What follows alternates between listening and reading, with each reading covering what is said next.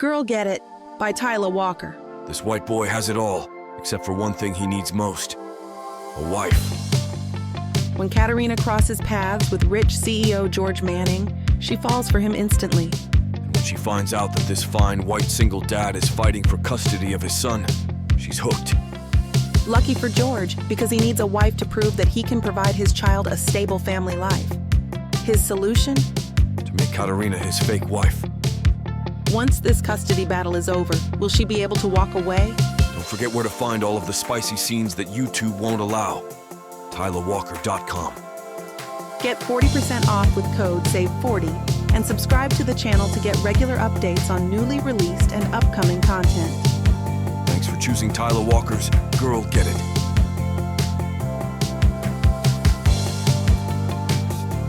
Chapter 1. George. I'm vaguely aware of the time. Something near dawn, perhaps. Not sure. Who cares? All I know is I need help, and I need someone with a head on their shoulders. Someone smart. Someone who gives a damn about me. Scrolling through my mental Rolodex, that's actually a small list. Not that I care. I've never had much time for relationships. What I need right now is someone solid that can help me out of this mess. Ford! Where are you? Get up! I need you! I stand in the foyer of my only friend Ford's spacious but simple home. It's not quite a McMansion, more on the sparse side, but you can tell it's well built. Everything is in the right place. That's why I need Ford in my life. His whole life is ordered. With my crazy schedule and jokester ways, I can often get myself lost in my own chaos. Right now, I have more chaos than I know what to do with. Ford, need you, buddy, get up! My voice echoes off the pure white walls. Outside, the desert heat is already starting to bake, but in here, the AC is buzzing happily and the temperature is even. The pitch-black night is giving way to the hazy streaks of desert sunlight. Soon, the Vegas Strip will be hopping with tourists and would-be high rollers. Out in the burbs, though, it's like any Sunday morning. Quiet. Well, except for my hollering. George, what? What are you doing here? Do you even know what time it is? Ford says sleepily, coming down the stairs wearing an old t-shirt and boxers. His brown hair is disheveled, and his slightly babyish face is sprinkled with 5 o'clock shadow. I feel a slight twinge of guilt at disturbing him, but Ford's in the movie business. He's used to weird hours. Besides, I really need him. Sorry, man. Wouldn't do it if this wasn't super important, I start to say, but George raises a hand. Yes, you would. Now come into the kitchen and stop bellowing. You'll wake Geneva. Too late, comes a voice from the top of the stairs. Geneva leans against the banister, her braided hair in a cap, her eyes still half closed in sleep. She wears shorts and a tank top, and her brown skin glows in the early morning light. I've always thought Geneva was one hell of a catch. And I've also wondered how Ford snagged her. Then I remember she's also got a good head on her shoulders, and that must have appealed to him. As a movie director, Ford is surrounded by bimbo wannabe actresses and a crazy assortment of hangers-on. When Geneva took the job as a personal assistant in his film company, Ford quickly saw just how even-keeled and smart she was. Better still, she was not interested in sleeping her way to the top. Ironically, she's now sleeping with him, but for purely personal reasons. I must respect that. Now, however, I've got other things on my mind. Sorry, G. I call up the stairs as I follow Ford into the kitchen where he starts to brew coffee. Talk to me, Ford says, measuring out the grounds. I need a wife. Laughter comes from behind me as Geneva joins us. You need a what now? It's not a laughing matter. I need a wife, and I need her fast. Ford gestures for me to sit at the high cafe chairs along the counter. Take a load off and tell me what's going on. My brain is still half asleep, so I can't tell if you're talking nonsense or not. He's right, of course.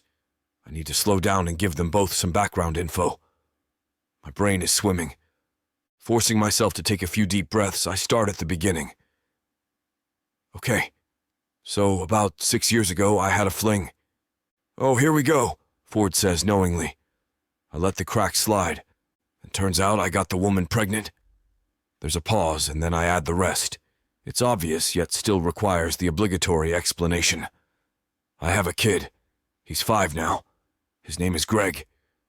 The words tumble out in a rush. Geneva, who is now sitting a few chairs from me, picks up an apple from the bowl of fruit sitting there and then puts it back. "When did you find all this out?" "About Greg? A week ago." "What? How the—" "Okay." Ford closes his eyes for a moment and then prompts me to continue. "His mother died. I'm not sure how. He's being raised by an aunt. And," I begin, pulling out a sheaf of papers folded and bent from my inner jacket pocket. "She is threatening to sue me for being a deadbeat dad. See for yourself." I slap the papers in front of Ford, who peers down to read them. "See how much this grifter wants from me. Even if I wanted to pay her off, there's no way I'm selling off techno services to give her the money. I worked too hard to build that company." Rage comes off me in waves, but I give Ford a second to read the papers. He clears his throat after he reads and then hands the pages to Geneva. "Let me make sure I have this right. She wants $20 million from you?" "Yep. Can you believe that? So, I need custody of Greg. That's the only way I can get out of this." Geneva pipes up, her face still aimed at the papers. "Did you try settling out of court?" "No dice. She won't even hear about it. All she wants is $20 million. I can't believe it." Ford rubs his eyes while turning to grab some coffee mugs from the cupboard. "All right. I need a second. You have a kid that you just found out existed a week ago. The kid's mom is dead, and the kid's aunt is after your millions. Where exactly does the need for a wife fit in?" Geneva tisks in agreement. "I was wondering that too, Boo." I wish I could laugh with them about this. On the surface, it does sound utterly ridiculous, but this is my life we're talking about, not some sitcom. Yet another deep breath. My lawyer thinks it's the best shot I have at gaining custody. The aunt is going to throw everything at me to prove I'm not fit to have him. If I have a wife, I look stable, able to take care of things, prove that I'm not a chaos muppet, Ford interjects. He isn't being unkind, merely truthful. Good friends will always tell you the truth, even when it hurts. It's not going to be easy. The kid doesn't even know I exist yet. And yes, I have the money, but I'm not going to just give it to someone who clearly doesn't even care about Greg either. She's just using him. I need to get this settled, and fast. "Why am I only just hearing about this kid now?" Ford asks. "I needed to be sure. The results just came in. He's mine. But now the real fight begins." Geneva shakes her head as Ford pours the coffees. There's a moment where everyone's wheels are spinning. Mine most of all. "Told you all that womanizing would bite you in the ass someday. Gotta watch where you spread your wild oats, my friend." Ford is unsparing this morning. I guess I shouldn't be surprised. I did wake him and his girlfriend on a Sunday morning, after all. "I'm not a womanizer. I let out a huge sigh. Geneva pats my shoulder as my face heats in embarrassment. "I need your help, Ford. And yours too, Geneva, if you're willing to give it. I'm sorry I woke you like this." There. I'm near the bottom of the barrel. How much lower can I go? Clicking her spoon against her mug, Geneva changes tactics. "So, on the advice of your legal counsel, you need a wife to sell the image of being the responsible family guy. And how exactly does this wife magically materialize?" I look up at them both. This is the part of the plan I've thought about ahead of time.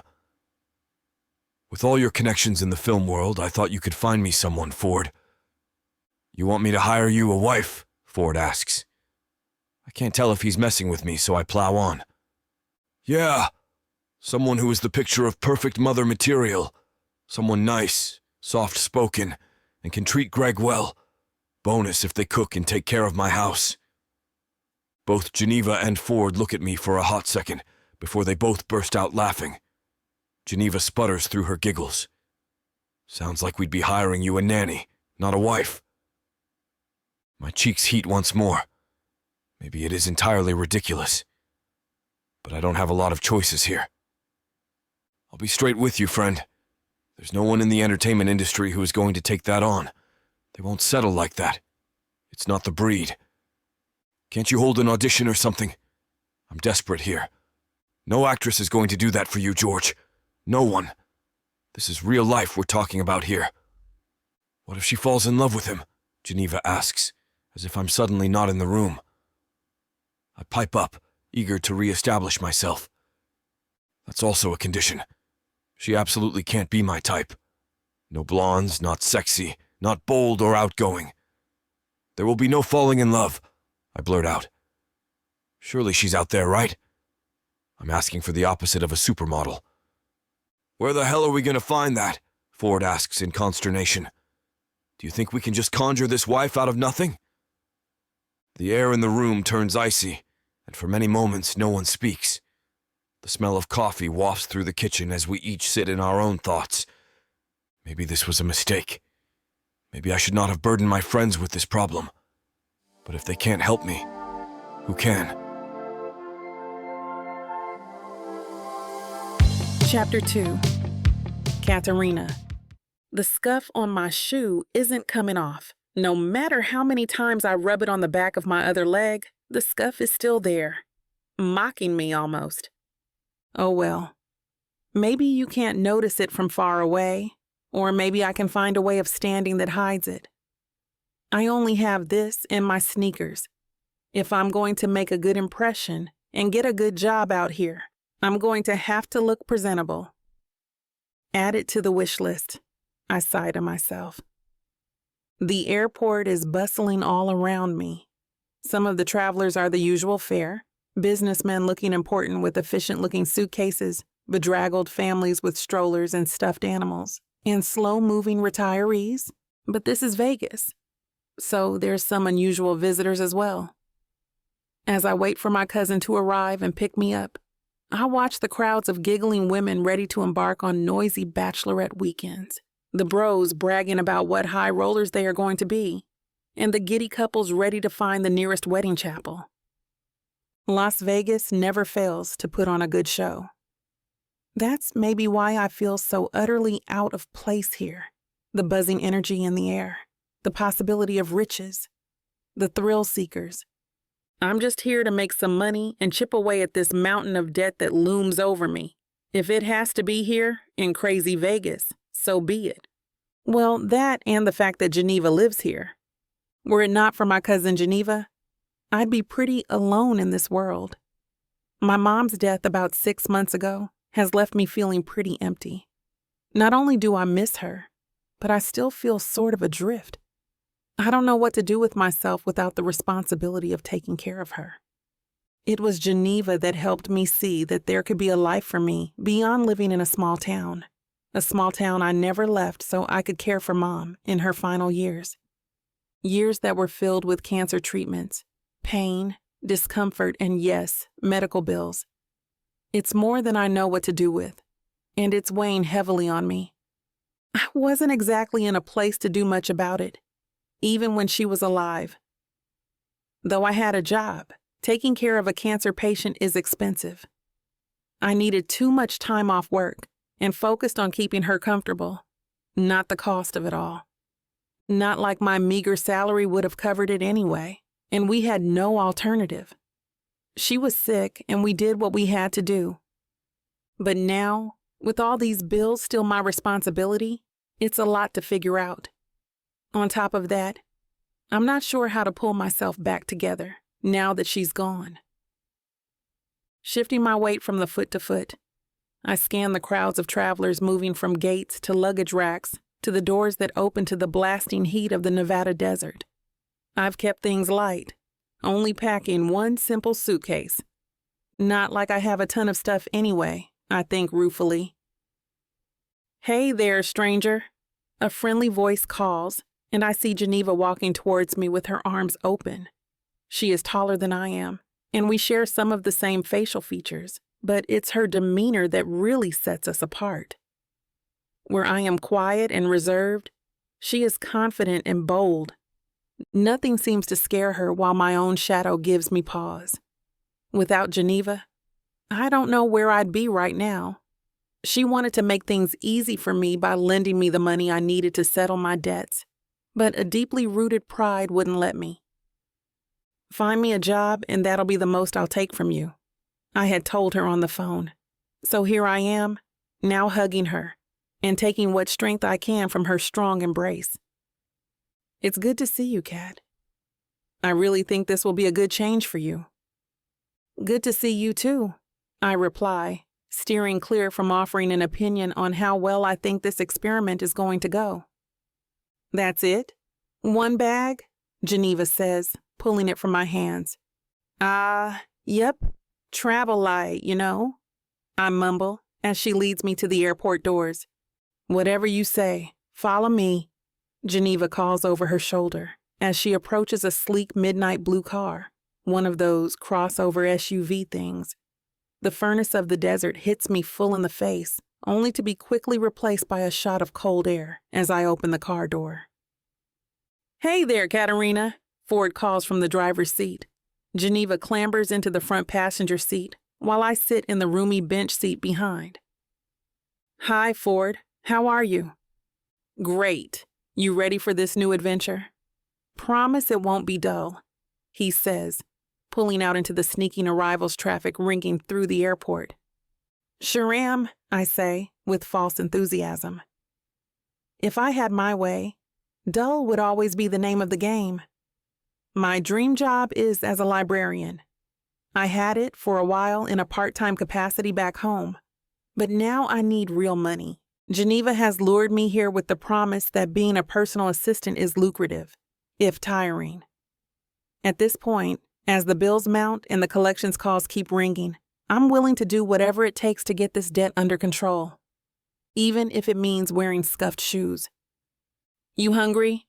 Geneva calls from the front as I watch the odd trees and bright lights whiz past my window. At her question, I realize that I'm starving. Having never been flush with money, eating is mostly a scavenging activity for me. You eat when and where you can, and you're grateful for it. Nothing fancy for this gal. Yes, I am, I mumble. What's that? Didn't hear you? Geneva says, her tone jovial but insistent. Note to self, learn to stop mumbling. Yes, I am, I say with as much confidence as I can muster. Maybe the motel I'm booked to stay at has a vending machine or something? Good. Then we're taking you to dinner.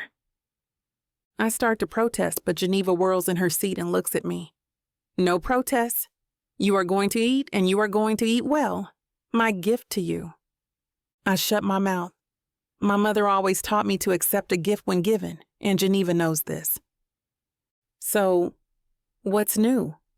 I say, trying to diffuse the feeling of guilt I have at accepting Geneva's offer of dinner.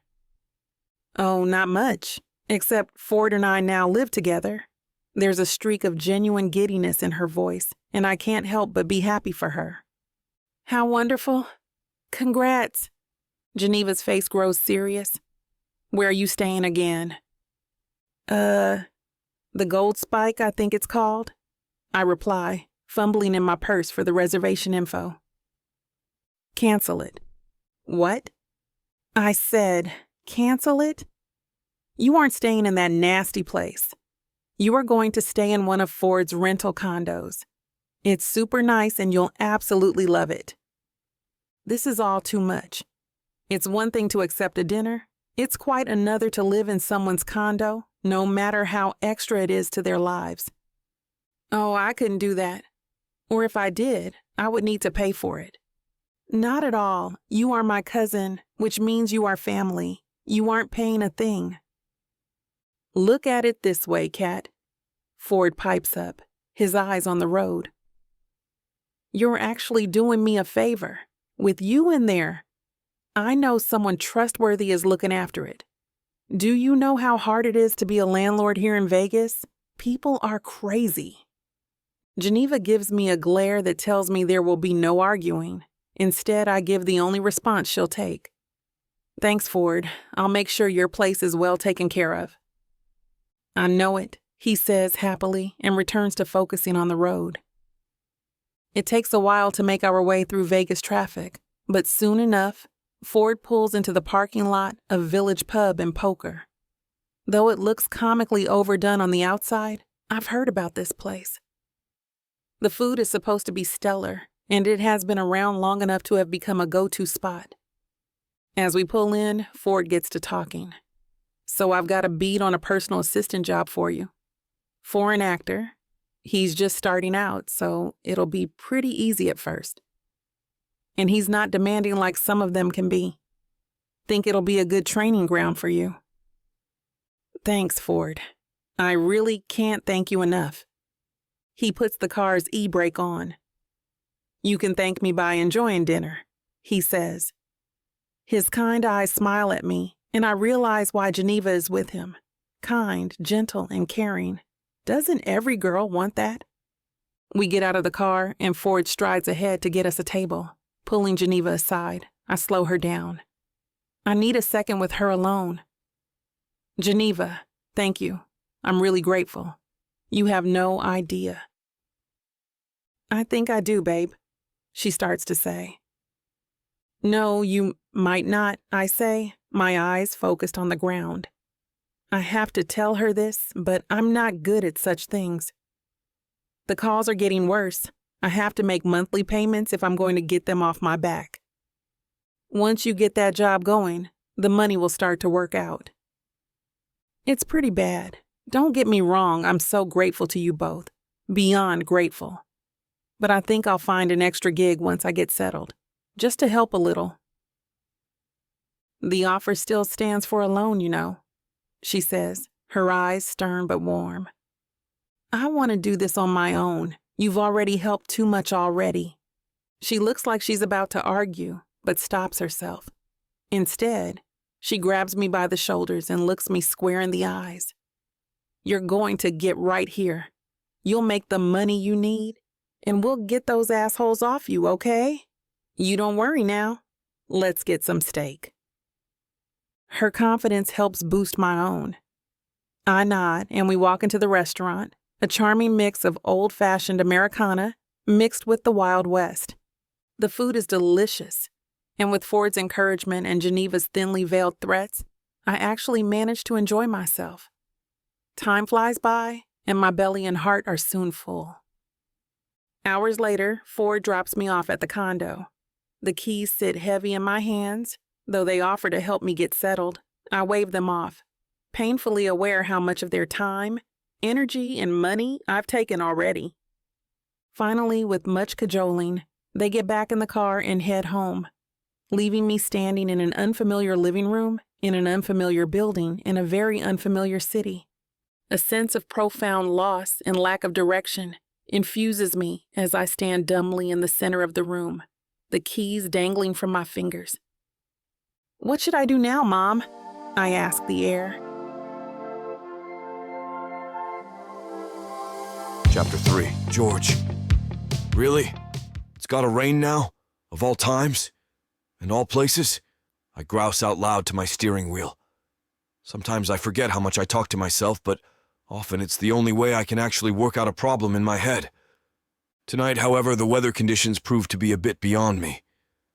If it wasn't so late and I wasn't so eager to get home, slug down a glass of whiskey and get to sleep, I might actually enjoy it. After all, rainstorms in the desert are pretty rare. The ones that happen at night are even rarer. But the days of being fascinated by the world around me are long gone. Building software and maintaining a multi-million-dollar tech company squelched the 10-year-old scientist in me. If only that damn meeting hadn't run so long. Guess we could have talked less, gone less into the finer details, but we got on a roll and stayed there. Looking at my dashboard clock, I can't believe it's close to midnight. The rain is slashing down, almost sideways, and my car rocks a little with the impact. Driving is going to be treacherous. Just get home and all will be fine, I say between gritted teeth. Except it won't be. In fact, driving home in a heavy rainstorm is actually the least of my problems. The demands from Greg's aunt loom large over me, along with her hefty price tag. I'm no closer to a solution and have not heard a peep from Ford. I need that wife, damn it. It's been 4 days and not one call, text, or email from Ford. Nothing. I know we left things a little gooey on Sunday, but in the end, he and Geneva did promise to look into it. Even if they didn't find someone, it would be nice to know. An update? Something? Is that too much to ask? I ask the steering wheel, as if that's going to help. Predictably, it remains stubbornly silent. Sighing, I put the keys in the ignition, and the car roars to life. She's not the fanciest Lexus on the lot, but I've had her customized. Everything is where I want it to be. The seat is just so, and I love driving her. Except when the rain outside is practically sideways. Easing out of the lot, I turn onto the main street, which is completely empty. Another odd thing to witness in a city that never really stops. In Vegas, you can always find someone doing something at all hours of the day. Not tonight. Everyone is inside, safe and dry under the harsh casino lights. Or home, which is where I wish my Lexus would magically take me right now. A headache begins to bloom at the back of my head. I know it'll be a doozy if I don't either get home soon or find a solution to this wife problem. Should I just hire a nanny and pay her extra to act as my wife? Surely there's someone out there that could be bought for such a purpose. Definitely the cheaper option than forking over $20 million to some grifter. Pay attention. The strong, sure voice of reason, which strangely sounds like my high school principal sometimes, barks in my head. Good thing, too, because the road is starting to become less like a road and more like a river in front of me. The rain continues to fall in sheets, and the curbless road merely becomes a conduit for it. My headlights dance off the churning waters and the wind starts to pick up. My car is sturdy, but I feel it sway and shudder as it tries to counter the storm. Home feels extremely, extremely far away. At the rate I'm going, it's going to take at least another hour to get there, and that's assuming the roads are even passable. Get to safety. The voice is becoming more and more insistent and logical, and all the things I hate to listen to, but probably should more often. Might not be in such a mess today if you had. Okay, that was a low blow, but I can't dwell on it. Thinking I should probably pull off and wait this out, I catch a glimpse of the large condo complex passing to my left. The Sand Dolphin. A ridiculous name, but right now it looks like a port in the literal storm. Ford owns condos in that building. Has for years. Mainly, he considers them a real estate investment. Though he does rent them out sometimes, he prefers short-term leases through sites like Airbnb. He doesn't really want to be a full-time landlord, and he doesn't mind if they sit empty for weeks at a time. In exchange, that means his properties are free to house out-of-town guests whenever he wants. In the movie industry, that turns out to be more useful than I would have ever expected, not to mention his own family members. The key to one of those condos jangles from the keyring in my ignition. Smiling to myself, I form a plan. There's no way Ford is using it tonight. Likely he's nestled up with Geneva back at his house on the other side of town. He's between production gigs, which means no one else should be there. In other words, I have somewhere to go. Pressing the brakes very carefully, I come to a stop and then swoop the car into a U-turn. It's totally illegal, but there's no one to stop me. I do it very slowly, and by the time I'm facing the other way, I know what it feels like to turn the Titanic. The car did not like fighting all that water, but she did. Giving her an affectionate pat on the dash, I make my way to the condo parking lot and find the space for unit hash 1202. Of course it's empty, as I knew it would be. Killing the engine, I peer upwards through the windshield. I see the lights in the condo windows are dark. Another good sign. The only bad thing is that the distance between the lot and the front door suddenly feels immense. Damn it. Nothing to do but get soaked. If I sprint, maybe it will be better. Or maybe it's a lost cause.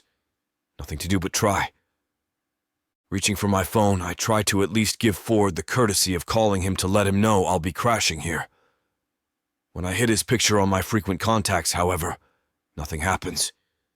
There's just a clicking sound. I try a few more times before giving up. Perhaps the storm knocked out the towers. Who knows? I'm sure it's fine. I'll tell him later. Maybe that's why he hasn't reached out to me today. Stay focused. Get inside. I'm going, I say out loud, gathering up my things and preparing for the long run to the front door. Despite my best efforts, my run is a disaster. Upon opening the door, the wind smacks it back into my face, almost taking my head off. Once I manage to clear the door, I step into about half a foot of water, soaking my expensive shoes and socks. Running feels like I'm swimming vertically. I've never experienced such rain before. Welcome to climate change. By the time I've reached the covered front door area, I'm soaked to the skin and breathing hard. The papers I stupidly brought with me to review before going to sleep are a soggy mess. May as well use them for papier-mâché at this point. That's all they'd be good for. Cursing, I wring out as much water as I can from my hair and shoes. Hitting the fob on my keyring, I see the Lexus's headlights wink sadly in the blur of rain out in the lot. Sorry, girl, I say, turning my back to the weather and letting myself into the foyer. Everything in here is redolent of 1980s desert chic. Pale pink walls, beige carpeting. It's a time warp. Glad to know that Ford has renovated the unit he owns here. Otherwise, I might still be driving. This style makes me nauseous. The elevator is slow and creaky, but it eventually comes and I get in. By now, I'm starting to shiver. The AC is on and blowing on my cold clothes and skin. And being out in the desert almost all the time means I'm not used to being cold. This is nonsense, I mutter to myself, jumping up and down to get warm. It's a useless enterprise. Finally, the elevator car judders to a halt on the 12th floor, and I step out. Unit 12. O2 is close, and in 2 steps I'm at the front door, fiddling with the keys. The lock has always been finicky, and it takes me a few tries before I hear the bolt slide open. Weirdly, the place smells like someone recently cooked in here when I step inside. Guess cooking smells really do linger a while, don't they? Who cares? At this point, all I want is a hot shower and a cozy bed. In a few minutes, I won't be smelling anything but sweet dreams. From what I remember, there are 2 bedrooms to this place. One has long been used for storage, from time to time extra camera equipment for Ford's shoots, and the other one, further down the hall, is the one used for actual humans. It's in this direction that I start to walk after I throw my sodden shoes off near the front door. They land there with a sickly squelch, and I wonder if my miracle shoe guy will be able to salvage them. Problem for another day, I remind myself. I walk with damp steps across the densely piled carpet. As I walk, I pull my shirt tails out, rip off my tie, and start to unbutton my shirt. I just hope there are clean towels. If not, I'll just air dry. At least the shower will be hot. Always better than stinging cold rain. The door to the bedroom is slightly ajar, and I kick it open with a soggy foot when I approach. So close to getting these clothes off. Good thing, too, because my whole body is shivering at this point. Thunk! My back is to the door, still tugging at the buttons on my shirt, when a strange, dull sound permeates my brain. It takes me a second to realize that the sound and the object being hit is me. A moment later, pain blooms like fireworks behind my eyes. I've been hit. By what and by whom, I have no idea. I manage to garble before my knees buckle and the world goes black. Chapter 4. Katarina. Oh no, oh no, oh no. I whisper out loud. Inside my head is another story. In there, it's all screams and whistles and ambulance sirens. For several seconds, I stand in utter shock, trying to make sense of what just happened. No matter which way I'd like to spin it, the facts are frighteningly clear. I've been here less than a week, and I've managed to crack someone over the head. And it's a white guy. Bad luck really does follow me around. Like a fog. How did I ever think coming to Las Vegas would make a difference? Did I kill him? I ask, as if someone is prepared with an easy answer. There's nothing easy about what just happened. The man on the floor says nothing which seems right, given that I've hit him with a blunt object. My breathing is so shallow, I'm afraid I'm going to faint. Light, I realize. That might make things clearer. Or tell me that life, as I know it, is over and that I should just turn myself into the authorities. Taking deep breaths, I force myself to reach for the hallway light switch. I'll never know if he's dead unless I take a look at him. Even though I want nothing more than to run and hide, crawl into a cave and never come out. My face scrunches as the lights come on, and the true horror of what I've done almost makes me want to turn them off again. Oh God, I don't know how to finish that sentence. Am I sorry? Am I scared? Am I in trouble? I have no idea. My hand reaches out to steady my shaking body against the wall. The cool surface gives me the slightest amount of comfort and strength. A man with his clothes all awry lies on his side on the floor. His arms splayed out around him like he's frozen in the middle of a roller coaster ride. Reaching out with my foot, I give the pile of man on the floor a small exploratory push. From what I can tell, he is a tall white man, well-built, but soaked through from the rain. Add to this a head wound bleeding quite profusely into the cream-colored carpet. Panic, like bile, rises up from my stomach and I fear I might faint. Now, in the light of the hall, this intruder doesn't exactly look like a burglar. There's no dark clothing, no crowbar, no telltale bag with dollar signs on it. Also, what cartoons have I been watching? So why is he here? What did he want? Though the sight of him makes me want to curl into a ball and disappear, I really had no choice but to defend myself. I was sleeping when I heard the door open and footsteps approaching. Terror swooped through me and I grabbed the first thing that came to hand, some sort of stone angel statue, from the nightstand. Glaring down at my hand, I realize with horror that the angel is still there, clenched between my fingers. A small glistening droplet of blood lies on the angel's folded wing. I place it down on the carpet, unable to look at it any longer. As soon as I am certain it can do no more damage, I scuttle a few feet away from the man. I'm trying to put as much distance as possible between us while not completely leaving the condo. Leaving, of course, is all I really want to do. I don't care if there's a raging storm outside. Anything is better than this. Not a burglar. Not a burglar. I repeat it like some kind of demented mantra. If not a burglar, then what is he? And how did he get in?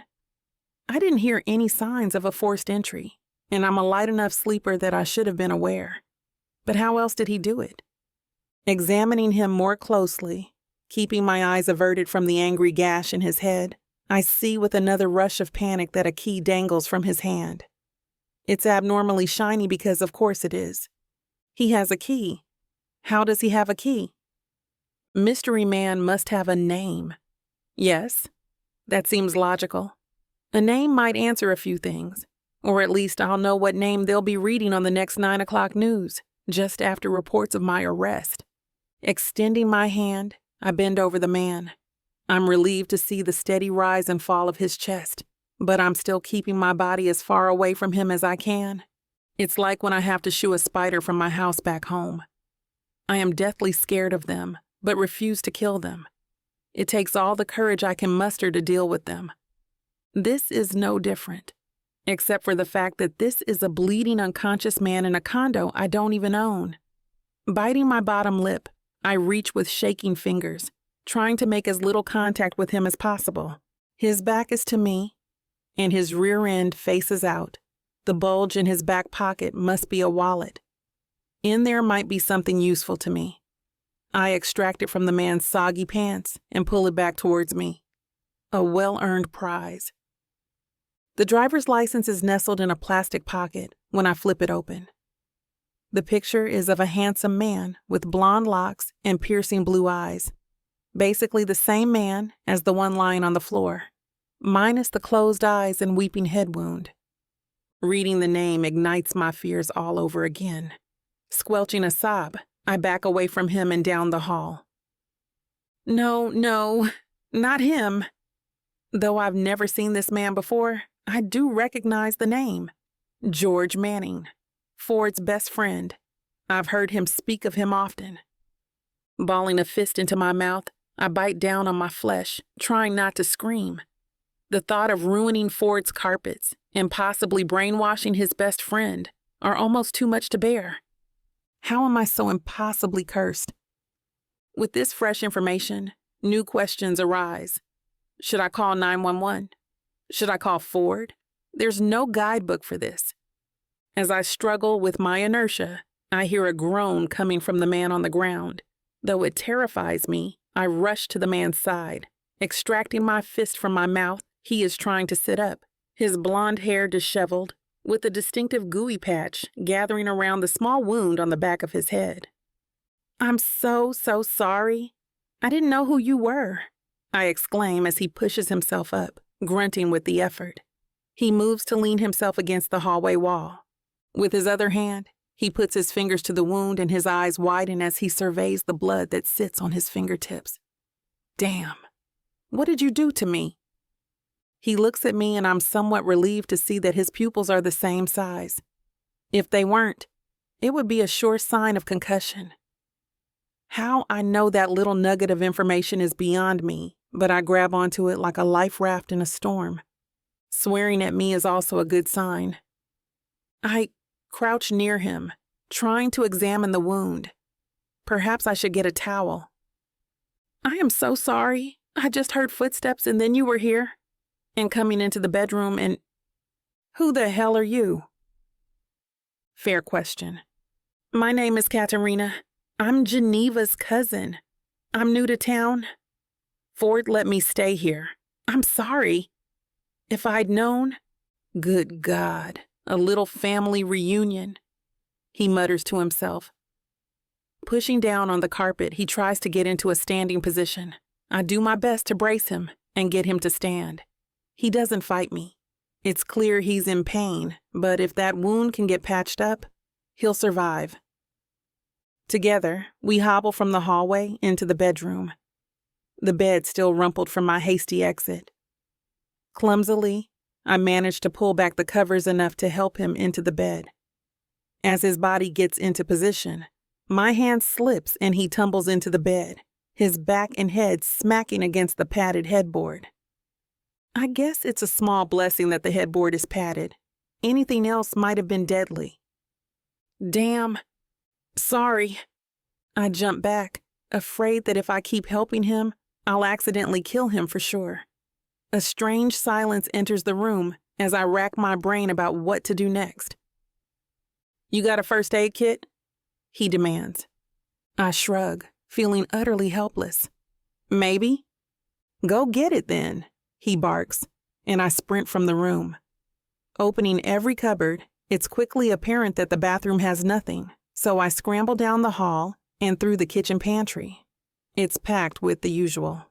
Plates, tinned soup, far too many spatulas. Why does anyone need that many spatulas? But no first aid kit. I think I'm going to hyperventilate once more when I search under the kitchen sink and find it, a dusty, long, unused plastic box. Incredibly, it still has the seal on it. Never used. It's the little things. Rushing back to the bedroom, I bust it open and examine the various bandages, wipes, and gauzy squares inside. Feeling like Vanna White of the Upside Down, I display the kit's contents on the blanket in front of the man. He looks at me dumbly. It then occurs to me that this man can't patch himself up. I will have to do it, which means I'll have to look closer at the wound, which I inflicted. The man looks at me, rage and pain broiling in his eyes. I can see he's trying to remain still. Whether out of pain or something else, I can't tell. And I don't know if I have the fortitude to figure it out. Now what? I ask dumbly. His look of surprise tells me everything I need to know. Chapter 5. George. The woman before me is trembling and apparently unable to be useful in the slightest. Strewed in my lap are the contents of the oldest first aid kit I've ever seen. It's somewhat reassuring to know that everything is untouched, but what good are the contents if I can't even see the wound? One thing is for sure, I can certainly feel it. A good inch or so of the back of my head feels raw and exposed, and bloody. Those head wounds sure do know how to bleed. I try not to think about the headboard, the pillows, the sheets, everywhere that my head may have touched. Now what? The woman stammers. She wears sweatpants and an old t-shirt, and her hair is wrapped up for the night. I recognize the practice, as Geneva does the same thing to her curly hair. Her face, were it not so ravaged with confusion and fear, might be attractive. She has smooth, warm brown skin, full lips, and dark brown eyes, which now dart around in terror. Her question, however, absolutely slays me. Is she really that stupid? Patch me up, maybe? You caused it, I say, sitting up and around on the bed to show her the wound. I hear her suck air through her teeth as she looks. Oh, okay, yeah, I can do that, she replies, more to herself than to me. What did you bean me with, anyway? I suppose it could have been a lot worse. I'm able to talk, aren't I? She grabs at the bandages on the bed and starts ripping them open. I'm trying to ignore the pulsing pain that emanates from the cut through the rest of my skull. This has been one hell of a night. Not entirely sure. Some sort of angel thing. It was just on the nightstand. I grabbed the first thing I could. If I wasn't in such pain, I might just laugh out loud. I know exactly what she's talking about. The angel statue, made of soapstone and a gift for Ford after his grandmother passed. She loved angels, and this one was sedate, elegant. An angel with folded wings, its head bowed in prayer. How ironic it would be used in such a gruesome way. Perhaps I should be grateful it didn't have outstretched wings. Who knows how bad the cut would be then? There's a dabbing feeling on my head, and I surmise that this woman is attempting to clean the wound. I've already forgotten her name, though I do recall she offered it. I was a little distracted by my wounds, I guess. Whoever she is, I wish she'd just get on with it. Slap some gauze on there and leave me be. All I want right now is to go to sleep. Tomorrow is supposed to be a big day. That's when it hits me. Metaphorically this time. Tomorrow is going to be special because I'm going to meet my son for the first time. To prove to him and this aunt of his that I'm a decent father. That I'm worthy to care for him. Too bad I'm going to arrive looking like Frankenstein's monster. Damn it, I curse. Immediately the hands on the back of my head shrink back in surprise. Oh, sorry, did I hurt you? More than you already did? I ask in exasperation. Can't believe tomorrow is the day I have to see my son and I'm going to show up like this. All because of this woman. To make matters worse, social services will be there too. There's no way this is a winning strategy. For some reason, I suddenly recall how Ford called me a chaos muppet. I didn't argue then, but it suddenly feels truer than ever. So sorry, I hear from behind. I don't answer her. My mind is reeling, trying to work out the angle. What can I possibly say to make this look less like I'm a violent thug, incapable of caring for a small child? I'm so sorry. I didn't intend to hurt you. I thought you were, I don't know, an intruder. I was so scared. There was no sound. I didn't hear the doorbell. Why would I do that? I have a damn key. Can this woman really not put two and two together? I'm sorry. Should I call an ambulance? Would that help? Before I can answer, she speaks again. Please don't press charges against me. I really didn't mean to hurt you. I can do whatever it takes to make things right, please. In one quick second, the fight goes out of me. I'm holding a grudge about it because of the pain, even though I know I'm being a little unfair. I'm still pissed, to be sure, but this woman is clearly traumatized. If I'm able to be generous and look at this situation from her point of view, I can see why she did what she did. If I was a woman in a strange new place, especially a city like Vegas, and some strange guy showed up in the middle of the night, I don't think I'd be waiting around to ask a lot of questions either. Look who's big and mature. I do not have time for that kind of commentary right now. No need for an ambulance. I'll be fine. It's just a small wound. Believe me, I've had much worse. I turn to face her. Tears have dried on her face and she stares at me with confusion. Worse? Moving very carefully, I rearrange myself on the bed, trying to get comfortable. The gauze she has managed to tape to the wound stays in place, even as the tape holding it there pulls at the surrounding skin. It'll have to do. Yeah, much worse. I dabble in mixed martial arts. Very little padding in that sport. Are you familiar with it? She blinks in surprise. That stuff is very dangerous. You really do that for fun? Why is this woman so nosy? Or put another way, why is she so concerned? A few minutes ago, she tried to kill me with an angel.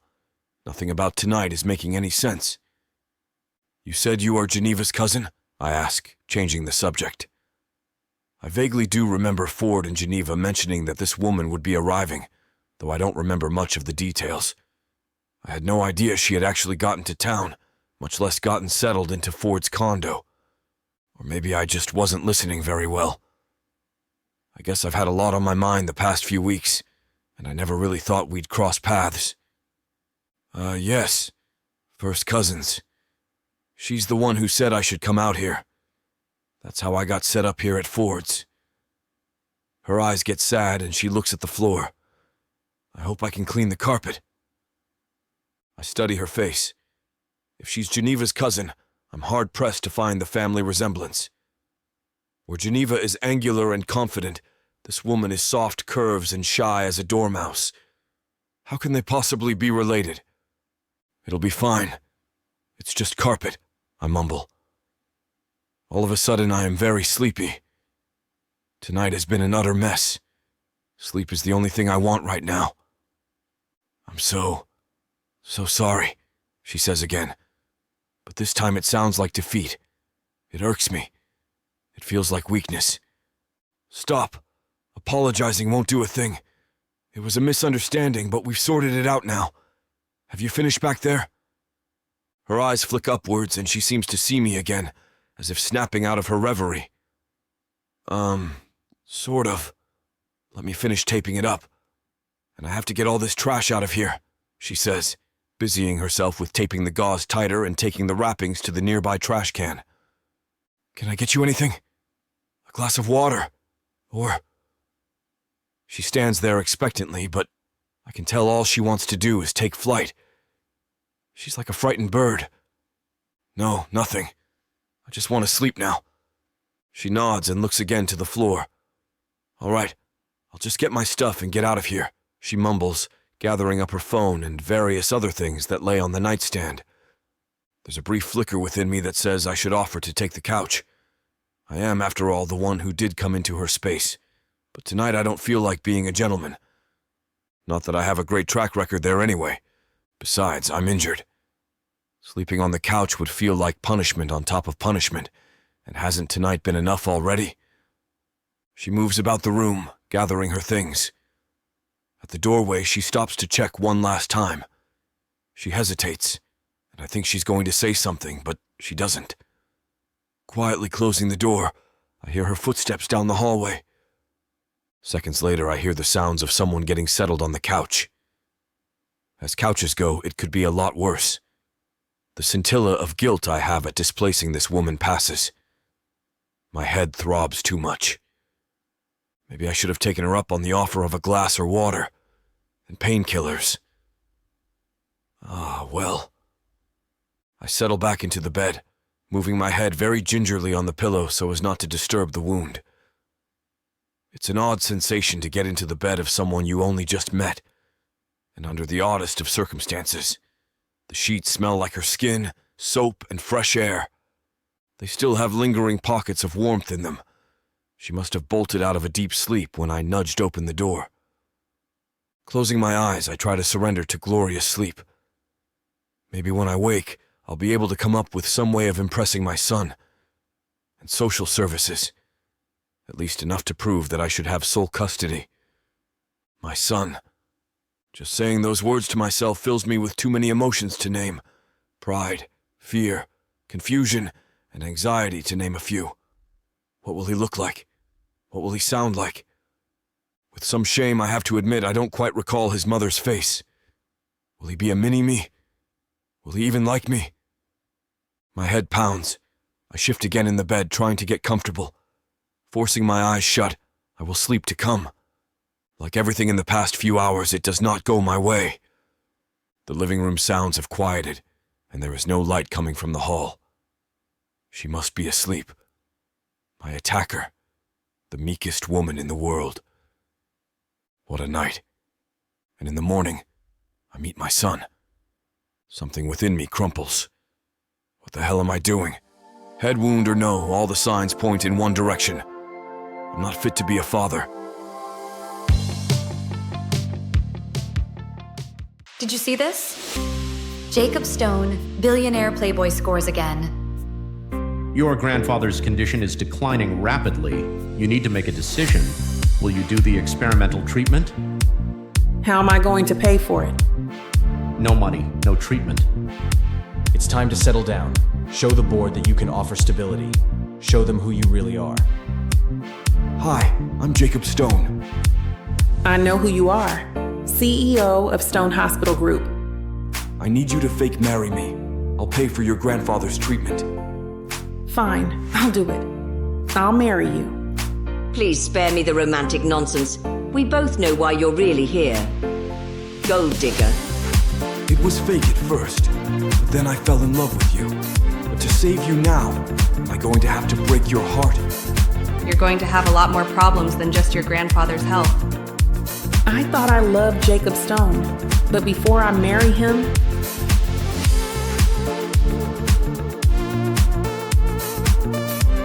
I'm gonna have to destroy him.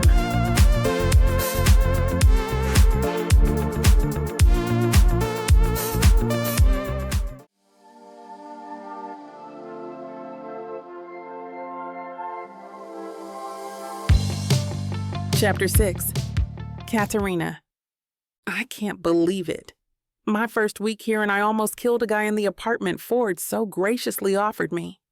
I stare at myself in the mirror, having a silent conversation as I brush my teeth. He did catch me off guard. I suppose it was just self-defense. I shake my head slightly, spitting into the sink. Turning on the tap, I rinse the remnants of my toothpaste away. With a quiet sigh of exasperation, I put my hair into a loose ponytail and wash my face. The events of last night replay in my mind as I wash the sweat off from last night's slumber on the couch. Without anything else to do, I take one last long look at myself before leaving the bathroom. Should I make him breakfast? A friendly sorry for hitting you in the head meal, while I hope he doesn't decide to press charges later. A small laugh escapes me as I walk to the apartment kitchenette. The apartment itself is quite nice. It's a more modern look, with an open concept kitchen, the main divider an island that connects it to the main room. There's a half wall and an unnecessary doorway to the kitchen, which I walk through and look around. The main room is fit to have company from how clean it is. I wonder if this man stays here often and if Ford knows about it. They're friends, so I imagine it might be common. Why would he suggest I stay here if someone else crashes here all the time? I ask myself, absent-mindedly looking around the apartment. It's a rhetorical question, because I really don't know anything about this man. For that matter, I hardly know Ford. He's my cousin's boyfriend, but that's as far as the connection goes. I push the question aside, knowing I don't have the answer. My stuff is still all over the place by the couch, and before I make food, I decide to clean up from last night's impromptu sleepover. Walking around, I grab the throw blanket from the tan couch and fold it back up, putting it over the back of the sofa. Smoothing it out, I then fluff the pillows and put them back in their place. I do a once-over of everything, and the only thing left is the stuff I pulled from the bedroom in a rush. I take to folding the clothes I don't want to wear today, save for today's outfit. Pulling out my personal hygiene bag, I take today's outfit into the bathroom and start the shower. One thing I will miss about this place is the amazing water pressure. Anyone who can afford to rent this condo must make a lot of money, since everything is marbled and the plumbing and electrical is pristine. I'm truly thankful Geneva wanted me to stay here, but I still feel guilty for taking up space like this. I hope I can make it up to them with this new job Ford has lined up for me. Stepping out of the shower, I wrap a towel around me. I dig through my hygiene bag for my lotion. Once I've applied that, I get dressed for the day. I look at myself in the long mirror and smooth out my outfit. In a loose crop t-shirt and flattering high-waisted jeans, I feel a sliver of confidence. Grabbing my non-prescription glasses off the counter, I put them on and smile. I really do look like a librarian. With a final nod of approval, I take my night clothes out of the bathroom. Once I put my pajamas away, I make my way back into the kitchen. Feeling better after cleaning up, I decide it's finally time to start making breakfast. Pilfering through the cupboards, I take stock of all the food Geneva bought me when I arrived. I think back to her insistence that we fill up the apartment with groceries because full tummies do great work, as she so kindly put it. I pull out eggs, bacon, and a loaf of rye bread. Grabbing a pan, I start some bacon on the stovetop. About halfway through flipping the bacon, Ford's friend walks out of the bedroom. I hear the door open and close, and then the sound of padded footsteps as he comes down the hallway. I turn my head when I hear him at the entranceway and am greeted by a surprised look on his face. "What's all this?" His baritone voice rings out in the otherwise quiet apartment. "I wanted to make you breakfast. I'm sorry again for last night. If you don't like it, I can make something else." My voice trails off. I drop my eyes from his face to the bacon that's popping and sizzling for my attention. Going back to moving the bacon around so it doesn't burn, I see the man leaning on the doorframe. "No thanks. I don't eat breakfast." Ouch! A small frown appears on my face, but I quickly wipe it away and clear my throat to reply. Maybe he's just being nice, and he doesn't want to ask me to make anything. "But it's the most important meal of the day." I turn my head, and my comment seems to have pulled an amused smirk out of him. I suppose that's fair. If I'm in the mood, I sometimes have a smoothie or some oatmeal, but I'm not a big fan of the all-American breakfast. "But it's got all the best parts of breakfast. Bacon, eggs, toast, and fruit. Everything a body needs to get ready for the day." A small grin spreads at our breakfast debate. I move the finished bacon over to an empty plate and start scrambling eggs in a cup. The American breakfast tradition is outdated, and it's not even that healthy in reality. Think about it. The fried bacon, and then eggs are made in the same pan as the bacon. The toast was healthy before you spread butter all over it. And the fruit hardly makes up for how much grease and fat is in the rest of the meal. He finishes, and my eyebrows are as raised as they can get. Wow. It's all I can muster, completely taken aback by the sheer amount of information he just threw at me. I see the man chuckle lightly before grabbing an apple from the counter and sitting down on an island stool across from me.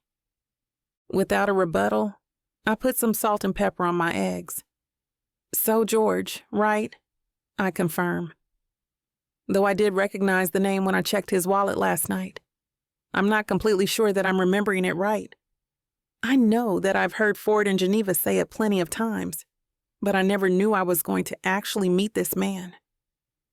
"Yes," he replies politely. "George Manning." He extends his hand for a formal introduction, palming the apple in his other hand. "I'm sorry," he admits. "In the commotion last night, I seem to have forgotten your name." Putting some white rye bread in the toaster, I'm grateful for the chance to turn my back and hide my embarrassment.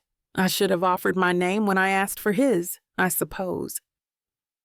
Instead, I just laugh uncomfortably. "Yeah, last night was bizarre. I'm Katarina." George returns my laugh with a polite chuckle. I don't think either of us really knows what to say next. Finally, he just starts eating his apple. Once my eggs and toast are done, I plate everything and take a seat on the island to eat. George is half done with his apple when I start to eat, and he doesn't even attempt to make conversation with me. Instead, his head is ducked, and he's on his phone. After some minutes of quiet, he stands, seemingly having finished his apple as he throws the core into the kitchen garbage. Without a word, he takes off toward the bedroom. I keep eating in silence. He comes out of the bedroom and still doesn't say anything as he heads to the front door. I can see the glint of his keys in his hand. I half want to ask if he's leaving, but this man makes me feel so shy I can't convince myself to speak up. Almost as if it's an afterthought. He calls over his shoulder, "I'll be right back." A few minutes goes by, and the door opens just like he promised. I'm surprised at first to see that he's carrying a dry cleaning bag that I assume contains a suit inside. Then I remember one of the few random factoids I've picked up about this man from Ford in Geneva. He's some big-shot CEO at a tech company. He probably has 6 suits like this in his car for emergencies. There's some distant rustling in the bedroom. I hear the shower start up briefly, though he keeps it short. After only a few minutes, the water cuts back off. There's more rustling, and then I hear the sound of the bedroom door. It occurs to me that I've been so busy listening to him that he's going to wonder why I'm not done eating yet. Hurriedly, I return my attention to what's left on my plate. George walks back out to the kitchen, retaking his seat. He still barely acknowledges my presence. This man either hates talking, or he just has nothing to say to me, I think, staring down at my plate. Through bites, I take a pause in my breakfast to make small talk and see if he really does just not want to talk to me. "How's your head?" I ask, pushing egg bits around with my fork. George goes his hand up and touches it tenderly. "It's fine, but I will say it's an annoying spot to have an injury," he grumbles. I feel terrible, and as a result, my anxiety is spiking. I want to make it better. Maybe I could help him out. "Can I help with anything?" George stays quiet, but I can tell he's pondering the thought. I sense that he's not dismissing me outright, so I keep going. I know I'm pushing a little too hard, but I can't help myself. Geneva has always said I'm too much of a people pleaser. The idea of this man, a complete stranger, being mad at me puts me on edge. Even if I didn't owe him for hitting him on the head, it's just part of my personality to go out of my way to make everyone happy. That's how I got so far into debt trying to take care of my mom. I could be your assistant, maybe take notes or drive you around. The last part makes him shake his head. "No offense, but I wouldn't trust you to drive. I heard you're from a small town, and Las Vegas is no simple place. I appreciate the offer, though." The rejection has my shoulders slumped slightly as I struggle to find a way to pay my dues to this man. I quietly finish eating as he scrolls on his phone, assuming he doesn't want anything else to do with me. Every now and then, though, I catch him glancing over at me, and I try not to return the gaze. Before long, my dishes are in the sink, and I'm quietly washing them. "Do you really want to help me?" I hear his low voice behind me. I quickly spin around, the plate still wet in my grip. Yes, I do," I say, a bit faster than I would like. It's that eagerness to please taking over, even if it's about to bite me in the ass. He takes a long moment to stare at me, and I shrink under his gaze. Somehow I feel his eyes inspecting me like a bug under a microscope. There's a long, pregnant moment of silence before George speaks again. "How about I hire you to be my wife?" Chapter 7. George. The bewildered look on Katarina's face is one I know I will remember for a long time. I doubt she can even understand what I'm asking. But hey, she did offer her help, right? She is precisely the woman I need right now. A nice, plain face. She seems cautious and boring. Her nose is nothing special. Katarina is an A-class average-looking chick. And I don't mean that to be rude. She'll make a perfect fake wife. She's not anything like what I'm attracted to, and in this case, that's a great thing. My life doesn't need to get messier than it already is.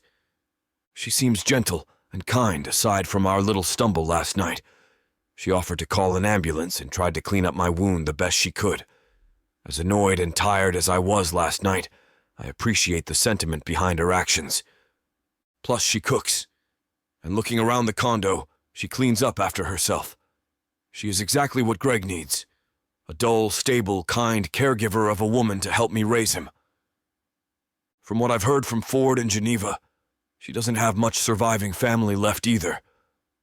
That's part of why Katarina ended up out here. There's no reason to leave or anything to divide her attention. I think her mother died a few months ago. I remember Geneva being depressed around then because Ford was worried about her. If she accepts, I'll have to ask Geneva more about her. Although this arrangement is temporary, I want to make sure she is stable mentally before putting her around Greg. From what I see, though, there's no reason to question it. She exudes a smart, sensible, bookish sort of aura. "Are you serious?" I hear her say, sounding as though the breath has been knocked right out of her. I put my phone down on the counter and shut it off. I realize that I need to focus and offer her a proper explanation. I blink a few times before answering her. "Of course I'm serious. Why wouldn't I be?" She carefully rounds the kitchen island, looking at me with a cautious gaze. "Doesn't make any sense. Why do you need a wife?" She sounds overly guarded, even wary. I wonder if this is usual for her. I hope not. If she's a woman who is quick to be suspicious, it's going to be hard to make my case. Then again, it's a strange request. I can hardly imagine she saw it coming. I guess I can't blame her. Even if she is suspicious, I suppose that really, she has every right to be. She puts her hands on the counter, leaning forward. My answer is going to be rather personal and slightly embarrassing. I take a minute to formulate my response, opening up to this stranger. But she doesn't seem to mind waiting patiently. "Well, I recently found out that a fling I had years ago resulted in a child. The mom never told me, and I had no idea he even existed. The boy lives with an aunt now, and she's suing me for millions in child support." She stares at me, her dark brown eyes wide and unblinking. I can't tell what she's thinking, but I definitely have her attention. I push on. "It's not even about the child support, but the fact that it seems like the aunt is just making him a pawn, you know? I'd gladly give my son millions, but not some woman who is just trying to lay a trap to get rich off me. My plan is to take custody of my son so she can't do that. And to seem like a well-adjusted and stable household for my son, my lawyer recommended that I find a wife." That's terrible. She has a sympathetic look. I'm starting to think this woman should be an actress. If she wasn't so reserved, she'd be a natural. She wears her emotions as if they're engulfing her. Despite her big emotions, she has a hard time meeting my gaze. She's reacting to what I'm saying, but most of the time that reaction is directed down at the counter rather than directly at me. When she does look up, she tends to avert her eyes as soon as I look at her. Yeah. I'm not really sure what to say, so I just leave it there. The only other person I've talked to about this is Ford and Geneva. They're both sympathetic, of course, but not quite as sensitive as this woman clearly is. I'm not sure that I'm prepared for too much coddling from a stranger. Still, I need her help. I clear my throat and her big eyes glance back up at me for a moment. "So, there you have it. Be my wife?" There's that bewildered look again. I feel like I've done the situation justice in explaining it. All I can do is let her process it, and it's probably a lot to take in. Hoping for the best, I decide to give her some space. If she says no, she says no. It's not like I had another option prepared. I pick my phone off the counter, trying to make up for the fact that I've completely put this woman on the spot. Besides, I still have some details to look up before I meet my son for the first time today. I hope they don't notice the bruising spot on my head. Kind of hard to explain that a woman beat me with a statue because I walked into the condo she was staying in, but I didn't mean any harm. It makes it sound like I'm a predator who got what I deserved, quite honestly. Who would let me walk away with a kid after hearing that? Will I have to testify for you? I wasn't prepared for that question.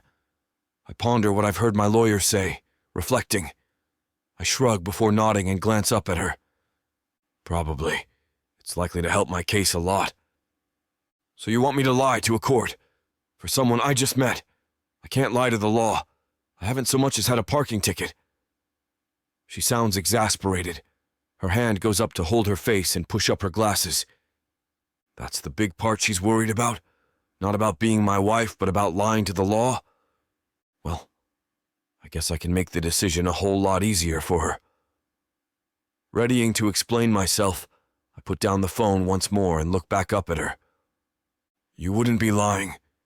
We would legally get married, and then when this all settles down in a year, we can get divorced and go our separate ways. Now this one is a new look. I can't tell if she's still processing or if what I said just upset her. I'm honestly still tired and sore from last night, and feeling pretty overwhelmed by everything that still waits for me today. I just let her be and go back to my directions. The place seems easy enough to get to, and I start silently gauging what time I would have to leave from here to be at the address I've been given on time. I can feel her eyes on me. I lift my head to look at her, but as soon as I do, her eyes flick back down to the counter, and she starts playing with her nails.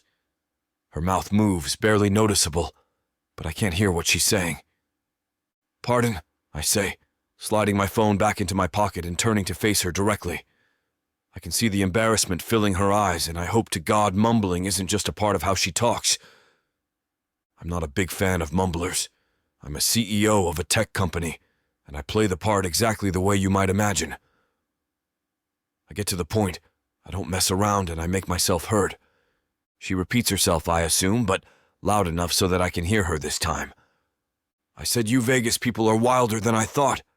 I can't just pretend to be your kid's mom for a year. She starts to pace the kitchen tiles, barely making a sound. But I can tell it isn't a hard no, and I realize I left a vital part out. The money. Of course she's not going to give me a year of her life without understanding what's in it for her. Standing. I tell her I'll be right back. I head over to the bedroom, grab my briefcase, and come back out. Putting the briefcase on the chair next to mine, I start rifling through it. What are you doing? She asks, peering over the side of the counter. I pull out my checkbook and lucky pen, and I put them down on the counter. Name your price. What would I have to pay for you to do this favor for me? Her surprised look turns into one of anger, and she puts her hands on her hips like a defiant child. I think I said the wrong thing because her look is definitely not one of agreement. You can't just buy me! What if I let you name your conditions too? This can totally be in your control. I just want custody of my son. My earnest tone must have gotten to her because her eyes fall on the checkbook. Now I would like to say that I know how to read people. I have to. As a CEO, can't let people walk all over me. I've also learned over time what people's faces say when they're deciding on a deal. And Katarina's face is one of someone in need. Just what she needs, I'm not sure. But the way her eyes stare at the checkbook and her bottom lip is pulled into her teeth, she's clearly being persuaded by a thought in her head I can't hear. I'm guessing that the money is helping to make my case, so I keep pursuing that thought. You can have whatever you want, and when we get divorced, you'll also get a sizable settlement. And I can see the gears turning as she thinks over everything I've said to her. Her eyes slowly flick from the checkbook back into mine. I swallow my pride, giving her the pleading look that reflects what I genuinely feel inside. I need help to get my son, and that's worth anything. You can't buy me, she repeats, her tone lower than the first time. I sigh and rub my face with my hand. I'm not buying you with this money. I'm hiring you. They're two different things. She seems to think about this and then nods, understandingly. I don't know how much more I can explain myself. She doesn't look as unwilling as when I first brought it up, but she still doesn't seem convinced. This woman has my hope in her hands. It's not like I couldn't just find another plain Jane to hire to be my wife, but that's turned out to be easier said than done. Mehmet. Besides, there's something about this woman that I really like. She feels like a natural for this job. Knowing that Geneva knows her so well definitely helps put my mind at ease. She seems like she's about to make a decision, so I take a deep breath. She makes full eye contact with me for the first time this morning, and I hold her gaze as I ask her one last time, imploring her, "Be my wife, please." Chapter 8. George, this is going nowhere fast. She's not budging, but I can see the hunger in her eyes. She's new here, probably unemployed, and obviously needs the money. If I can just get past her moral objections, she'll sign on. As with every business negotiation, though, I need to tread carefully. Maybe I came on a bit strong. The more that I prod her, the more it's going to make her feel guilty. After all, if she wasn't doing something wrong, why would I keep trying to talk her into it? I need to give her a chance to think it over. Hopefully, she'll soon realize that there's really nothing wrong with it. I'm paying her to sacrifice her time and give a little boy a stable home for a year or so. It's not that different than hiring her to be his nanny, but I need to aim bigger than that if I'm going to get the social worker to take me seriously. If we get married and agree to raise him properly, it's not a lie as long as we follow through. And then in a year or so, when I'm ready to do this on my own, she can split. I'll give her a nice settlement to start off in something new. Miraculously, the small stack of business cards I keep in the inside pocket of my blazer escaped the rain and wind. Pulling one out, I slap it on the counter. "We'll be in touch. Here's my info. Thanks for..." I stop. What am I thankful for exactly? The answer isn't forthcoming. Just thanks. I leave the condo and am happy to see the world outside has returned to its blazing hot, sunny desert self. No more torrential winds or sideways rain. The Lexus awaits me, its shiny paint job gleaming after its extended bath. She starts up instantly and I take one last look in the mirror before peeling out. If I'm being honest with myself, I look like damn. My suit is a spare from my car, and it's far from impeccable. It could have used a good steaming, but I did what I could. My eyes are bloodshot, and then there's the small matter of a bandage wrapped around my head. The cut is small, but in a tricky spot. The bandage holds it in place. It's definitely better than an open wound, but it's impossible to miss. It's bad, sure, but canceling is not an option. Right now, I must go meet my son and get the situation sorted out. Greg. What an odd name. Certainly one I would not have chosen. But if I'm going to bring him into my life, it's something I must embrace. The sleek GPS on my dash navigates me to a small community on the outskirts of town, where row upon row of generic middle-of-the-line houses stretch for seemingly ever. Pulling up to the driveway of house number 401, I take one last bracing breath before getting out of the car. Think of this as a business deal, nothing more. Another business deal in countless deals you've closed before. A small Toyota sits in the driveway, and next to that, a Ford Fiesta with government plates. Social services are already here. I need my game face more than ever, even if my game head looks like I've been knocked around in a back alley. I've barely pressed the doorbell button down, eliciting one of those overly complicated bell chimes that set my teeth on edge, when an officious-looking woman with a bad haircut answers. Mr. Manning? Hello. My name is Bobby Christopson. That's Bobby with an I. I'm with the Las Vegas Department of Health and Human Services. I understand you are here to meet your son, Greg. In the business world, I'm used to having the power. Generally, I have the most money, and that means I have more cards to play in any given situation. But here, in this world, she holds power I do not have or understand. Nervous flutters beat around my stomach, all the more off-putting because it has been years since I last felt them. I can't just buy this woman off to get what I want. Ah, yes. You can call me George, I stammer. My voice sounds like it belongs to someone else. Before you come in, I'd like to check your ID. Of course, I say, and begin fidgeting in my pockets. It takes entirely too long, and I feel her beady eyes alight on the bandage on my head. The impulse to talk about it rises in me, but I squelch it. Better for her to ask than me to explain, I figure. Finally, I produce the ID and am given access to the house. Entering a small living room with an overly stuffed couch, I encounter a plain-looking woman.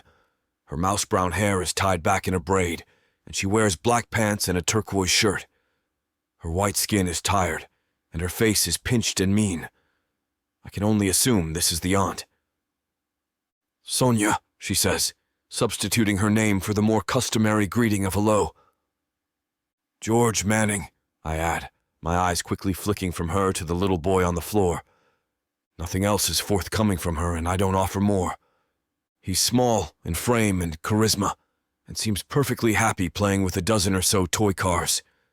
He zooms them around, crashing them into each other, making engine sounds. Is the ability to do that nature or nurture, I wonder? A long, fuzzy memory of my 5-year-old self lifts itself out of my memory banks. Using it as fuel, I give a look to Bobby, who now hovers near the doorway. She gives me a nod and I approach. I can feel Sonia's eyes burning into me, but I do my best to ignore them. Hey, bud. What you got there? I ask as I kneel near him, careful not to get too close. Cars, he says, a declarative statement. His hair is a lighter shade than mine, but his jaw and nose could be carbon copies of my own face. No further DNA testing needed. Ah, I see. I love playing with cars, too. That one's my favorite, I say, pointing to a shiny red Corvette with a purple hood. It's an absurd car, but exactly what would have drawn my attention when I was 5. This pleases him, and he looks up at me, gasping. Mine, too! He's in the big races! The winner! His eyes connect with mine. The same blue. The same shape. It's like looking into a mirror. And for a moment, I can't breathe. These are feelings I cannot yet name. I'm about to say more when Sonia begins speaking. What's wrong with your head? Did you get in a fight? Did you start it? The moment between myself and my son is gone. He has returned to himself, pushing the cars around. A small match of anger flares up within me. Just a misunderstanding, I reply, trying to re-engage with Greg. Uh-huh. Sure. That's a big word for a bar fight. Greg, is that man scaring you? Greg looks at his aunt for a moment, and I think I detect fear in his eyes as he looks at her. He's unsure how to answer. Is he scared of this woman?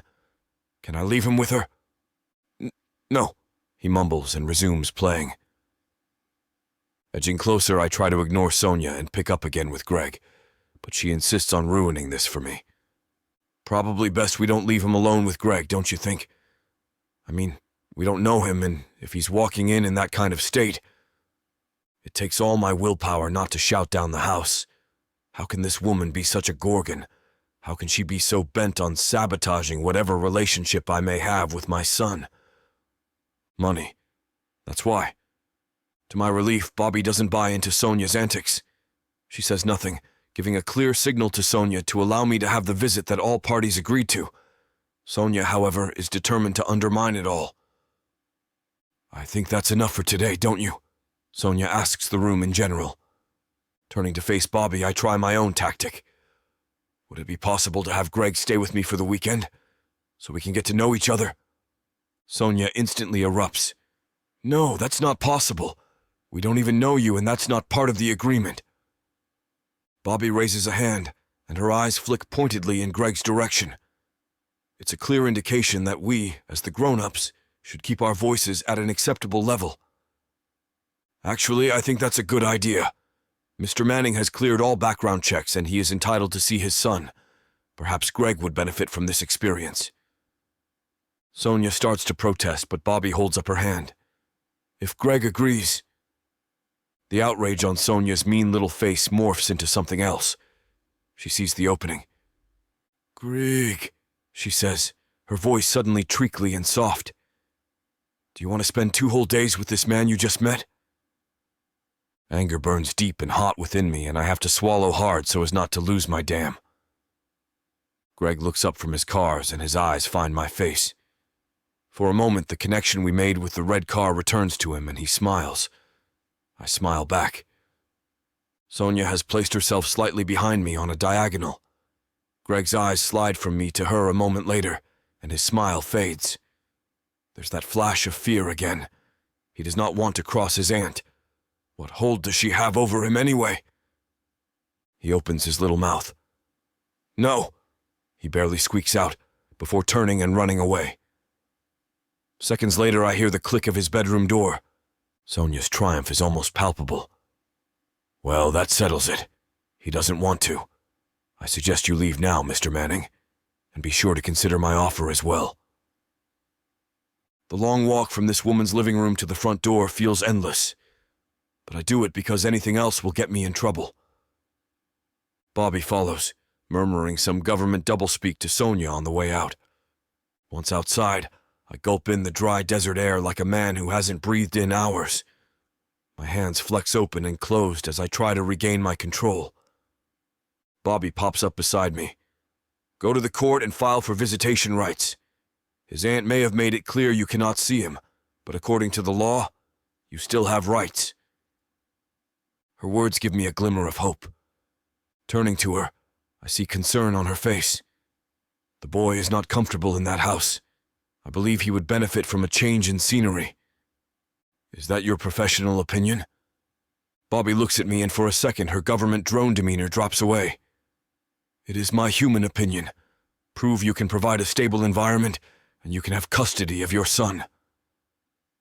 Her eyes drift to the bandage on my head, and I read her message loud and clear.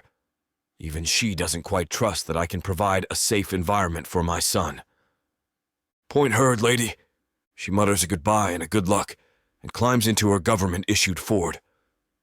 In a slight daze, I get back into the Lexus and dumbly stare at the middle distance for several moments before I pull myself together.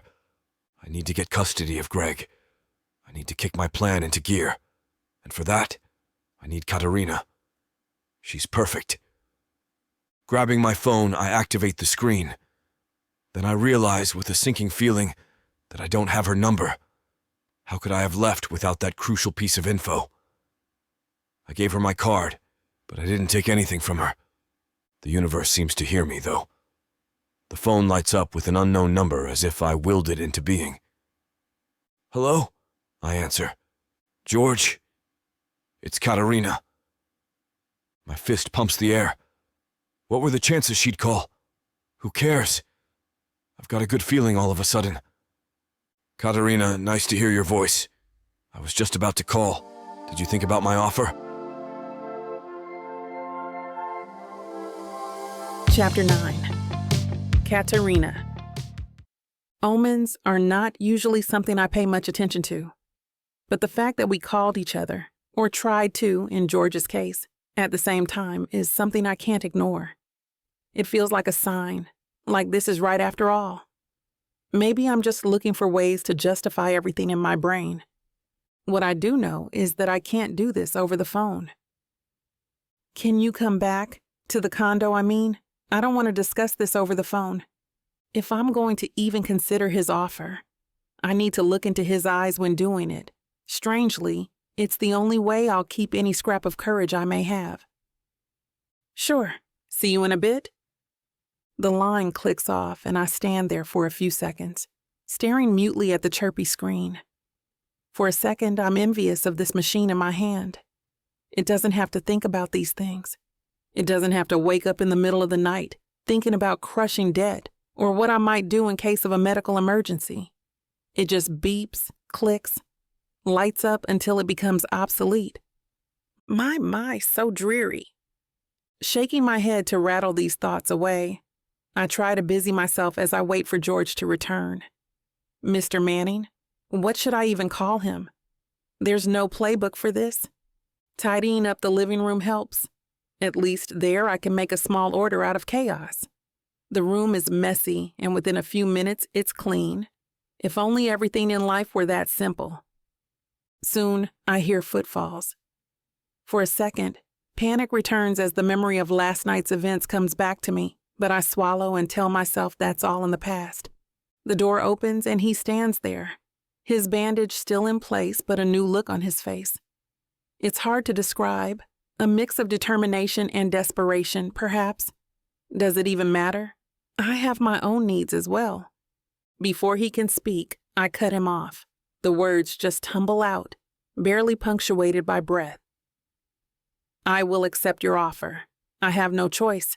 There's a lot of debt I'm carrying, and by doing this, I can get rid of it. So, yes, I'll do it, but we have some conditions we have to put on the table.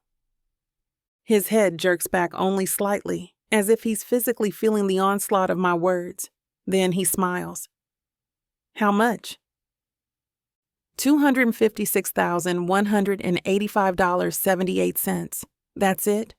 After we divorce, I won't expect anything else. He bites his bottom lip.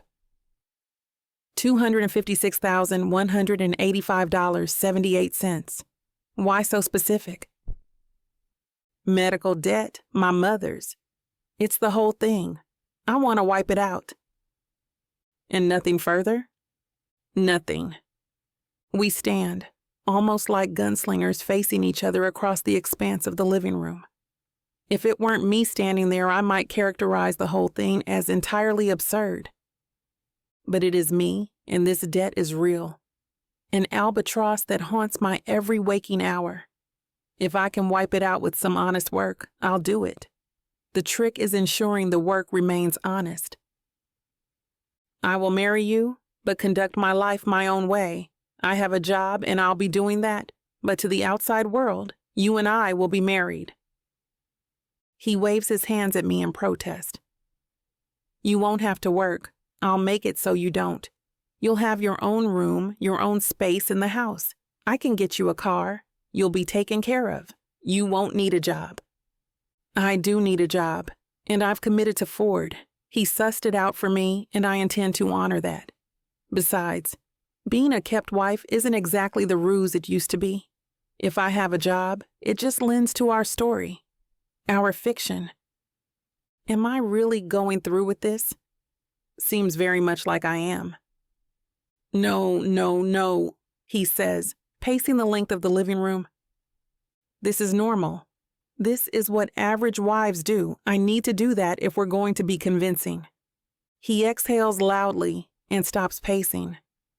I don't need you to get a job because I need you to look after my son.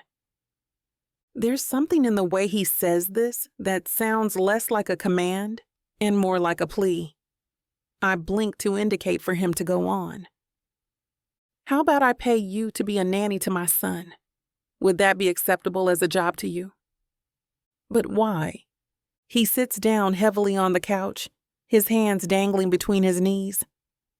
What little I know of this man says he is a power player. Someone used to being in charge, getting his own way. Something has unnerved him, unmoored him from that place, and he's struggling. I met Greg, and there was a moment. A moment where I thought we could connect, but then, poof, it was gone, and I can't get near him to try again. Why can't you get near him? I sit on the other end of the couch, trying to soften the tension in the air. Lots of reasons. The main ones being, I don't know what I'm doing. I have no business being a father. And that damn aunt won't let me. She's got some hold over him. Something doesn't smell right. And I worry. Worry about what? I worry there's something bad happening to my son. At her hands. But I have zero proof and can't get near him to find out. We sit in that fact for a moment, before George continues. I don't know if I'm just being paranoid or what, but the social worker seemed to think the same thing, but her hands are also tied. She has no proof either. Just a feeling, I say. Just a feeling. Another silence descends between us, but it's anything but empty. I think back to my childhood, the days my mother struggled to keep us fed, to keep us clothed and housed, the stress she thought she hid from me. the face I put on to pretend all was well. We both danced around the hardships, never wanting to disappoint the other with admitting the truth. My mother was young, alone, and doing the best she could with no help whatsoever. I see this now in George. He may have means, but he has no experience. He's just as lost. The fact that he cares is a good sign, though. It was what kept my mother going. George will be a good father, no matter what he actually thinks of himself. I'd be lying if I said this didn't help quell some of my doubts. Of course, I don't want the child to need me as a caregiver. I'd rather he be in a happy home. But knowing that I'm not just selling out for the money makes me a little less guilty. At least this way, I can pretend that I'm helping this little boy. These people seem to need me. It reminds me of being needed by my mother before she died. Geneva always says I'm too much of a people pleaser. I have to take care of everyone. Right now, that doesn't seem so bad. Lacing my fingers together, I place them on my lap and look at him once more. All right. I will live in your house. I'll take care of your son. His eyes turn to me so blue and flashing in the sunny light filtering through the windows, but I stop him before he can speak. There are conditions, though. No touching, no screwing, nothing intimate, and no bodily contact in any way. I must be respected at all times, and you will consult with me in all matters concerning our marriage. Can you live with that? His face breaks into a smile that's alarmingly magnetic. No wonder this guy gets what he wants. He has one of those 1000-watt smiles. Not going to work on me. I can live with most of it. You'll have to let me touch you sometimes. Now it's my time to protest, but he cuts me off. Simple things like ushering you through a door, or holding your hand, the gestures that would convince people we are married. If we are going to pull this off, we have to act married, right? The social worker is no dummy. She sees things. It's people like her we will have to convince. Damn it! He's right. I tell him so. The details. Yeah, so when did we meet? And don't say last night with a bout of blunt force trauma. It's a good sign that I can almost joke about it already. George stands and rapidly begins to pace. We met a few months ago, but this has been long distance. You only just moved here, right? That helps. Yes, but how did we meet? Geneva introduced us. My last actual relationship was 4 months ago, so the timing works. We can say it's been a whirlwind, and we were just waiting until you could move here and wham, we tied the knot. Do we have to drag Geneva and Ford into this? Creating a ruse is one thing, but roping my friends and family into it is another. George stops pacing and gives me a glare that reminds me of the angry man I encountered last night. Yes, we do. The topic is clearly closed. I decide to move on.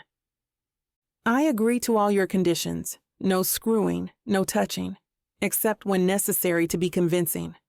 And I'll consult you in all matters of the marriage. And to all that, I'll add one more. I look at him expectantly. What's that? You can't fall in love with me. For a moment, I think he's joking. The muscles in my face that control laughing start to engage automatically. Before I see the look on his own face and pull back. He's not joking, not in the slightest. Wow, the ego on this guy. Don't worry, you're not my type. At this, he nods, satisfied. Striding to the couch, he sticks out his hand to seal the deal. The absurdity level just increased, but gamely, I stand and shake his hand. We are to be married. Never in a million years did I envision it like this. I'll have a contract sent to you tomorrow, he concludes. Great, I reply, but I'm barely listening. Because on the inside, I'm busy praying that I'm not making a huge mistake. Chapter 10. Katarina. Everything is moving so fast, So fast that just as I'm wrapping my head around it, I have the horrifying realization that I've already normalized it, that it's just a new part of my life. But it can't be, right? Look, I'm not exactly what anyone would call a romantic.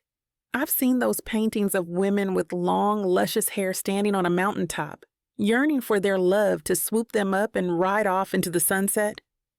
I'm a little more realistic than all of that, but even I know that this isn't the way we do things, right?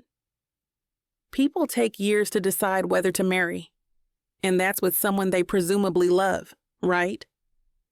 Yet here I am, waiting for a contract to sign my life away. And now he wants to add in dinner. Like arranging a contracted marriage is just a normal thing people do every day. So, when do you want to get dinner then? George is asking, and I have to snap back into the present. These wild thoughts will have to be worked out later. How about after we sign the contract, and let's invite Ford and Geneva along?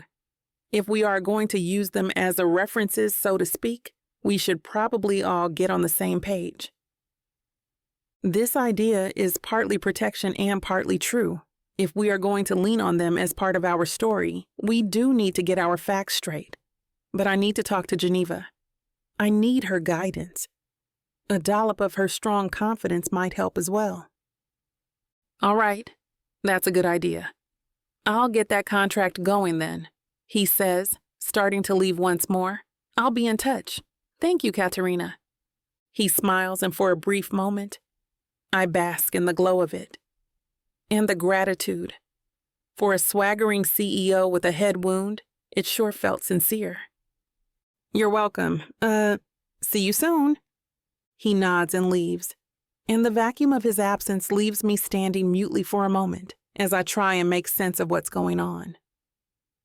I'll have to tell Ford soon that I can't take the job. Before I can do that, though, I have to tell Geneva. That, for some reason, feels even more difficult. The rest of the day I putter about the condo, feeling at loose ends. I change sheets, relieved to see that George didn't get any blood on them. I spend a lot of time scrubbing the hall carpet. I think it's largely undetectable by the time I'm done. But being a fan of crime shows, who knows? In general, I work on cleaning the place within an inch of its life. Cleaning, at least, keeps my hands and brain busy, and I can bask in the mundanity of it. The stark contrast of scrubbing something clean seeing instant results, as opposed to the murk that is now my life. Not that it was all that clear to begin with. When evening falls, I finally get up the courage to text Geneva. I keep it simple. Hey, G. Wanted to let you know I have a wedding to plan, marrying George Manning. LOL? The tone is all wrong, but after several drafts, it was all I could settle upon. After hitting send, I decide to clean the stovetop. Because, why not? Within a half hour, I hear an insistent knock on my door. With trepidation, I open it to find Geneva standing there, a look of frustration and condemnation on her face. Hi, G. How are you seriously thinking about going through with this? She interrupts, blasting past me into the condo. I shut the door behind her. Well, yeah, look, it's not like I didn't think about... She whirls around to face me. This is real life, not some cheesy TV movie drama. Well, I know, but after the way we met, I do feel I owe him something. How did you meet? Gulping, I realize I'll have to explain it. The footsteps, the angel, the blood, the gooey misunderstanding. By the time I've finished, Geneva has sunk into a love seat with a look of utter shock on her face. You hit him on the head? Well, yes. Geneva shakes her head before changing gears. Okay, so you hit him on the head. That's rough, but still not a reason to marry the guy. No, I realize that, but... George Manning is a very charismatic, charming guy, with a lot going on for him, but he's got a whole truckload of baggage. I cut her off. I know about his son, and I know what that feels like, how his son might feel. George wants to do right by him, and I can't help but support that. In some ways, it qualifies me more than anyone else. Plus, bonus, my entire debt will be paid off. Isn't that a win-win? When I say it like this, it does sound pretty compelling, but Geneva is still unconvinced. He's dashing and flashy and can play the nice guy, but believe me, he's not. I've often wondered what Ford saw in him, but I went along with it. When I heard about this whole wife plan, I got it, but didn't exactly condone it. I never would have recommended you for the job. Crossing the room, I sit near her on the couch. I know and I love you for it, but this is something I have to do. It is temporary and will help me really land on my feet. As soon as the words have left my mouth, I realize just how positive I really am about this. I've been worried about regretting it, but speaking the words out loud confirms something for me. The boy deserves to be with someone who wants him, not an aunt who sees him as a payday.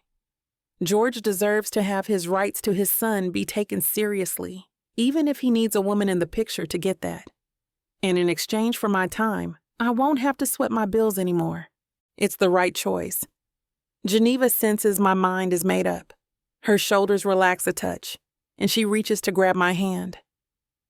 All right then, I'm not going to argue with a fully grown woman, but please don't get personally involved. Don't get feelings for him. It'll only end in heartache. For the first time in a while, I laugh openly and honestly.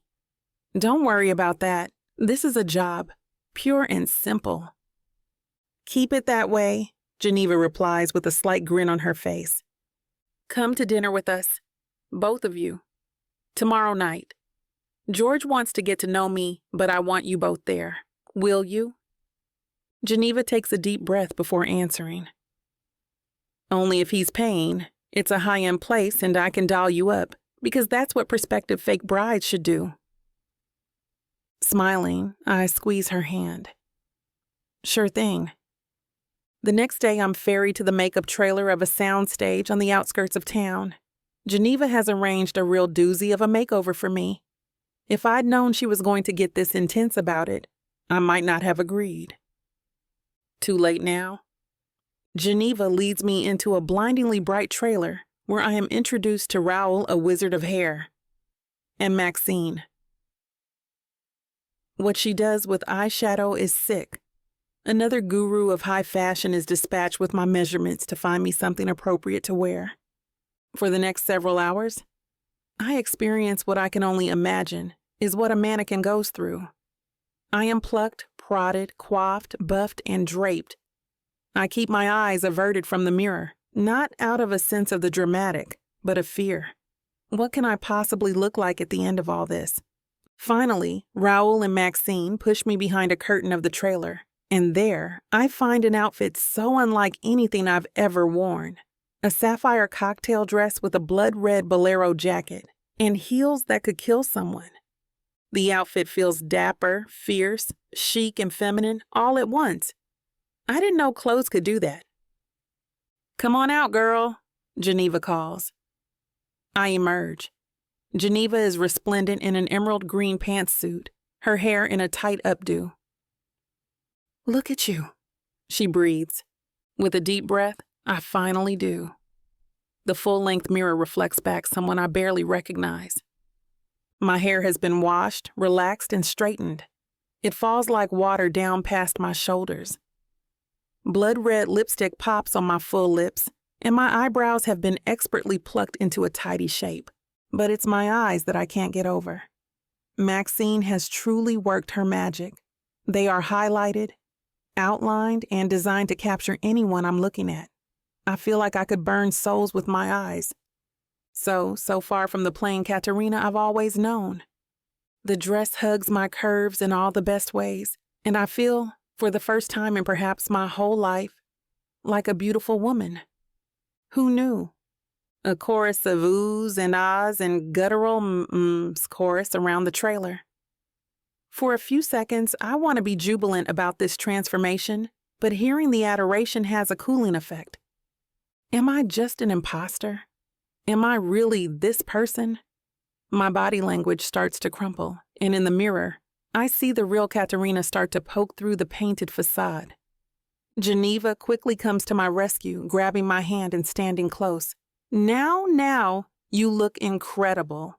George never, in a million years, saw you like this. Just know that you can look like this, that you deserve to look like this, not for anyone but yourself. I look at her with gratitude, trying to grasp at confidence once more. She leans in even closer. I know I told you not to catch feelings for him. It turns out that he might be the one to forget about that clause, baby girl, she jokes. This makes me laugh, and confidence comes back to me once more. I'm ready. Thanking my dream design team, Geneva and I head to the restaurant. Ford and George are to meet us there. Pulling up to the valet, I get out first, followed by Geneva. Near the entrance, I see Ford and George talking. They haven't noticed our arrival. As the valet takes Geneva's car away, she stands next to me, giving me one last pep talk. Here we go. Let's go see our men. Do I got this? I turn to her in sudden fear. All pretense of grammar goes flying out the proverbial window. Geneva stops and stares me full in the face. You got this? Let's go. We walk towards the men. Chapter 11. George. You do know that some men sow their wild oats and move on, right? Ford says, his hands in his pockets.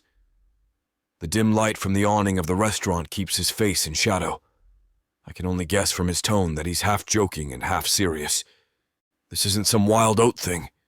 It's a business transaction. I jingle the change in my pockets, partly for emphasis and partly because that's exactly the thing I do when I'm feeling nervous and defensive. Right now, it's a bit of both. Born out of a wild oats thing, and just as crazy and impulsive, Ford counters. Look, man, I don't expect you to understand this, but I truly believe I'm making the right choice. It's clear she has a good heart and works hard, and it's not like she doesn't have her motivations, too. This deal helps her as much as it helps me. That's a stretch, but okay. Ford shakes his head and taps a foot. Honestly, George, she's overqualified for this job, if you can even call it that. You're basically hiring a nanny that will call you darling on command. We both know she's smarter than that. You're forgetting the fact that she consented, that she set her terms and conditions. I didn't railroad her or make it so she doesn't have a say. She does. It's a contract. Yeah. And a contract we have both now signed. No going back now, I remind him, my hands leaving my pockets. I met Katarina earlier today with the paperwork. Sure, but... Whoa, Ford says, his eyes jumping past my shoulder. There's a click-clacking of heels, and I turn to find the source of the sound. Coming towards us are two beautiful women. The scent of expensive perfume precedes them as my eyes take them in. Geneva is easy to spot. She's always hot as hell and put together as all get out. I quickly appreciate how she looks, though I would expect nothing less. Even when I barged in on her and Ford last week, she still managed to look like $1,000,000. It's the woman walking next to her that completely bowls me over. I'm not sure I know this woman, but something is familiar. Can it be? Really? Is that Katarina? Good evening, gents, Geneva purrs, sliding in for a chaste kiss from Ford.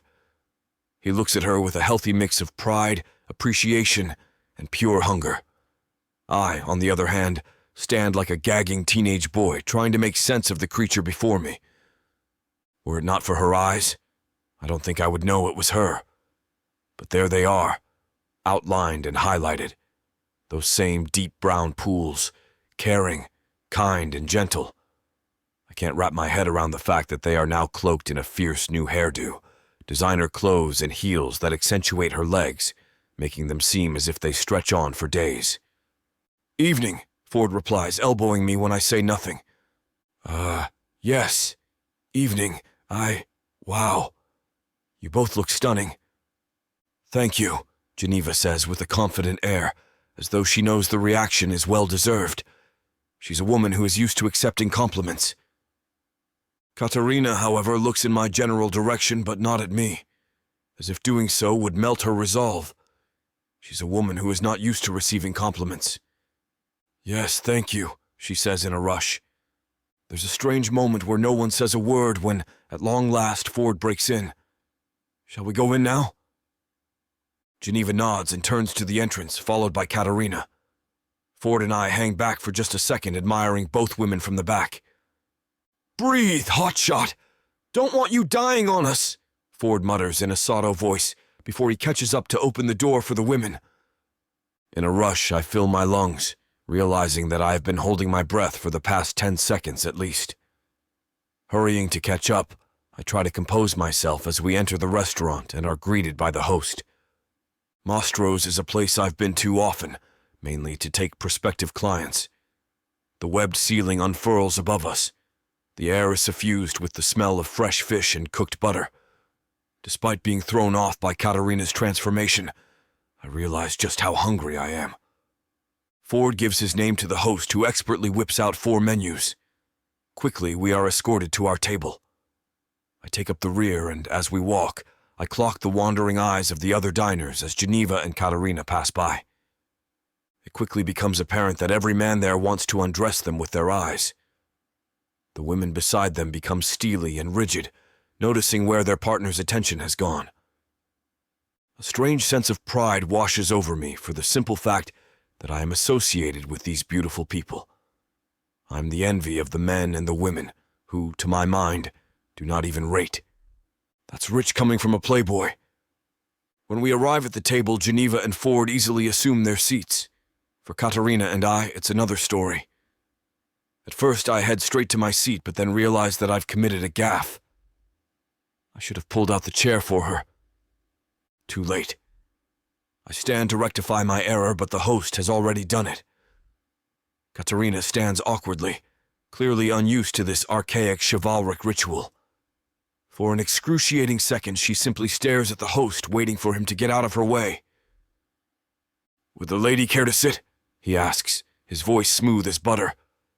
"Oh, yes," she says, sitting far too fast. Her hair bounces at the impact. Even in this dim light, I can sense her discomfort. Except she's not the only one.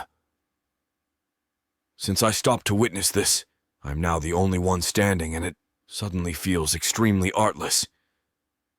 "Guess I'll join you," I babble and sit myself down next to her. She only gives me the briefest of looks before turning back to the place setting in front of her. Gone is the confident George Manning. If nothing else during this dinner, I'll do my damnedest to get it back. Now that we are seated, I realize I've got to get my head back in the game. Katarina is breathtakingly beautiful, but underneath it all, she's still very much herself. A plain, nervous woman who almost seems afraid of her own shadow. It's an optical illusion of sorts. She's not quite comfortable in this temporary skin. Then again, neither am I. I am unused to being off my game, thrown by these new confusing thoughts. Lucky for both of us that Ford and Geneva take charge of the meal, ordering the wine and selecting appetizers for the table. "We'll start with those and then move on to the mains when we feel like it," Ford announces to the table, his gaze sliding over Geneva. From the position of his arm, I can tell he has a hand on her thigh. She gives him a look full of electricity. I can practically see the sparks between them. A smear of jealousy ranges through me as I take this in. Ford is enjoying the company of his beautiful girlfriend, while I'm enjoying the company of my wife for hire? Why so confused? Isn't this what it's all about? "So, perhaps we should propose a toast?" Ford asks, raising his glass.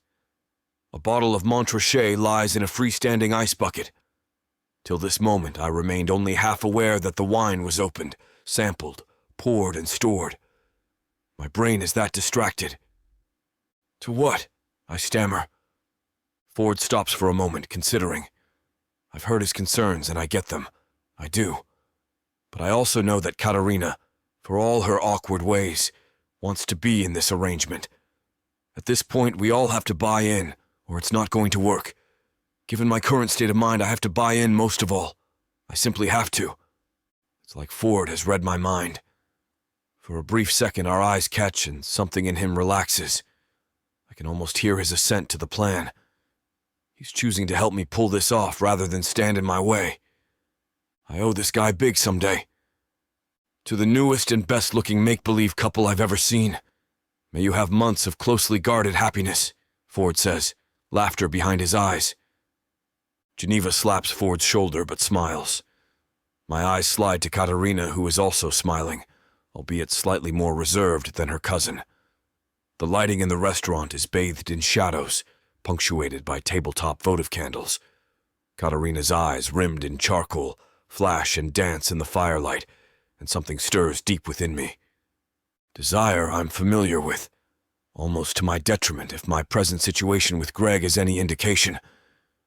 But looking at this woman now, I feel something different. She's so incredibly beautiful. How did I not notice it before? Being beamed by a celestial being might have had something to do with it. We drink and the toast fades into memory. The appetizers arrive and we go through the ritual of trying them, commenting on them, basically going through the motions of 4 grown people enjoying a meal together. Except I can't. Not quite. Sure, Ford and Geneva keep things light, and I want to engage in their easy banter. But a piece of me keeps returning to Katarina, specifically to the fact that she will soon be my wife. The ink on the contract dried hours ago. The distinct feeling that I've bitten off more than I can chew settles on my shoulders. And if that's the case, what do I do about it?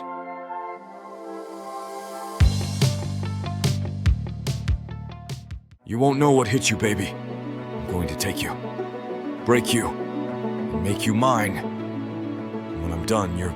Now hold on just a minute. What? I got something to say. What's the meaning of this? Now you may be some fine-looking white boy, Got that right, baby. It takes hard work. and you might got the money, Fat stacks, baby, to spoil you with.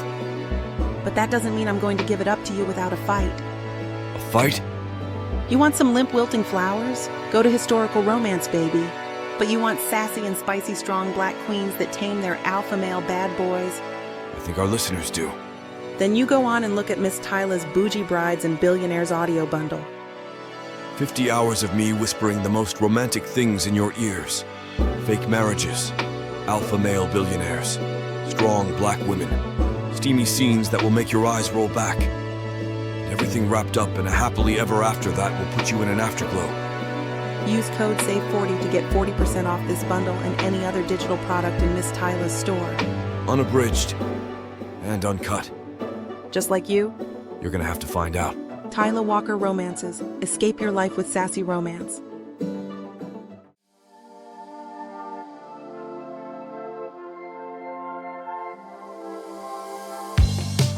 Chapter 12. Katarina. It takes a few hours for me to settle into this new and temporary iteration of me. After a while, I just tell myself to think of it as an extended holiday. Everything is different for me. The fancy company, the swanky restaurant, the bottles of wine that cost more than my grocery bill. It's all just a vacation from my reality. Thinking that way makes it easier to get partially comfortable in the clothes, the shoes, the hair, and the makeup. There are even a few snatches of time during the dinner where I catch myself having a good time. Geneva and Ford don't have this problem. They enjoy themselves from the moment the night begins. Now, as the dessert plates and wine glasses are being cleared away, it's clear that Geneva is a bit tipsy. Her body is loose, nearly draped over Ford. Their chairs are pushed together, and every so often, they whisper to each other and laugh. I've only had about a glass over the course of the evening. Alcohol and I have an uneasy relationship, so I limit myself. George, I've noticed throughout the evening, has politely but consistently refused top-ups from Ford's magnanimous pours. In fact, George may have had only a few sips all night, as far as I can tell. On one occasion, when Ford was particularly pushy, I heard George refuse outright. Not for me tonight. Have to think about Greg. Simple words, but spoken like a father. Or as a father trying to get custody of his son. I can't help but admire that. Ford, on the other hand, is the sloppiest of all four of us. Good thing he's a happy drunk gregarious and even a bit silly, fun and harmless, but useless behind the wheel. The men settle up the bill. While I try to squelch any feelings of guilt over it, Geneva is unfazed. Then we get ready to leave. "Neither one of you are driving tonight, kids," George announces, pointedly taking Ford's keys from him. Ford doesn't protest but instead mumbles about how he'll just get his car in the morning. The valet brings George's car around, which I think of as a spaceship-looking Lexus, and we pile in. Overhead, the night sky has become obscured with clouds, and the air smells of something approaching. The weather has been a lot stranger than I anticipated lately. The cocoon of the back seat quickly erases these thoughts as George pulls away from the curb. Conversation flows easily, if a bit randomly, from the drunk lovebirds. As George takes Ford and Geneva home, they both insist they don't need help getting into the house when we arrive, although I do my best to shadow Geneva until she shoos me away. "Get in the front seat, you dummy," she says with a grin on her face. Ford fumbles with the keys, gives a jaunty wave, and they disappear inside. I clamber into the front seat and shut the door. As I do, however, I notice the rain has started falling. Fat drops, scattered and random, but I can sense it won't stay this way for long. "Next stop, your condo," George announces, hitting the windshield wipers. As we merge onto the main road that leads back across town, the rain intensifies. Traffic, too, has become snarled. A column of red lights, like stacked Lego bricks, spools out before us. "I hate when it rains, and lately it's been doing that a lot," George comments. "Seems like we can't move," I reply. "Yeah, and desert dwellers suck at driving in actual weather," George says dryly. As soon as he finishes speaking, the sky above us opens up. Rain in sheets cascades all around us, and within seconds, I see the lane markers disappear, and the visibility drop to almost nothing. George leans forward, squinting over the steering wheel. I notice his jaw is tight. Several minutes go by, and we barely crawl forward. The rain shows no sign of letting up, and the cars keep stacking and stacking behind us, a seemingly never-ending chain of people stuck in a storm. This isn't getting any better, and we have a long way home. I always forget how far away Ford lives, George says, his eyes surveying the road. "Any ideas?" His eyes flick upward to a neon sign just ahead. "What about a hotel? I'm worried about flooding, and we could be stuck here for ages." My initial instinct is to balk, tell him it's a crazy idea. But my next is that it makes sense for someone with as much money as George. Plus, as much as I like this outfit, I'm kinda dying to get out of it. "Sure, let's do that," I say. "Great," George says, flicking on his turn signal. It's a tad dangerous, but he edges out into the shoulder and around a knot of cars near the hotel parking lot entrance. Hard to believe, but within minutes we go from seemingly stranded to warm and dry. George is a man of action, that's plain to see. He squeezes the Lexus into one of the few remaining spots left in the lot, and we sprint into the lobby. Looking up at the concierge gives us a worried smile. "Nice weather we're having, huh?" he says. "Do you have a reservation?" No. Wondering if you have 2 rooms available?" George says, pulling out his wallet. The worried expression on the concierge deepens. Sorry, I'm afraid we only have 1 room left. The weather has really complicated things," he says with a sheepish expression. "You think that's the case all over?" "I do, unfortunately. I have a colleague at a hotel down the way, and he just called to say they went from 65% capacity to full in about an hour. This storm doesn't seem to be letting up anytime soon." George turns to me. "Only 1 room available, I'm afraid," he says.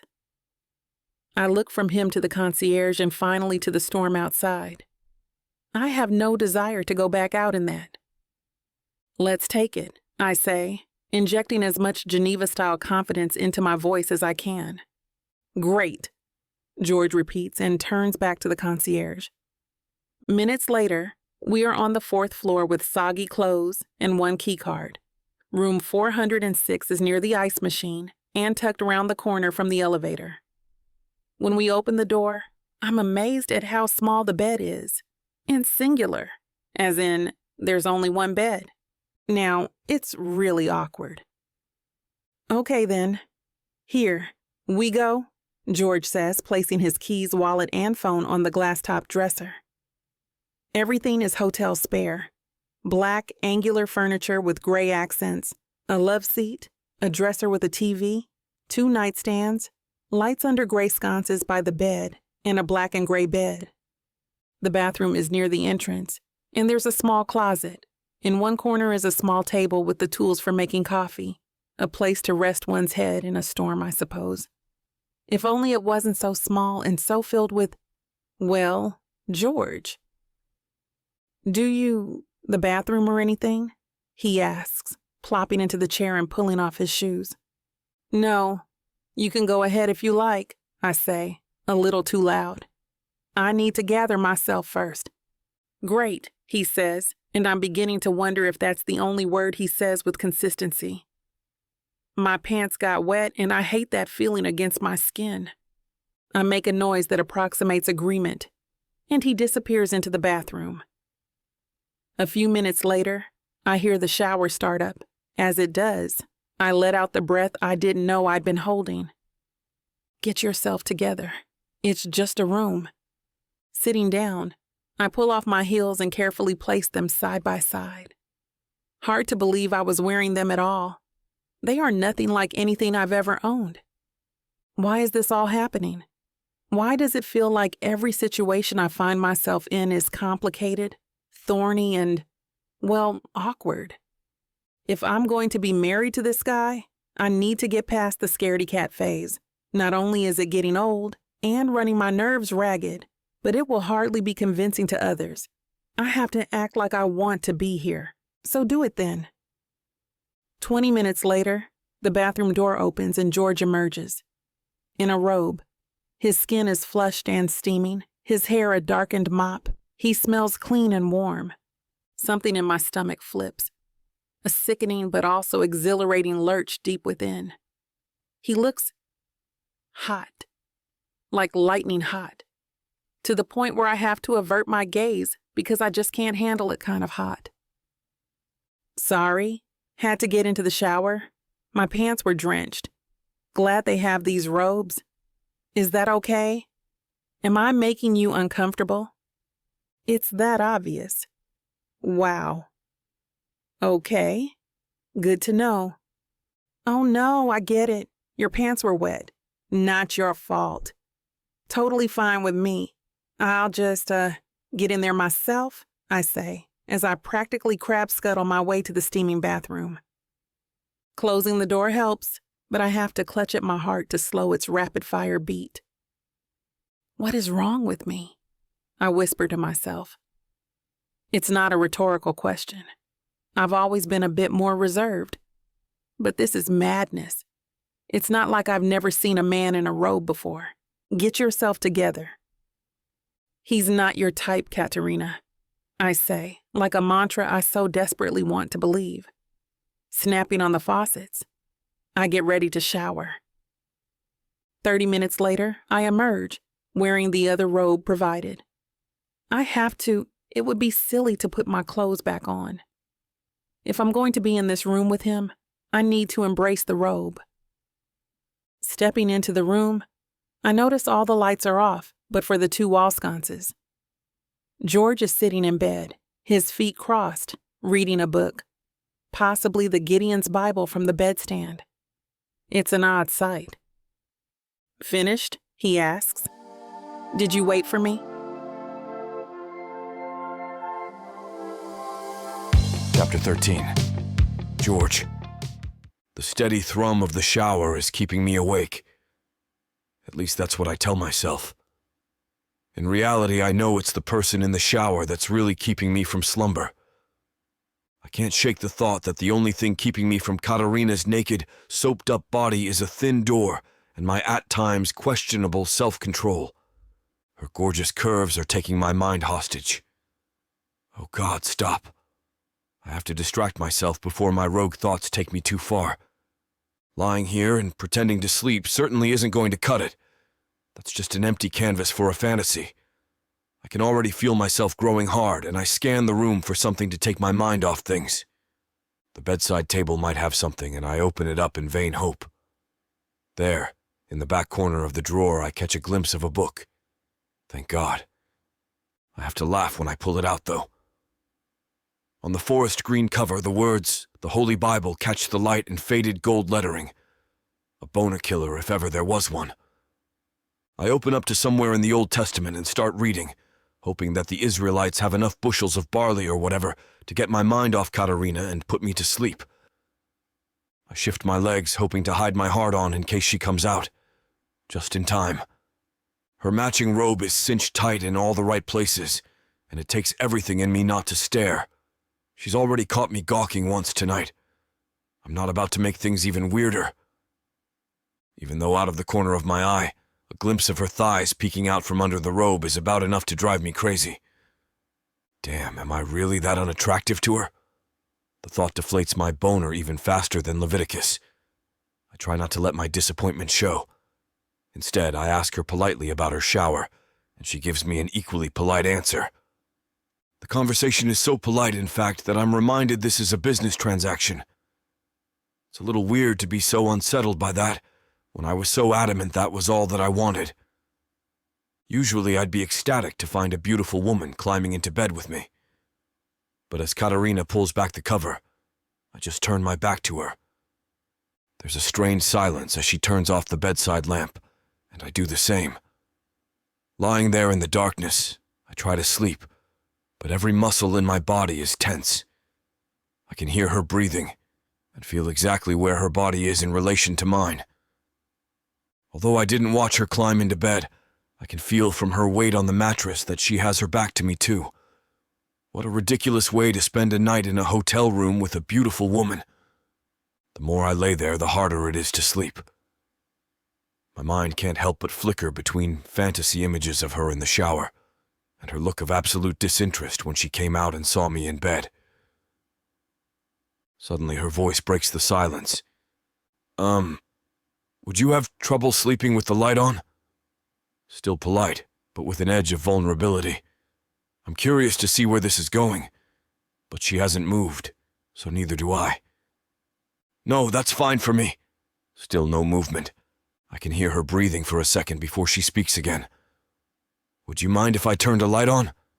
I'll keep it low. I smile to myself. Looks like I'm not the only one struggling to sleep. Sure, I say lightly, trying to keep the smile out of my voice. I feel her shift behind me and the room floods with soft light. She settles back into almost the same position as before, though. Is she just going to lie there awake? I decide to try my luck at a less than professional conversation. Considering the circumstances, it seems silly to keep things strictly business. Can't sleep? I begin. There's a beat before she answers. When she does, it's with a sigh. Nope. I turn around to face her. In the dim light of the lamp, I can see the outline of her body. Her long, curly hair is close enough to my face that I can smell her shampoo as I breathe in. I smile again, a flash of the shower scene playing in my mind again. Me neither. How could I possibly sleep with her beside me? I can practically feel the heat radiating off her body. Even if I wanted to, there's no way I could just pretend I'm not a few layers of fabric away from her naked body. If neither of us is sleeping anyway, we may as well make this less awkward. I'm growing increasingly curious about Katarina, and I hope she'll indulge my next questions. If you can't sleep, and neither can I, how about getting to know each other? I realize how it sounds as soon as the words leave my mouth. By talking, I mean. I can't be sure, but I think I hear her laugh quietly. A second later, she's turning to face me, and I find the floral scent of her hair replaced by the soft fragrance of her breath. Jesus. Those enormous brown eyes are looking at me through the low, warm light of the room. She's taken off her makeup, but even without it, she's stunning. Usually when I'm this close to a woman in bed, it's because I'm kissing her, or more. I have to keep my cool, though. Talk about a boring topic. The least sexy thing you can think of. You weren't wearing your glasses tonight. Can you see okay without them? Good. Neutral. Boring. Definitely not sexy.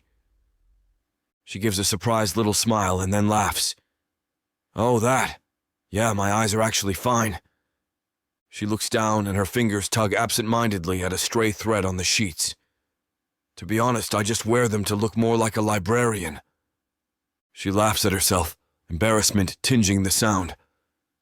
Before I can stop myself, I blurt out, "But your eyes are beautiful. Don't cover them up." The second I say it, I realize I shouldn't have. Optometry isn't sexy. Why did I turn it sexy? I can feel the heat rising in my cheeks as embarrassment sets in. I try to backpedal as quickly as possible. I didn't mean anything by that. God, what an idiot. Did I really just say that? I'm pretty sure I just dug myself further into my hole. Katarina is watching me with what I can only interpret as a sense of satisfaction. I'm very rarely the tongue-tied one. Usually it's women fawning over me. Something tells me that Katarina is enjoying watching me flounder, but she manages to play it cool. "Don't worry. I understand," she says, and I tentatively let out a sigh of relief. Even though nothing is happening here, the tension in the room seems palpable. We're keeping a respectable distance, but it's as though we're two magnets trying to close in on each other. At least that's what I'm feeling. It's completely possible that I'm interpreting this all wrong. Better to play it safe and stick to the original plan. Think unsexy thoughts. This time, Katarina throws me a bone. "Your nose is a bit crooked, you know? It's only noticeable up close." I laugh loudly at that. All the tension running through my body is released in that laugh, and I realize I'm definitely overthinking things. As much as I'm attracted to Katarina, this is a business arrangement. That doesn't mean we can't have fun in the process, though. I decide this really is a good time to just talk and get to know each other. That's a funny story, actually. Want to hear it? She nods eagerly. This is starting to feel like a grade school sleepover. Okay, so back in college, I used to do some really dumb hell. I had this group of friends, and we'd all play pranks on each other. The problem was, we didn't quite know when to stop. I can see Katarina's eyes lighting up with anticipation as I talk. I can already tell she's loving this story. It started off as simple stuff, but eventually it got out of hand. Basically, one night I thought it would be funny to dress up in a Halloween costume and hide in my friend's closet. I waited for hours until he was just about to go to bed. I pause, leaving a beat of silence. Her face is eager to hear the rest, and I can't help but draw it out for a moment, enjoying it. I don't make her suffer too long, though. When he opened the closet to put his jacket away, I scared the bejesus out of him. Unfortunately, his first reaction was self-defense, and he punched me right in the face. At this, she bursts out laughing with a mixture of cringe and genuine humor. Her hands shoot up to her face as if she's the one who just got socked in the nose. It makes me smile. "Oh my God, that's terrible. I mean, you sort of deserved it." She gives me a look of mock disapproval. "Yeah, I sort of did." I return the look with mock shame. "So, did you at least stop the pranks after that?" "Oh no, of course not." At that, I catch her eye and we both burst out laughing. This is a lot more fun than I expected. "How about you?" I ask. "What were you like in college?" She laughs again. "What do you think? A nerd, I bet." The mood gets a little heavier, and I wonder if I've said something wrong. "Actually, I didn't go to college." "Well, not unless community college counts." "Of course it counts."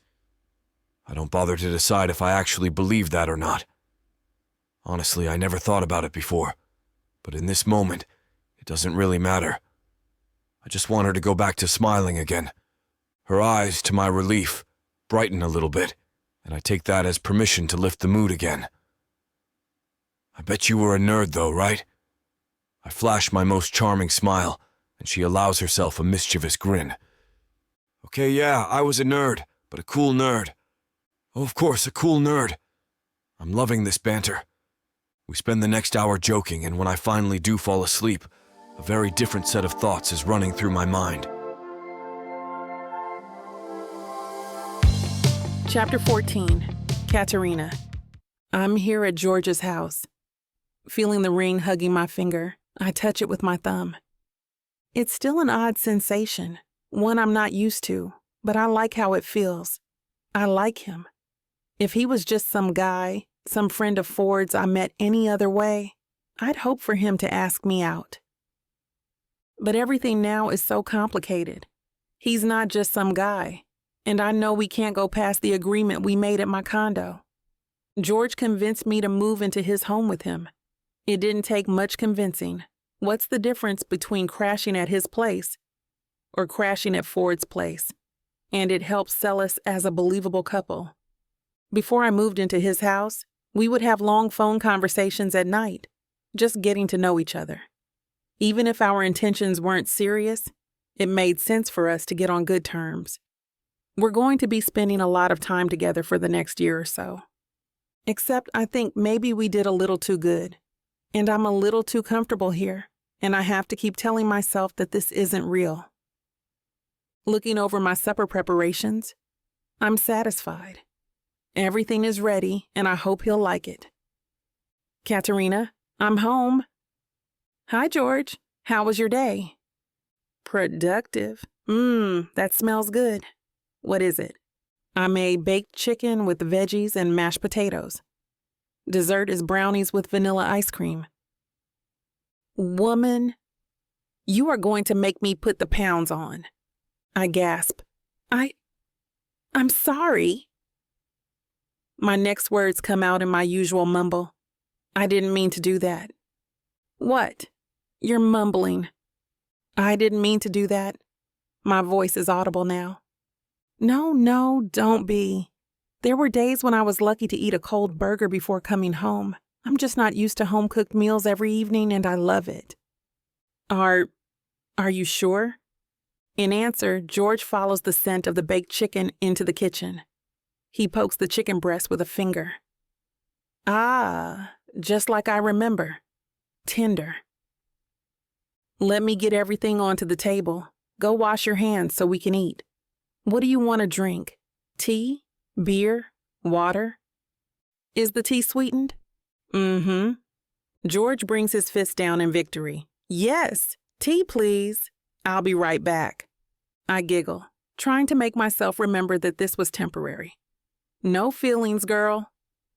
After we finish supper, George lets out a sigh of satisfaction. Man, that was good. Thank you. You're welcome. I smile, pleased but embarrassed, and drink a gulp of tea. Katarina, we need to talk about Saturday. George is coming over with the social worker. About to take a bite of my dessert, my appetite vanishes. I know this is part of our deal, but this is the scary part, the part I'm worried about being good enough for. Oh, what do you need me to do? No need to be so nervous, just be yourself. Welcoming. I'll be introducing you as my fiancé. You said that Greg didn't handle your visit well, that you suspect something is up with his aunt. How do we handle that? I grab my napkin, wrinkling it in one hand. Yeah, I'm trying to think of a way to get Bobby to check that out. Now, it's George's turn to wrinkle his napkin. He's just as nervous as I am. Is it getting to know his son, or is it the aunt? George, we're both nervous. We both want this to go well. I want this for you. I want Greg to live here with you. And you. But we know our marriage will only be temporary, right? George doesn't speak at first. He just looks at me.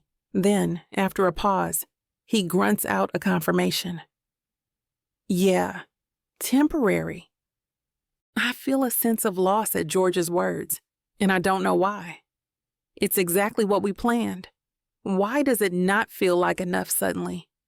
But I don't say any of this. I cover it up by taking another sip of tea. Asterisk, asterisk, asterisk. Hey, what is this? George is standing in the door, his eyebrow raised as he looks at the disorder. Oh, I didn't hear you come in. I feel my face getting hot, trying to figure out how to explain this. I'm trying to find a good outfit for Saturday, when I meet Greg. George gestures into the room. May I come in? Oh, I can't imagine why he'd want to get closer to this mess instead of running the other direction. Sure. George walks slowly around my bed, inspecting each item of clothing I threw there. Then he does the same with my shoes. They're older, and they show their age. I'm sorry, my shoes are older. No problem. I know you're putting most of your money on your mother's medical bills. I have an idea. Let's go eat out, then stop at 1 or 2 stores. Maybe you'll find what you want. My eyes widen. Oh no, I can't. Sure you can. George grins. Consider it part of your pay for helping me to bring my son home. At that reminder, I stop. That's true. That's why we're engaged. I sigh. Okay, but not too much. Great. George's grin is boyish. Pizza? Steak? Pizza and a salad sound wonderful. I'm sorry I didn't have dinner ready. Not a problem, Kat. May I call you Kat? I pause, surprised. Well, nobody's ever called me that, but I do like it. Kat it is. Let me change clothes. Then we can go. Asterisk, asterisk, asterisk. At the steakhouse, we are escorted to a table by the hostess. George orders a glass of soda. So, I can feel your nerves from here. I felt them at home. I'm nervous too, but we can't let this affect our meeting with my son. I know, but this is such an important step for you. I just want it to go well. Feeling my nerves jumping, I begin to play with my engagement ring, twisting it around and around with my thumb. George places one hand over mine. Kat, stop. We'll figure this out. He doesn't pull his hand away. Instead, he allows it to rest on mine. As the warmth from his hand seeps into my skin, I begin to feel myself relaxing, little by little. I expel a long breath. Okay, we still have a few days. George grins again. He doesn't move his hand until our drinks and salads are brought to our table. Asterisk, asterisk, asterisk. After dinner, we go to a well-known women's store, where I find a few outfits. I try them on. George insists on seeing how they look on me. I like them, especially that first, second, and third one. Now, shoes. Don't worry about the expense, Kat. Just buy what you need, casual or dressy. I look at George, trying not to say what I'm thinking. But, no, Kat, no buts. You are helping me out more than you can imagine. Please let me buy the shoes. Just help me convince the social worker that we have an appropriate home for a shy, scared 5-year-old boy. My eyes fill with tears, though I try to push them away. I know that none of this is a situation of my own creation, and I'm doing all that anyone could to help. Still, there's a part of me that feels weird about it all, especially remembering that a child really is depending on me right now. I haven't met him yet, and I guess it's easy to cast that out of my mind. But I know that custody battles can be very messy and very draining, and the results can be life-changing. I was lucky enough to never be in that situation, but everyone has heard the stories. If that little boy needs to be here with George, which it sounds like he does, I only hope that I can do a good enough job of convincing the social worker of that. It's easy to say that I'm doing this for the money, but I know that's not entirely true. I'm doing it because I want to help.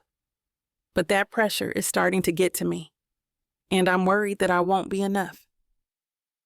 Asterisk, asterisk, asterisk. On Saturday morning, I wake up with my heart pounding. Today is the day we meet Greg and his social worker. I look at the time on my phone, then jump out of bed. After my shower, I dry my hair, get dressed, and put on light makeup. In the living room, I scan every surface. Okay, it's good. What's good? I spin around, surprised. I need to get used to sharing a house. Nothing. I was just checking to see that everything is clean. Do you want breakfast? George pauses, and he puts one hand on his stomach. Breakfast? Let's just keep it light. I'm pretty nervous myself. I haven't forgotten George's rant about breakfast when we first met. I have bagels, cream cheese, jam, butter. How about coffee? Definitely, and bagels sound just right. George takes the place settings and puts them on the table. Then he puts 2 bagels into the toaster. I pour the coffee, hoping I won't spill any, then take the mugs to the table. George eats a bagel, then sighs. Okay, neither one of us is very sure what's going to happen when they get here. Your suggestion of a light breakfast was great. Good. What are you thinking? I gaze into George's eyes, trying to figure this out. I want to try and figure out why Greg's aunt has such an objection to me being in my son's life. I suspect it's the money, and I'm grateful to the social worker for what she's doing. I nod. Now, I'm going to introduce you as my fiancé. Are you wearing your ring? Good. What I was thinking is that one of us could start talking to Bobby, the social worker. Who should that be? I've never met your son. George nods. That should probably be me, since I'm Greg's father. Then you could start getting to know him. He is a little shy, and when I visited and his aunt started making her objections about me, he got scared. We had been talking and he shut down. I got suspicious about her motives. Don't tell me anymore. I don't want to get angry and have that come across when Bobby and Greg get here. After breakfast, I wash the dishes, then begin walking through the apartment. I need to walk some of my emotion off. Shortly after 10, the doorbell rings. I startle at the noise, lost in my thoughts. George hurries to the door, shaking his arms out. Greg, great to see you. Bobby. Sonia. George is definitely surprised. Come on in. Coffee? Greg, do you want water or juice? No juice, just water. Sonia speaks up as if she had been asked the question. Sonia, Bobby, I'd like to introduce you to my fiancée, Katarina. We're getting married soon. Sonia frowns deeply, crossing her arms. No, this is not an appropriate environment for a small child. Why do you need a stepmother for him? I'm all he needs. I look at Greg. His eyes are wide and his posture stiff. He looks like he's in shock. I wonder if I should say something. This little boy should not be hearing this grown-up talk. As Sonia heats up, I keep my gaze on Greg. He is really upset. The wheels start spinning in my brain, already determined to fix this for him. Sonia, I love Greg's father. I begin. The lie comes easier than I thought it would. He told me about his son. I would appreciate the chance to spend some time with him, so I can get to know him. Sonia gets even angrier if this is possible. Bobby, I told you, didn't I? Greg needs me, not this man or his fiancé. Sonia goes on, putting George and me down until Bobby finally intervenes. George, I'm sorry. It's clear this meeting won't work. Good. You see things my way? Let's go. Sonia practically shouts. Bobby looks concerned, and I'm not sure that she does agree with Sonia, but I don't think she dares drag the meeting out any longer. Greg is getting too upset at the way his aunt is ranting. Seeing Greg sobbing, I want to cry myself. Looking at George, I see his frustration. "I'm so sorry." "It's not your fault," he admits, but his face is still agitated. He sighs, crossing to sink down heavily into the couch. Then he rubs his face with his hands, groaning. "What do I do?" He asks no one in particular. Though it wasn't directed at me, I can't help but wish I had an answer for him. My mind sorts through everything, trying to make some sort of sense out of the mess we have found ourselves in. Sonia is the common problem here. So how do we work around that? Then it clicks. My eyes light up as I turn to George. I have an idea. Chapter 15. Katarina.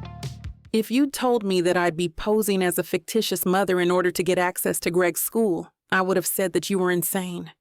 But something about the situation is just too precarious for me to let it lie. George is right. Something is off about how Sonia is treating Greg, and it's up to us to rectify it. Legally, we have very limited options at this stage. We've already been to court to discuss the current visitation schedule, even before the debacle of our last visit. George wants more, but we have to start somewhere. Sonia isn't making it easy on us, though. In fact, Sonia put her foot down, insisting that all of George's visits have to be supervised by Bobby, the social worker. That severely limits the number of visits he can have, especially because Bobby already has a packed schedule. Bobby was at least willing to consider whether we deserved more visitation than that. But in front of the judge, she had to admit that Greg had been offered a chance to spend the weekend at George's once already, and refused, which only made it seem as if Sonia was right in insisting that Greg needed someone to accompany him during his visits. Of course, if George never gets much visitation, it's going to be impossible to make the leap from that to full or even shared custody. We suspect that's what Sonia wants, but how do you prove it? George tried to fight this condition, but the court sided with Sonia, citing George's skimpy experience as a father figure. At this ruling, I wanted to shout back and demand they explain just how he's supposed to get experience as a father if no one lets him near his son. But I kept my protest to myself. George was temporarily defeated. My anger wasn't going to help. This plan, however, might. "You sure about this?" George says, his hands flexing around the steering wheel. I flick down the passenger side visor mirror to give my face one last check. It's been 2 days since we last saw Greg. 2 days since I cooked up this idea. Not enough time to really own it, but we have to work quickly. I have to make sure my face looks assured, and not that I'm an imposter about to tell whatever passel of lies I can to get close to this kid. My makeup is simple, and I hope gives off the aura of a woman who has her damn together. Fake it till you make it. "I'm sure I'll be back soon," I say, giving him a reassuring smile. He smiles back weakly. There's so much riding on this, and he looks more nervous than I do. Reaching over, I give his upper arm a small squeeze. "I won't be long," I say, and jump out of the Lexus before I can change my mind. George has parked at the far end of the parking lot of Windmere School, where Greg attends kindergarten. There's a class outside in the playground, a large concrete square ringed by benches and playground equipment. The jubilant overture of children's voices at play ripples around me as I buzz the main office door. "Yes," comes the robotic voice. "Hello, I'm Evelyn Goodwin, here to meet with Principal Warren." "One moment." The door is buzzed open. Last chance to bolt. Last chance to abort this mission. Greg needs help. I step into the school. The principal meets me in the hallway. She is a tall black woman in a plum pantsuit. Her hair is cropped short, and she wears brightly colored round glasses. Her smile is broad and her voice deep. She has an easy air about her, but I can tell she can mete out discipline if she needs to. "Hello, Miss Goodwin. Nice to meet you." "Hello, and you. Thanks for taking the time to meet with me. As I said on the phone, I'm interested in touring Windmere to see if it's a good fit for my son Theo." Remind me, how old is Theo? 4. About to turn 5. Ah, yes. Then we'll be sure to tour the kindergarten areas first, the principal says, gesturing down the hall. Thank you.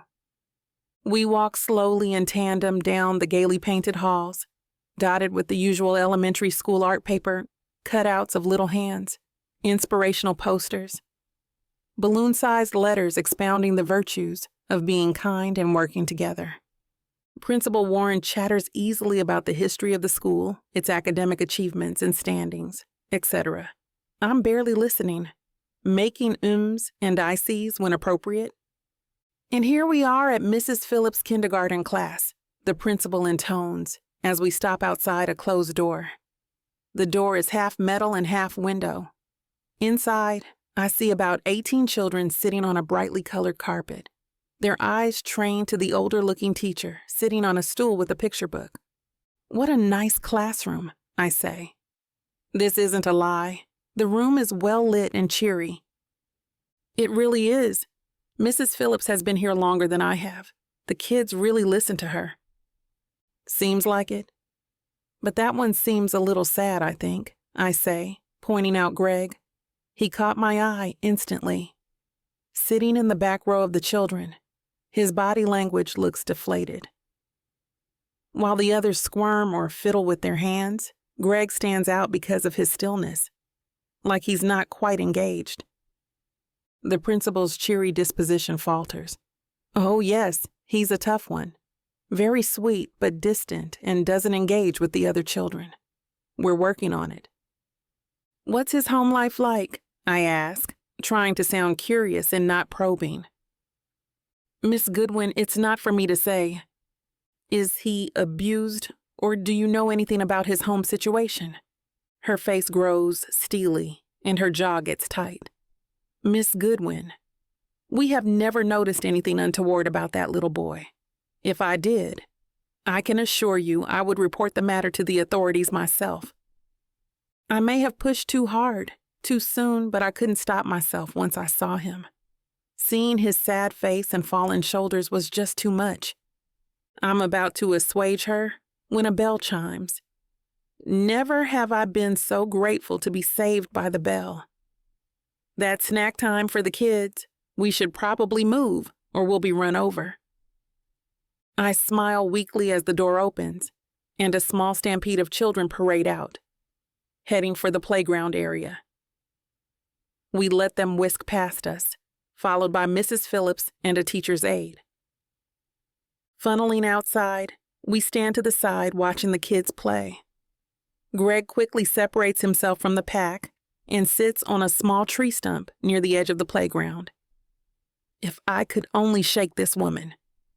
A short white woman with a shirt covered in pictures of kittens comes rushing over and whispers something to the principal after flashing me a nervous smile. The principal nods and the woman retreats. Would you mind if I took a pause for a moment? I'm told there's an urgent matter I must attend to, she says. Of course. I'll be right here. It's just a joy to watch the kids play. I'm thinking Theo will be quite happy here. He nods, turns on her heel, and leaves me alone. Like the universe heard me. I don't have time to give thanks, though. There's probably only a few minutes left in this break before the kids return to their classroom. Looking around, I notice most of the children have snacks of varying degrees of nutritional value. Greg, on the other hand, has nothing. That's okay. I came prepared. Hey, mind if I sit here? Looks like a nice shady spot, I say, sitting on the tree stump next to him. Mrs. Phillips and her aide are talking in a tight knot on the other side of the playground. Thank you, universe. Greg looks at me, his little eyes tinged with sadness. He merely shrugs in response. You hungry? I can see it's snack time. I prod, pulling out a small chocolate bar. Greg's eyes morph from sullen to longing. He nods and I hand it to him. Second later, he bites into the treat, his jaw chewing rapidly. That's from your dad, Greg, I say gently, not looking at him. I've been where Greg is. Sometimes grown-ups can scare you with their well-meaning stares. I'm determined not to do that here.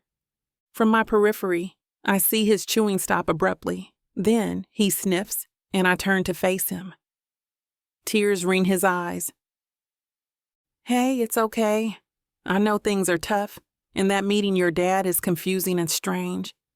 And me being in his life is also new information. He simply stares at me, the chocolate on his fingers rapidly melting. Look, you don't have to accept me as a stepmom. I'm not trying to be anything you don't want me to be. But your dad only wants what's best for you. I know it's a lot, but I hope it makes sense. Greg lowers the chocolate bar and looks at me. Everything about his expression invites me to continue speaking. Your dad loves and cares for you. He wants you in his life. And so do I, if that's okay with you. We want you to have a good life. We'll do anything to make that happen. In a flash, Greg pops the remaining chocolate into his mouth and chews thoughtfully. It's a good sign. Then, still chewing, Greg gives a furtive look around the playground and then reaches into the pocket of his corduroys. A second later, a crumpled and folded piece of paper rests in my hand. It's slightly sticky, as most things are when touched by small kids' fingers. What? Thank you, I stammer. I'm about to open it when I hear footsteps approaching. It's the principal. Her smile is tight as she takes in the picture of me sitting with the child I'm not supposed to know. Greg instantly retreats back into himself. Standing up quickly, I try to act casual. Snack time is almost over, the principal says pointedly. Greg sprints in the direction of his teacher. When he's gone, she looks at me archly. Just wanted to say hi, I say somewhat weakly. The principal weighs saying something more, but instead turns away. Shall we continue the tour? Dutifully, I follow, and for the next 15 minutes I pretend to be impressed by a school for my fictional son. As soon as it seems polite, I get the hell out of there and practically sprint to George's car. As I run, I can only hope my words have resonated with Greg. He's a good kid, that much is clear, and mature. Possibly too much for a kid his age. When I get inside the car, I can feel my heart pounding as the enormity of what I've just done settles in. Hey, how did it go? George looks giddy and nervous. Good. Here, I say, pulling the folded paper out and handing it to George. I'm just as eager to see what it is. We both gasp when we see it. In crude little kid fashion, the stick figures wave at us from the page. There are 3 of them. A tall man in a suit, a woman, and between them, a little kid. In crude letters underneath, Greg has attempted to write our names. Dad, Greg, and Ka. I smile. Even I have to think about the spelling of my name sometimes. George doesn't speak for some time, but simply stares at the drawing. There's a long pause before he finally breaks the silence. I think he might like us, he says. Then why so sad? George turns to me and I can hear the anger in his voice. Because now I'm certain Sonia is doing something to my son. I say nothing. What can I do to thank you for this? George, don't worry. I was happy to do it. You don't need... I do. This means a lot. Thank you. Then it hits me.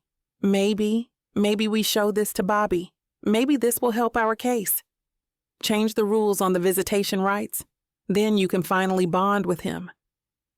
In response, George pulls out his phone and quickly makes a call. The exchange is short and pointed. Hanging up, George looks at me with fire in his eyes. Up for a field trip? Where are we going? I ask, snapping on my seatbelt.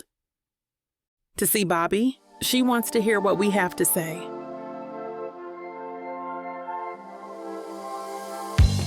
Chapter 16. George. I'm practically vibrating with a mix of anger, determination, and hope as we enter Bobby's office. I don't care what it takes. I'm going to get my son. Katarina is right behind me, and if I weren't so riled up by the task at hand, I would practically kiss her for everything she's done for me. That's not a thought I can give much time to, though. I need all my attention focused on this meeting so I can find a way to Greg. That might not be so easy, though.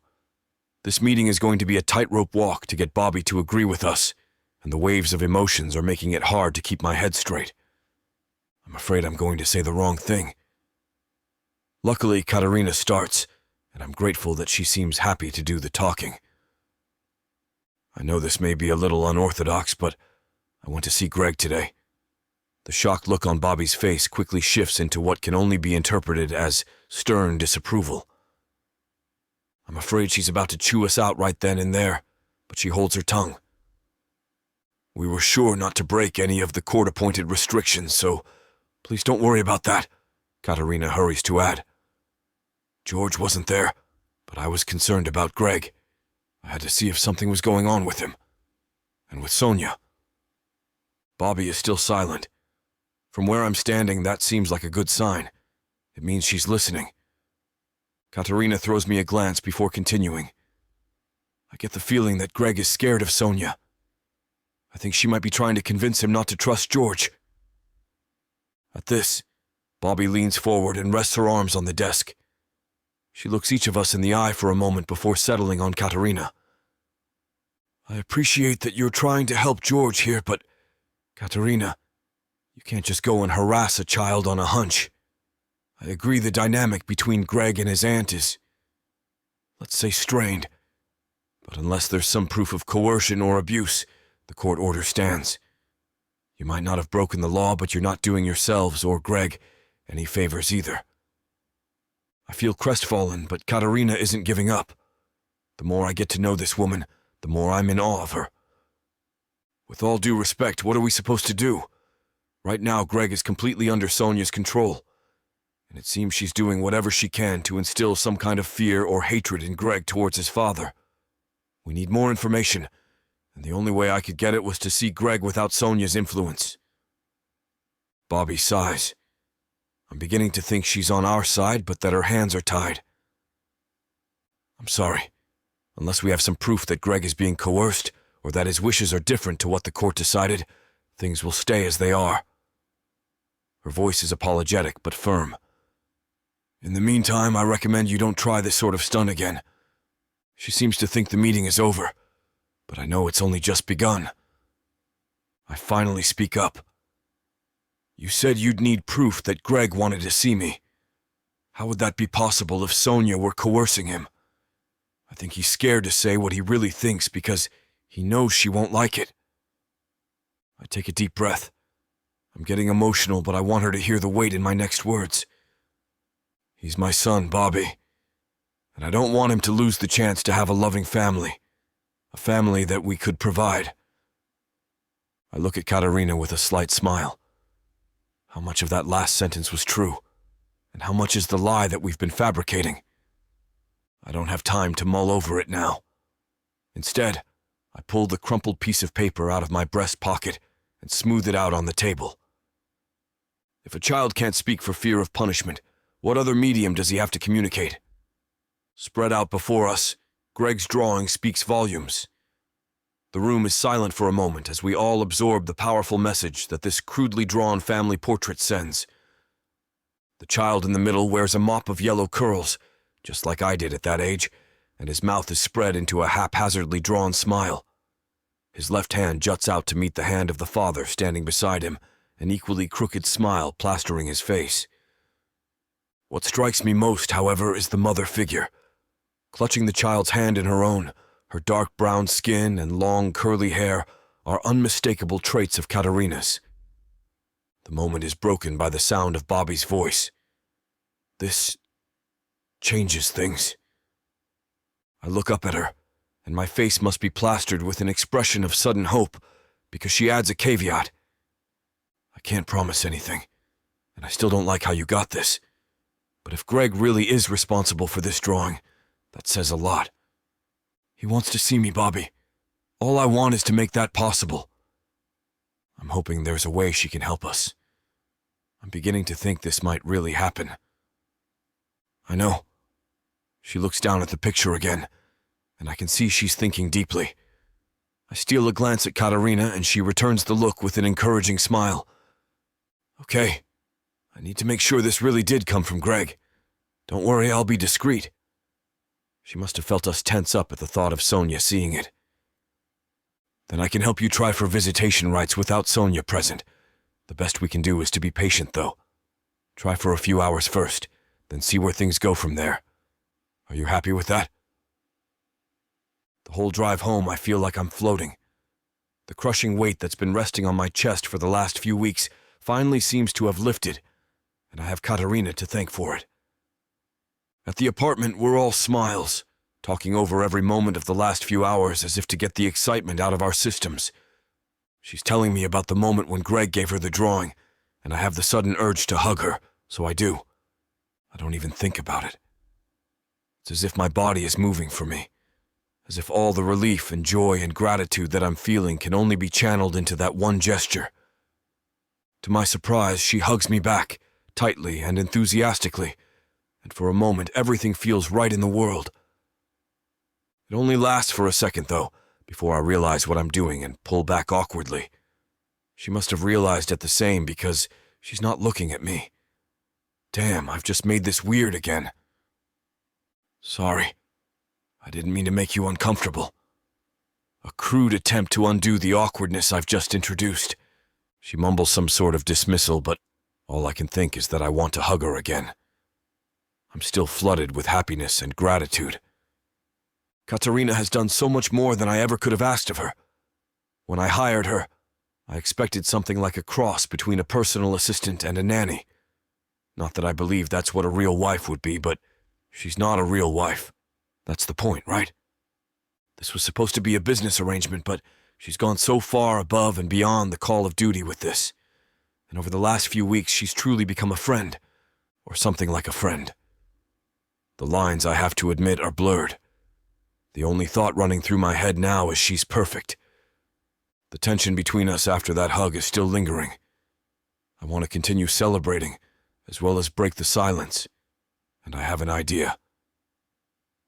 How about some dinner? Let me take you out to celebrate. It's the least I can do to thank you for everything. She flashes me a grateful smile, whether it's for the dinner offer or for putting an end to the awkward silence. I don't know. No, you don't have to do that. She averts her gaze again, and I smile at the sudden shyness of the woman who boldly went undercover to see Greg today. We have to eat, don't we? How about this? We can cook here, celebrate in our new family home. She gives me a mischievous smile, and I try not to read too much into those words. That sounds great, but I have to warn you, I'm not much of a cook. Asterisk. I wasn't being modest. I really have no clue when it comes to the culinary arts. Luckily, Katarina knows exactly what she's doing. She manages to pick out ingredients that I have no idea what to do with. Items that would just be languishing in my cupboards, without her here. The trick is finding flavors that work together. She gestures to the walnuts and prosciutto. I had no idea I had these things in my kitchen, and I feel slightly mystified by my own house. If I bought them, I have no recollection of it. Of course, that doesn't seem entirely impossible. Every now and then, I'll swear that I'm going to start acting like a grown-up and cook real food at home. I pick up miscellaneous things at the store with no idea what I'm going to use them for, and end up surrendering when I remember. I don't know how to cook, but they don't look familiar, not at all. I have a feeling that Katarina's been stocking the kitchen while I'm at work. I'm not upset, of course, almost amazed. You only need 1 or 2 main flavors, then 1 or 2 neutral flavors to act as the base. Then the rest is just seasoning. She's saying it like it's the easiest thing in the world, and I can't help but smile. Is this woman for real? She hands me a packet of fettuccine and a pot while she chops the garlic that was hiding at the bottom of my pantry. As we cook together, a strange feeling overcomes me. It's a warmth creeping through my chest and making its way into my bones. The sensation rests somewhere between comfort and excitement. I've never felt like this with a woman before, but I think I know what the feeling is. I don't dare say its name. Chapter 17, Katarina. All right, you get to make the salad, I say, turning off the oven to give everything a moment to settle. George looks at me like I have 3 heads. What? It's a salad, not a beef bourguignon, I tease. Fishing out an ancient pair of salad tongs in a bowl, I thrust them into his hands. He continues to stare at me dumbly. Are you telling me you can design software that can analyze mountains of data in a millisecond, but the thought of chopping a few veggies leaves you paralyzed? Finally, he finds his voice. I just never did before. I grab the items back and place them on the counter. Then I spin him around to face them and stand nearby. Well, here's your chance. What goes into a salad? Lettuce? Attaboy? Yes. What else? Cucumber, peppers, tomatoes? Yes, you're getting it now. I reward him by placing the items on the counter. All bought in the last few days by me. I swear this kitchen was a ghost town before I came along. Now it actually resembles a place where meals are prepared. Together we wash the lettuce, cut the veggies, and even make a homemade vinaigrette. As each veggie is tossed in the bowl, George's excitement grows. That looks great. For a second, I think he's messing with me, but on closer inspection, he looks truly impressed with himself. And why not? It's a very pretty and colorful salad. He just needed a little nudge, I guess. It does. Good job. Now all that's left is to pick the wine, I say, taking the bowl and the tongs and bringing them to the dining table. Placemats, plates, wine glasses, and even a simple candelabra await, the soft light of the 3 candles already flickering. That's my department, George says, moving swiftly over to the wine fridge. After some rummaging and muttering to himself, he produces a bottle of South African Chenin Blanc and presents it to me in a mock show of formality. Does this meet your approval, milady? He says in a drawling dialect. Yes, of course, Jeeves, I say back, failing instantly to contain my laughter. How would I know what an expensive bottle of wine looks like? He uncorks the bottle and brings it to the table where he pours. The liquid dances in the candlelight, sending prisms of light bouncing off the walls. After bringing in the food from the oven and placing it on the trivets, we finally sit down and face each other. As we do, I realize that I was procrastinating about this moment. At least when we were preparing the meal, our hands and eyes were busy. It was easy to talk of other things, safe things. Now, by sheer virtue of how eating a meal works, we are forced to sit, be still, and look at each other. It's not that I don't want to look at George. I'm just afraid of what happens to me when I do. If he feels the same way, he doesn't show it. Instead, he raises his glass. I follow suit. A toast, he bellows. To what?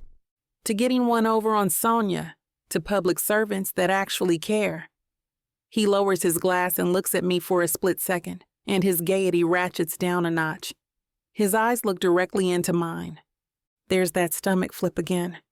And to new beginnings, he says, raising his glass once more. I tilt my glass to meet his. The throaty chime of glass on glass reverberates for a second before disappearing into nothing. The wine is exquisite. Rich and fruity, I let it travel the alleys and roadways of my mouth before taking its long journey down my throat. Even after the first sip, I can feel its richness. Can I already feel a buzz? Sure hope not. George holds the glass up to the light, admiring it. Do you like this? His voice sounds slightly far away. He's enjoying it too. I do. I don't think I've ever tasted anything like it before. He places the glass down and looks at me. We should have it at our wedding then? Another flip. Maybe. I hesitate. Here, let's get this meal going and chat, he declares, reaching over to uncover the dishes. Using the serving spoons and knives, he fills our plates and then sits back, takes another sip of wine before diving into it. After his first bite, he leans back in his chair and closes his eyes, still chewing. That is one hell of a pasta dish. Thank you. Don't thank me. It was a group effort, I reply as I take a bite. He's right, though. It is good. More than good. Probably my best yet. Was there a secret ingredient in there that I added without knowing?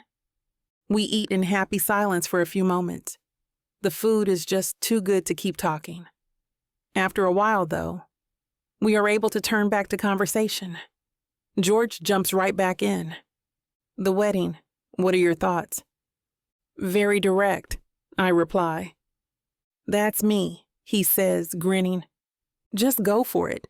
Something simple, elegant, nothing fancy or over the top. And I trail off, wondering if it's my place to even bring it up. What? He asked, his fork in midair between his plate and his mouth. It would be even better if Greg could attend, but I don't want to push him.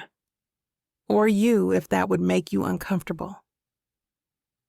George lowers his fork and looks at me, a smile blooming. This one isn't cheeky or teasing, but genuinely touched. I would like that. Yes, please. We should make that happen. At his words, something new happens within me. Not a flip, but an expansion, like unfurling a silk scarf. Something deep within me just ignited and spreads from my core to the ends of my limbs. What is that feeling? Like nothing I've ever felt before. Good. I'm glad, is all I can say. So, you are okay with a simple ceremony and meal after? I can make a reservation. You, me, Geneva, and Ford, of course, and Greg. Yes, that sounds right to me. What? No horses with feather plumes or Cinderella dresses? He's back to teasing. I don't mind. It helps keep the strange feeling at bay. No, why do you ask? Isn't that every girl's dream? The big fairy tale wedding? I give him my "Are you serious?" face, and he laughs.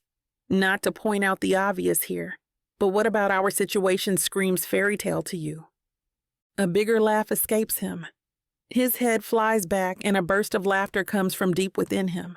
It's loud and obnoxious and hilarious. I hope to make him do that again sometime. Point taken. Nothing about how we met, the arrangement or anything since, has been remotely resembling a fairy tale.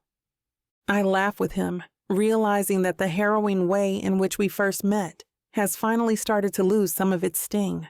In fact, looking at it now, it's quite funny. Before long, the two of us are howling with laughter, tears coming from our eyes. When we finally settle down, I feel like there's a new ease between us. But as soon as I have this thought, I immediately wonder what it all means. Does that mean we like each other? I mean, we do, as friends. That's still correct, right? You amaze me, do you know that? George is saying, and I am momentarily at a loss for words. What? Why? Because you keep surprising me. The idea about Greg, the fact that you impersonated someone to get to him. Don't let me forget your cooking. I smirk a little. I had help, though. You are helping me break out of my shell. It takes a lot for me to do that. He looks at me, his expression open and pure. But there's something else, too. Something akin to affection, a spark. Flashes of his body in the robe at the hotel pervade my brain, and I'm grateful for the dim light. My cheeks feel heated and my heart flutters. It's the wine. It's always the wine. I've never been good with my drink. That's why I generally avoid it. And now I might be paying for it. All the ease we found only moments ago has dissipated, replaced by something else. A sizzling kind of tension. I don't want to think about it too long. If I do, I might say or do something I might regret. Are you finished? I say, half standing to gather the plates. No, you sit. You must be tired dragging my inexperienced ass all over the kitchen. I'll clean up, he says, gathering the plates. No, I can't let you do that. Besides, I've got to get the dessert going. You want coffee? Don't you worry. Have a seat and just relax. After all you've done for me, you've earned it. No, I insist. Please. By now, we are both standing and half leaning over the table. I can feel the heat from one of the candles. Any closer, and I might singe my blouse. From where I stand, I can see George's cheeks are slightly flushed, too. What is in this wine? Will you let me help you for once? Both of our hands reach out for the pasta dish at the exact same time. The spark overheats, and I feel a snap of electricity course through me. The next instant, our lips meet. Fireworks, for the briefest of seconds. Then, just as quickly, we pull away. A new tension has entered the room, more fraught than anything we've experienced so far. Oh, I'll just, yeah, if you, we both stammer at each other. I let him take the pasta dish while I grab the plates. In the kitchen, he loads the dishwasher while I prepare the dessert. The only sounds come from the rush of the faucet, the clanging of plates, and I'm pretty sure the thundering boom of my own heartbeat. What is this man doing to me?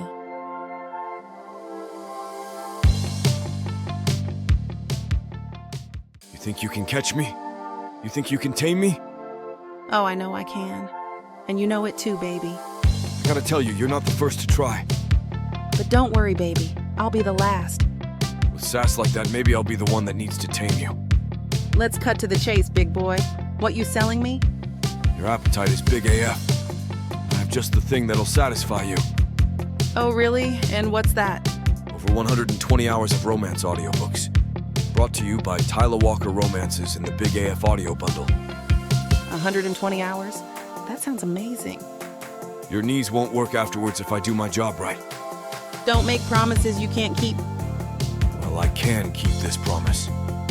Because these audiobooks are unabridged with all the spicy scenes that will make you put your earbuds on. You know, Tyler can get freaky because she marked the bundle down by 69% for a limited time. I can't wait to take this bundle for a ride. Visit tylerwalker.com and get this audio bundle. Just don't start listening if you're going to be cooking dinner. Because you might just forget to feed your family.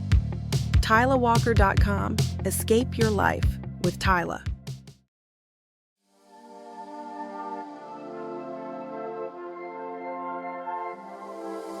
Chapter 18. George. Thanks for emptying the dishwasher, she says, standing in the doorway to the kitchen. Her hair is slightly tousled and she's wearing her PJs. Something about the look makes me smile. Instantly, I'm aware I'm sending out signals I shouldn't, and I turn away, pretending to polish a wine glass I was just putting in the cupboard. Yeah. Least I could do after you made dinner last night, I mumble. We both made dinner, remember? It was a group effort. She walks in to start making coffee, and I abandon the wine glass to get as much distance from her as I can while not looking obvious. I want to shout so was that kiss. That was a group effort, too. But I don't. She's not bringing up what happened last night, and neither will I. It was just a fluke, a product of the day's events, the wine and the food. That's all, huh? Even my inner voice doesn't sound convinced. I, should head to work. See you later, I mumble, grabbing my bag. Oh, right, yes. Okay, have a good day, honey. I look at her with alarm until I realize she's just playing the part. We're supposed to pretend to be getting married, right? It's all just a sham, though. There's nothing else to it. Just an arrangement. So why am I falling for her? Why does the sight of her make me feel and do insane things? Yes. Have a good one. Babe, I add lamely and get out of the house before my flaming cheeks give me away. I've got to get a handle on this if I'm going to pull this off. But man, that no falling in love clause might just be my worst idea yet. A letter arrives 3 days later. It bears an official court seal, and everything about it smells of official business. Carefully as I can, I tear it open to read the words I've been longing to hear since we spoke to Bobby. This court hereby confers visitation rights of weekend hours every other weekend upon paternal father George Manning, effectively immediately. More legalese follows, but it's the answer we've been waiting for, and one that Sonia is probably railing against to her lawyers even as I read the words. Screw her. She didn't have to play hardball like this. Amazing news! You did it, Kat says over my shoulder. Her scent lingers near me, and I am briefly distracted before answering. We did it. You and I. She smiles broadly. So, when can we go get him? Tomorrow after school. We can have him the whole weekend. Even as the words leave my mouth, I realize that I'm many parts excited, but also many parts nervous. A whole weekend with a child I barely know seems daunting at best, horrifying at worst. Kat seems to sense this change in temperature and looks at me with gentle eyes. It's okay, George. We got this. You and me. Okay, I know we do. And since we have him every other weekend, if this works out, do you think he can attend our wedding the next time we see him? Kat's eyes flash for a second in shock. You mean, our wedding should be in 2 weeks? I do everything in my power to keep my face neutral. Is that okay? Does that work for you? She nods. Yes, it does. But let's get through tomorrow first. Tomorrow finally comes and I leave work early to meet Greg at my house. He's being picked up by Bobby, who can legally sign him out of Windmere. She has promised to bring him over as soon as she gets him. I pace in the living room while Kat sits near the window. You should really try to chill, she advises. Kids pick up on nervous energy. I know, but I don't know how to not be nervous about this. Well, do your best because he's here. Bobby pulls up outside and opens the back seat door. Greg steps out. He looks impossibly small and lost. Bobby reaches into the car and pulls out a small bag. No doubt Sonia begrudgingly packed it. I have no doubt she probably deliberately left something crucial behind, just to prove to herself I'm a crap dad.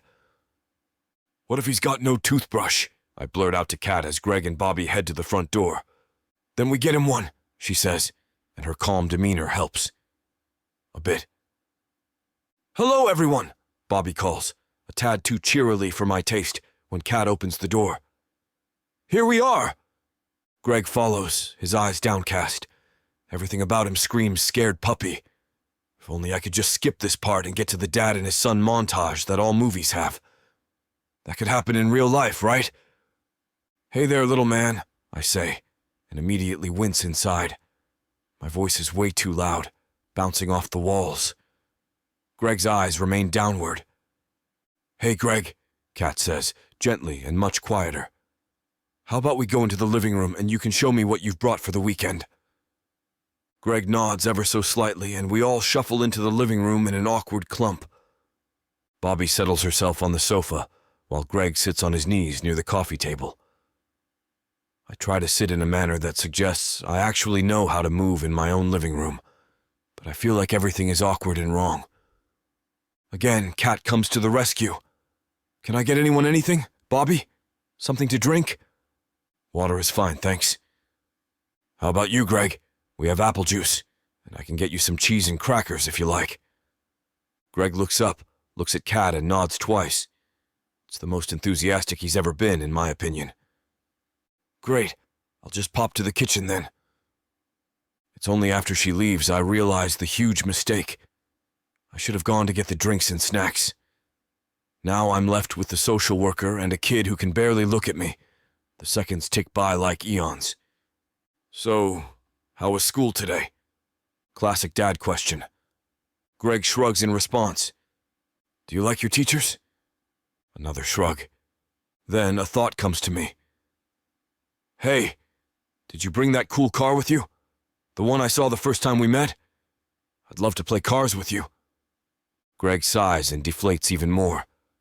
Did I say something wrong? Did I make him feel bad about something? Bobby chimes in. I'm afraid Sonia didn't allow him to bring his cars with him this weekend. With as much control as I can muster, I mutter through gritted teeth. Of course not. Turning to Greg, I choose a much cheerier tone. Hey, maybe we can get some new cars this weekend and set up a whole track. I used to love doing that when I was your age. Maybe we can make a whole thing of it. To this speech, I get a whole lot of carpet gazing. Okay, making real inroads here. Bobby gives me a weak smile. I can read the look on her face. It's going to take some time. An awkward silence descends, and I wish the sofa would just swallow me up and take me to a magical land that teaches men how to be dads with the click of a button. Instead, Kat returns with a tray of drinks and a small plate of cheese and crackers for Greg. Here we are, she says, and all at once the room feels brighter and sunnier with her in it. Greg, I'm happy to see, becomes animated over the snack and juice and sits munching quietly. Bobby looks on approvingly. If nothing else, we've proved to the social worker that we can keep Greg alive for a few hours. Baby steps. After a few minutes, Bobby stands up. Well, folks, I can see all is going well here. Why don't I give you some space? Just make sure Greg is brought back at the appointed time and location, and we can keep these visits a regular thing. Great. Yes. Thank you, Bobby, I say. Bobby leans down to Greg. I'm leaving now, Greg. You're going to be with your dad and Katarina for a bit. Be good, and I'm sure everything will work out just fine. I walk Bobby to the door, grateful for a break from Greg's pervasive silence. When I return to the living room, I'm greeted with a sight that makes my heart soar and sink all at once. Kat is sitting next to Greg. Their heads are very close together, and they appear to be talking. I'm so glad to see it, but also jealous that I haven't been able to forge that connection with my own son yet. Either Kat is a miracle worker, or I'm just the worst parent in the world. What are y'all talking about? Kat looks up. Oh, just some ideas for the weekend. Greg likes to play checkers, and I thought maybe we could find a playground. My heart starts to race, in a good way. In a way that means that I have an idea coming on. They've always served me well in my business. Why not now? Oh yeah, or we could go somewhere super fun, like an amusement park or a zoo or a road trip. Yeah, doesn't that sound great? How about we do that, huh? Yeah? How about it? When I stop talking, I realize that Kat is looking at me with a stern expression, and Greg is slightly horrified. In my excitement, I didn't realize that I'd basically started shouting. I really have to get a grip. Maybe. Yeah. We could do something like that, but let's just take it down a notch, okay? Kat says with a smile on her face. Note taken. She turns to Greg. Is there anywhere you'd like to go? He shakes his head and looks down. Have I scared him so much that he's going to retreat even further from me? Why can't I just get this right? Kat tries a new tactic. What do you like? Do you like animals? A shake of the head. Mountains? Another shake. Roller coasters?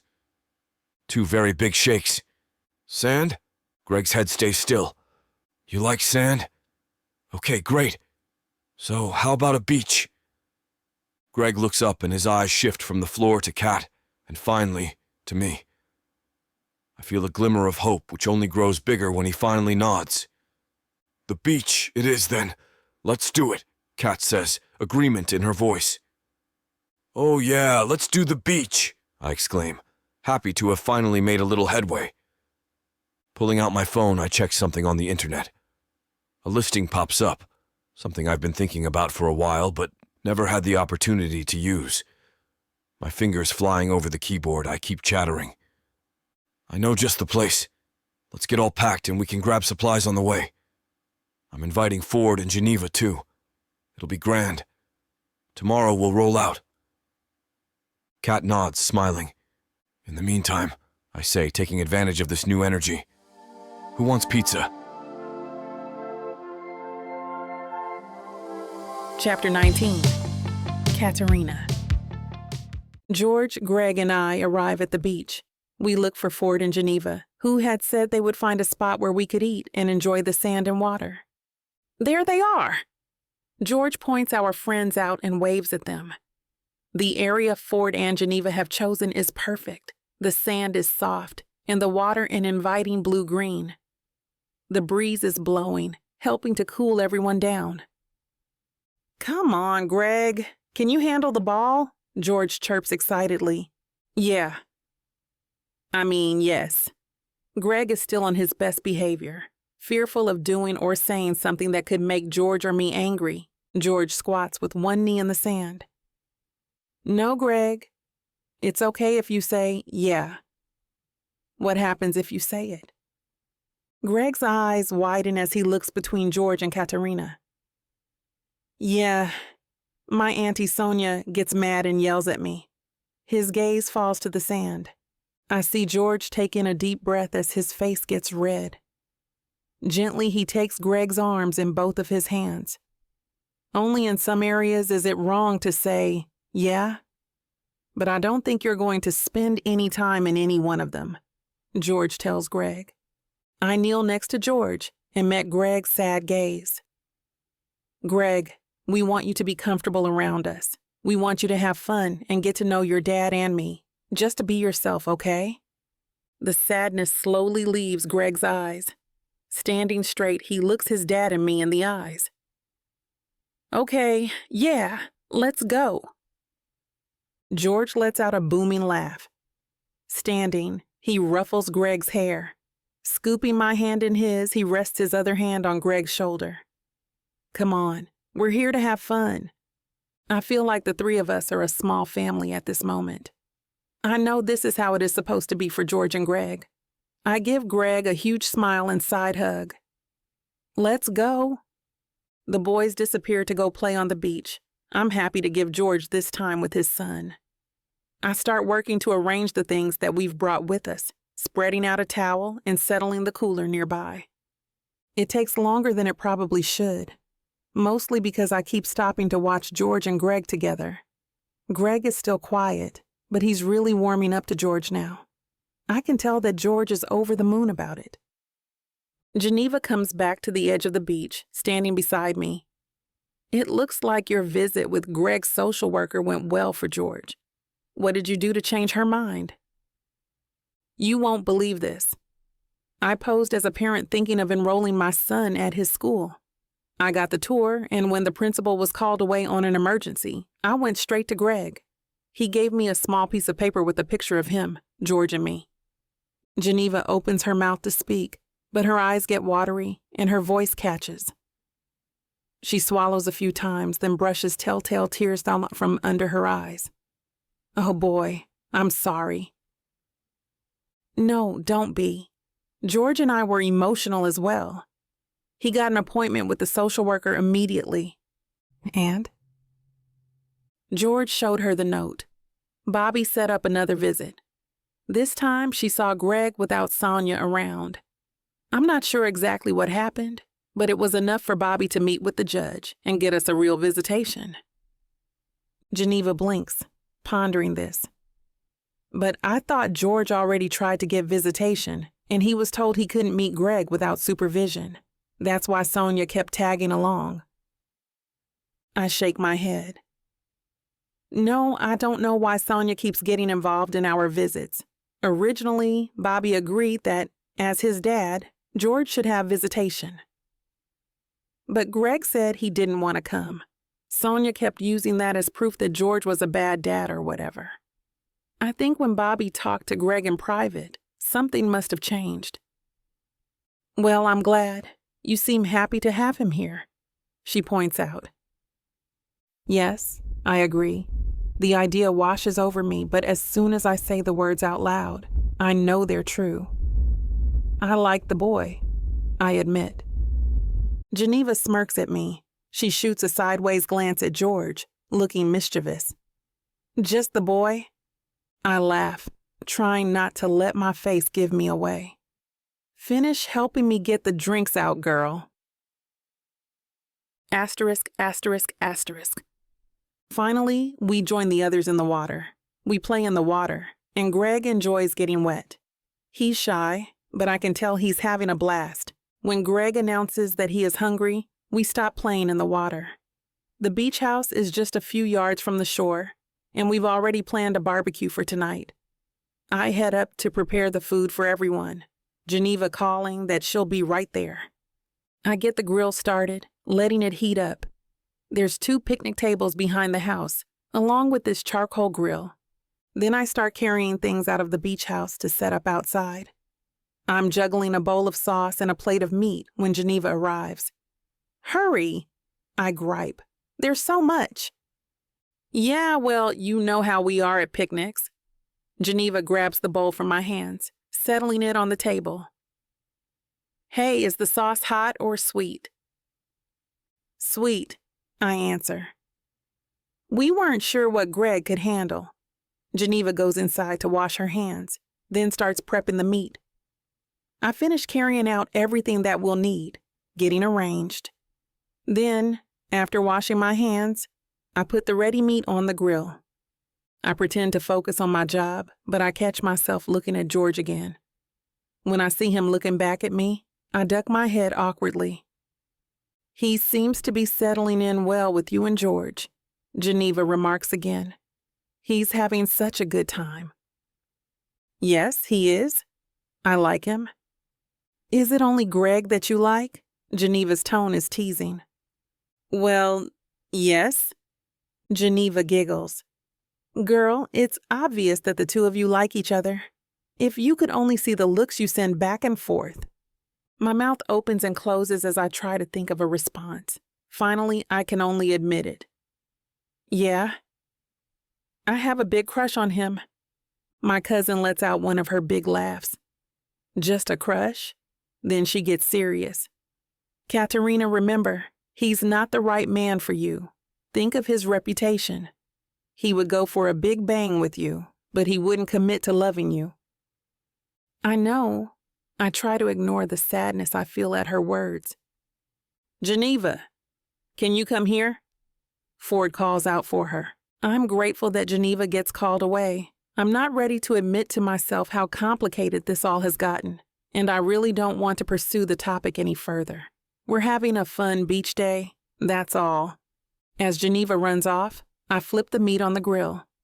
After a few moments, I sense motion behind me. Even without turning around, I instinctively know it's George. He comes close enough that I can feel his breath wafting across my neck. I stiffen instinctively, even though I don't want to. I try to force my body to relax and lean against him. "It smells good. I'm hungry." Yeah, I wish I weren't so physically aware of him. This isn't supposed to be happening. Beautiful.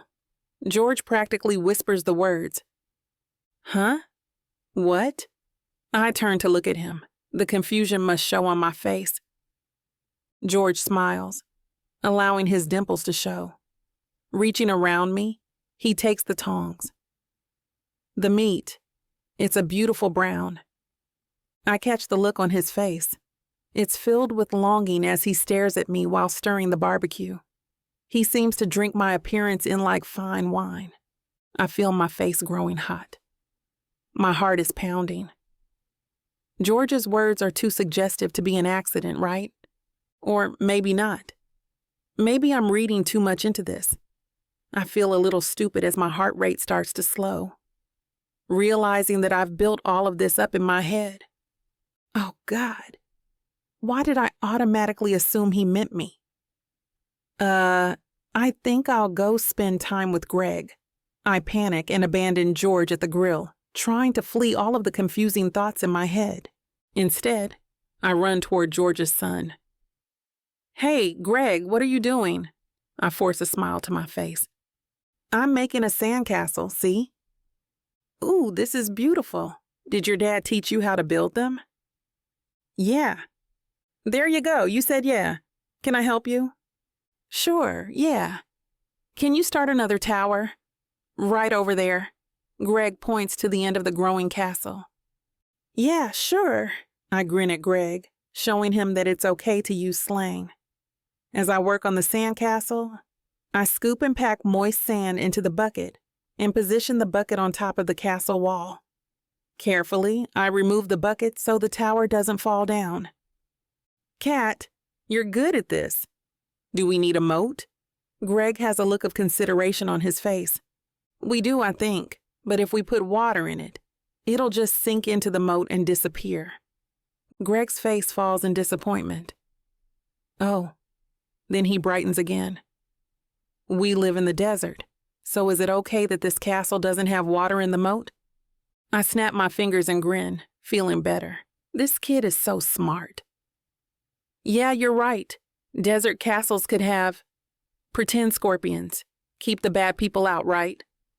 Yep. Can I say yep? You sure can. The only things you can't say are curse words. Curse words?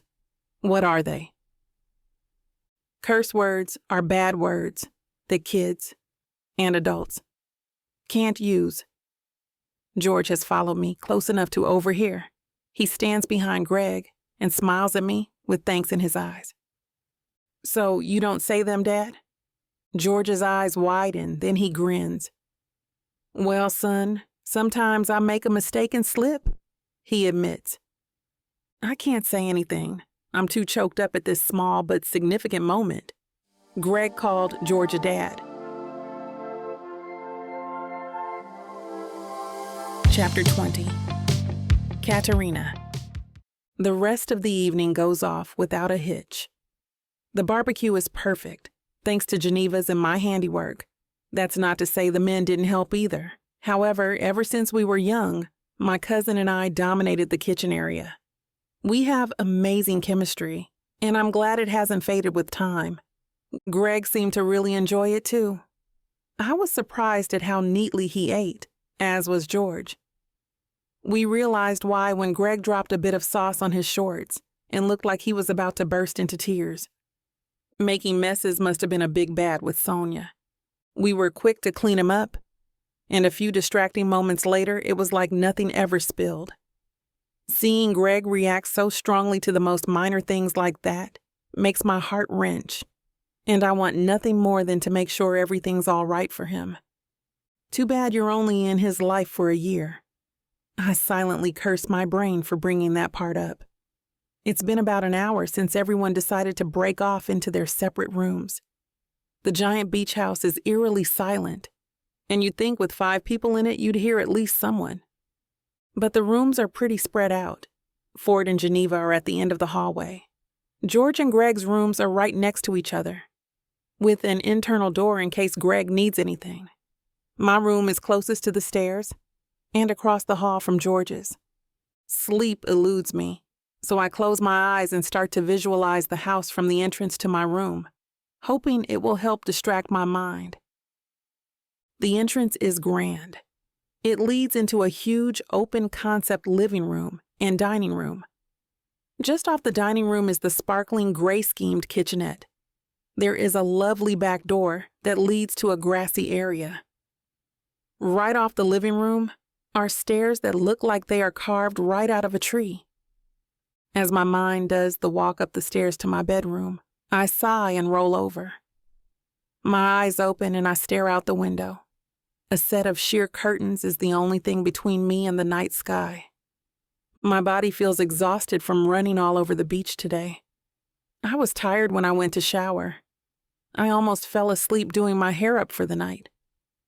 But as soon as my head hit the pillows, my mind just won't stop racing. I think back to what Geneva said earlier, that George could never love me, especially not in the way I deserve. The small, desperate part of me that likes him so much just wants to say damn it and throw caution to the wind. But I could never. Not with my anxiety the way it is. I roll onto my stomach and shove my head into the pillow. Behind my muffled breathing, I imagine that I can hear George whisper, the same way he whispered while I was making dinner. Beautiful. I let a shiver run down my spine and curl my hands into fists. Why does this have to be so much more complicated than it should? Why do I have to catch feelings for someone I'm supposed to be working for? As I feel a pang in my stomach, I roll flat onto my back and exhale a breath I didn't know I was holding in. Obviously, Tonight isn't going to be easy. Taking my losses, I throw my legs off the side of the bed and shove them into a pair of slippers. Guess I should go for a walk. Maybe the beach will calm my mind again. I trudge my way out of my room and close my door as softly as possible. Even through the door, I can hear Greg softly snoring away. At least someone is getting a good night's sleep. I make my way downstairs and decide to grab a glass of water before I leave. Grabbing a small cup, I take it over to the water cooler beside the fridge. I remember something I read a long time ago about how houses by the beach don't have good drinking water because the sand limits the effective plumbing. Taking a sip, I internally laugh at how trivial and useless I thought that information was when I read it. I finish my drink and rinse my cup out in the sink. Putting it down with a soft thud, I go back to making my way outside. Just before I take a step, I remember my slippers and shake them off beside the door. Maybe don't take fabric shoes where they'll get covered in sand. I walk onto the front deck and try to close the door as quietly as possible. As I turn, I see George leaning off the railing, smoking, and staring out at the sea. Jumping, I feel startled before I calm my nerves to call out to him. "George, I thought you were asleep." He seems startled to see me too, his head turning fast towards me. Ashing his cigarette, he straightens his back a little. I wonder just how deeply in thought he was to not notice the door sounds behind him. "Kat, I just came out for a smoke," he says. His voice sounds a lot more tired than it did a few hours ago. I walk over beside him, and instead of facing him, I face the water. Stepping away from the house, the sounds of the beach at night envelop me. This was a good idea. I can already feel the night air, and the cool sound of waves crashing help me forget I even had issues to begin with. George and I stand in silence for a few moments, neither of us feeling the need to break it with talk. Suddenly, he turns to put his cigarette out, and then turns to me, his one side still leaning on the railing. "Why aren't you asleep?" he asks quietly. "Honestly, I don't know," I reply, taking a short glance at him. Unlike earlier, his hair is more disheveled now, and his white tee seems crumpled as if he was also tossing and turning. He takes my answer, and it seems as if he quietly contemplates it. "Greg was asking me more questions about you while I was tucking him into bed." I pretend to look out in the opposite direction of George, just because my face is growing hot. "What kind of questions?" I say, my voice practically quivering. "He wanted to know how long we've been together, and if we're in love." George's voice is low, and it's clear from the tone he isn't lying.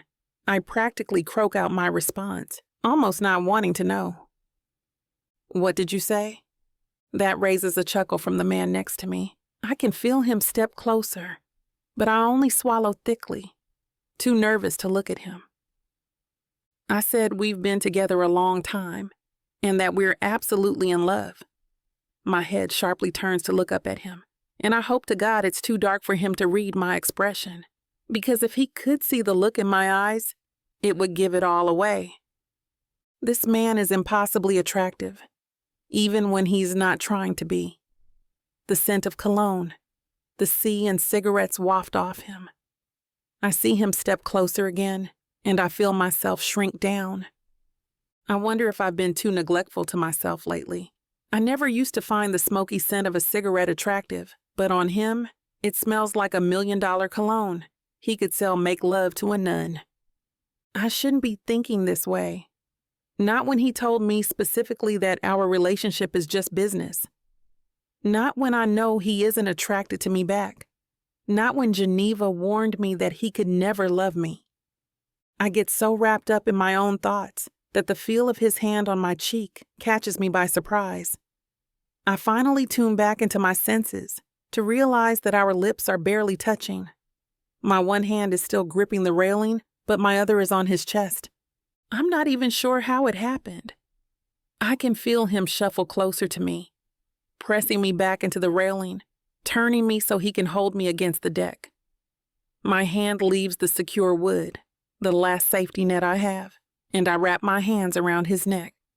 By God, he is an amazing kisser. His movements are full of urgency, like he's searching for something in the kiss. I'm too enamored to care. I feel his hand on my waist, gripping it like a support beam. I stand on my toes, putting all my thoughts and feelings into this kiss. A kiss turns into 2 turns into 4, and we don't stop. My lips ache and they feel numb, but my body pressed against his just feels so right, I never want to stop. Every break is for a gasp of air before we plunge back down under the sea of desire. Hours could have passed, and I would be just as greedy for more as I was if it was the first second. The sounds of the beach get drowned out in the shifting of clothes and wandering hands. Everything about this feels right. I'm not worried about tomorrow, or even later tonight. I don't care if anyone catches us, or if the tides change into a hurricane right now. It has never felt so absolutely right. Chapter 21, George. Looks like the level of passion in this chapter is pushing YouTube's limit. It's disappointing, I know. Trust me when I say we want nothing more than to get down to the dirty details. But releasing these free audiobooks on YouTube means that we have to abide by the rules. Even though YouTube won't allow us to put something so spicy on the air, you can still find it on TylaWalker.com.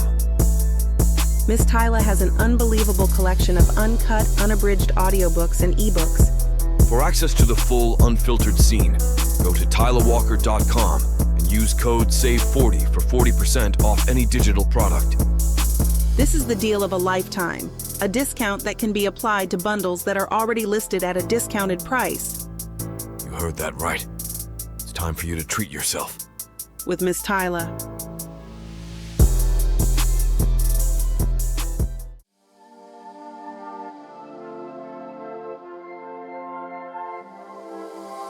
Chapter 22, George.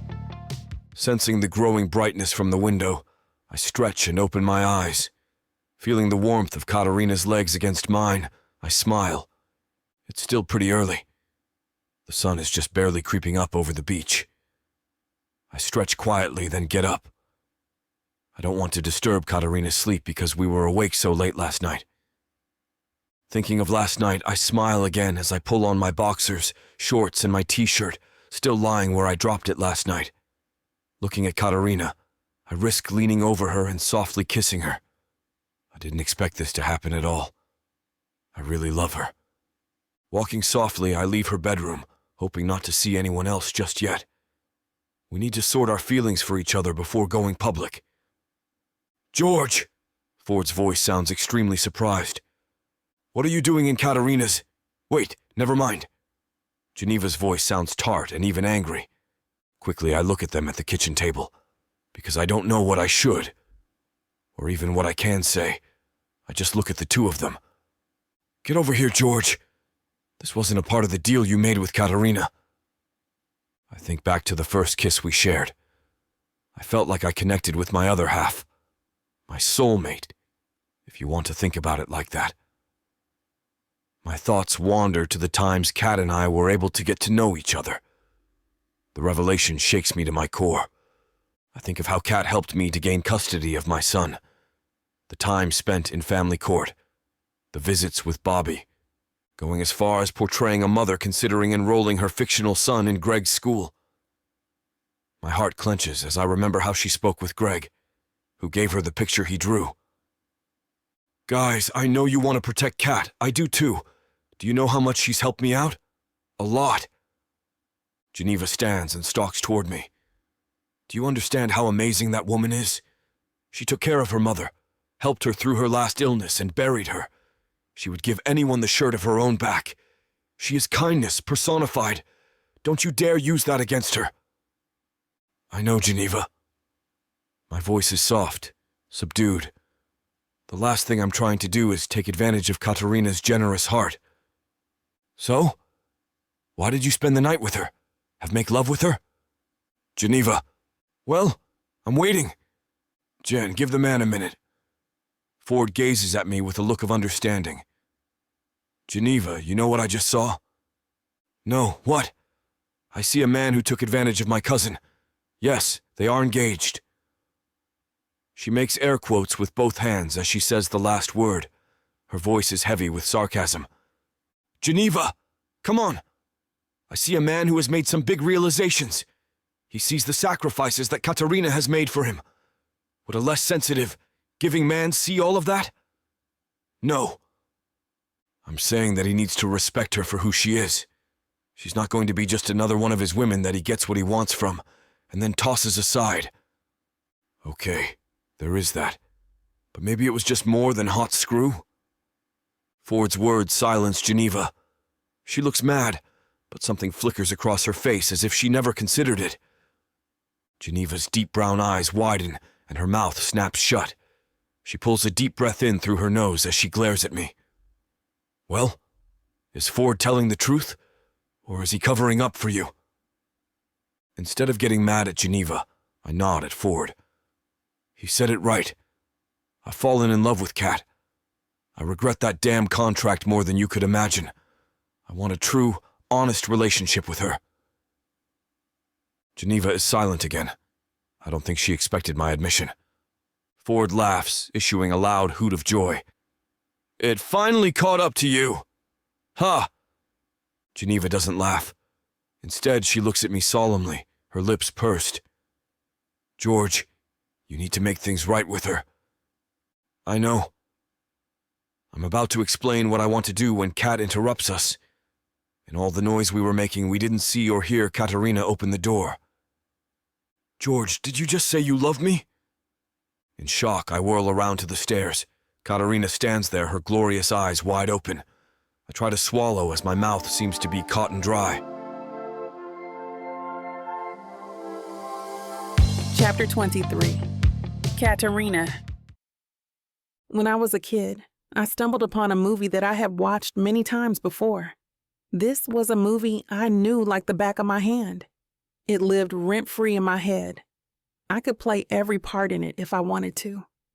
We even had a copy on an old DVD that quickly wore out with numerous screenings. However, this time when I encountered it on the local access channel, it had been dubbed over in a language I did not recognize. There they were, the characters I loved in a story I thought I knew so well. They were speaking, but their mouths did not match the actual words in this new language. The dub job was poor at best, and all of a sudden the world I thought I had known so well felt off. Like someone had mixed up all the time measures, and now nothing made sense. This exact feeling, though way more pronounced, is how I feel now. Standing in the doorway, I hear George say words that completely upend my world. I thought I knew him. I thought we had an understanding, a contract, that we had agreed not to develop feelings for the other. It had been so clear, so easy to agree on at the time. But the words now coming out of his mouth do not match up with what I had come to expect. Everything feels off. But how does it feel to hear them? My thoughts won't let me off the hook so easily. I want to believe him. I want to dive into the words he's saying, as if I suddenly understand this language. That his words are true. He loves me. Me, plain Jane Katarina. A hyped-up nanny for hire. Can I let myself believe him, though? The devastation I would feel if this was all an elaborate joke, that it was all a lie, would do me in completely. My world would be off its axis, and I'm not sure how I'd write it again. So I repeat my question. Did you just say you love me? George is visibly squirming. Never did I ever predict a man that confident, a man that built his own company, could actually squirm. But he doesn't shy away from the question. Instead, he takes a deep breath, stills his hands, and looks at me. Yes, Katarina, I do. I fought it for so long, for so many reasons, but it's impossible to keep doing that. Every time I do, I am confronted with the truth. I love you. And I regret, oh man, how much do I regret putting such a stupid clause in our contract? It's like he can read my mind. What clause? I say icily. I know exactly what clause he means, but I need to hear him say it. The clause? George's voice catches. He clears his throat and tries again. The clause that says we can't develop feelings for each other. It's complete nonsense. I see that now. I'm not your type though, right? Haven't you made that abundantly clear? His eyes plummet to the floor. A part of me feels cruel for doing this. But for the sake of my sanity and dignity, I have to put him through the ringer. I'd never be able to look myself in the face again if I didn't. If you were to ask the old George that question, then yes, he would have said that you are not my type. With all my strength, I bring my eyes back up to his. He can't gain all the ground. I have to stay strong. And now? The new George doesn't feel that way. The new George thinks you are absolutely perfect, and I can't let that go. His voice is quiet, parsing out each word carefully. The new George? What happened to the old one? Did he die or something? My hand is on my hip and I can feel my attitude bounce off the walls and back to me like a boomerang. Geneva slaps her hand to her mouth, but I catch her doing her damnedest to hide her laughter and her awe. Ford is enjoying the show as well. Let him. They've never seen George do this. It has to be a strange thing to witness. It's certainly strange for me. With all this talk of new and old Georges, I have to say, I feel very much like a new Katarina. The old one would never recognize this woman so full of confidence and tenacity. No, he didn't die, exactly. Just had a change of heart. A change of heart? I'm determined to nail him on this. If he's bluffing, I need to catch it. My heart won't be used as a prop. I signed the contract, yes, but I didn't sign away my right to happiness. Poor choice of words. More like a growth of heart. George's eyes move upward from the floor to meet mine. They are blue pools, something I would give so much to dive into and forget all the worries in the world. But I won't do that unless I'm sure. I have to be sure. Everyone has to look before they leap, right? My body slants into the doorway, resting there. All my body language says I'm in control. In my mind, I'm an absolute mess. But I'm not ready to let him off the hook just yet. Explain that to me. Another sigh escapes him, and I feel such a twinge of guilt at hurting him. Almost like I'm inflicting physical pain on him. Almost like the night we met when I cracked his head with an angel. Don't let up. Inside my mouth, I bite my tongue to keep myself focused. The need to know he's sincere overpowers my empathy. It has to. Kat, it's easy to see it. Geneva already knew it, Greg knows it, and now I know it. You are amazing. You are caring, giving, loving, and you do it without question, without asking for anything in return. I've never known that before, never knew I was deserving of that. I know that now, and I can't let it go. I can't let you go. In the movie version of my life, this is the part where I'd burst into happy tears and run into his arms. He would twirl me into the air, and we'd ride into the sunset, happily ever after. But this is not the movies, and that is not my life. Something in me isn't ready to give in just yet, at least until... Mom? Dad? You're not fighting, are you? All four adults turn in the direction of the voice. Standing there, in his jammies, is Greg. His short hair is spiked in all directions, like a crazed halo, and he rubs at his eyes in the morning light. But it's not the sight of him that melts me completely, although that certainly helps. It's his words. Mom, Dad. There in those two words is the promise, the dream, a family, contentment, peace, warm fires in the winter, sunny beach days, dinners around the table, all the trimmings of what all humans crave. In that moment, the dam breaks. Rushing over to Greg, I get on my knees and crowd him into my arms. Covering him with kisses, he giggles and squirms. It just makes me want to squish and kiss him some more. No, we're not fighting at all, I assure him, still kissing and hugging. Stop! That tickles, Greg squeals. I keep it going for a few more minutes before I finally stop. Looking up, I catch George's eye. He stands, arms crossed, smiling at me. His stance isn't one of being standoffish, but rather as though he's hugging himself, replicating what Greg and I are doing on the floor. Once the excitement is over, Greg becomes serious once more. So you weren't fighting? Pinky promise you weren't? I stick out my pinky, and his little one wraps around mine. Pinky promise. We were just figuring some stuff out. The spike of bedhead cocks to the side, and I almost die from the cuteness. Like, what kind of stuff? Just how we feel about each other. Did you figure it out? Now it's my turn for my breath to catch. This little 5-year-old boy, for better or for worse, is demanding an answer. How can I deny him that? Don't forget what you need, too. Sitting down and crossing my legs, I give Greg a long look before turning my gaze to his father. They both have the same face, one a man, the other a work in progress. It's remarkable how similar they are, and yet how different they can also be. Can I really be on the cusp of taking that journey with them? Am I ready for it? I love your father. He's a wonderful, caring man, and he deserves to be loved in return.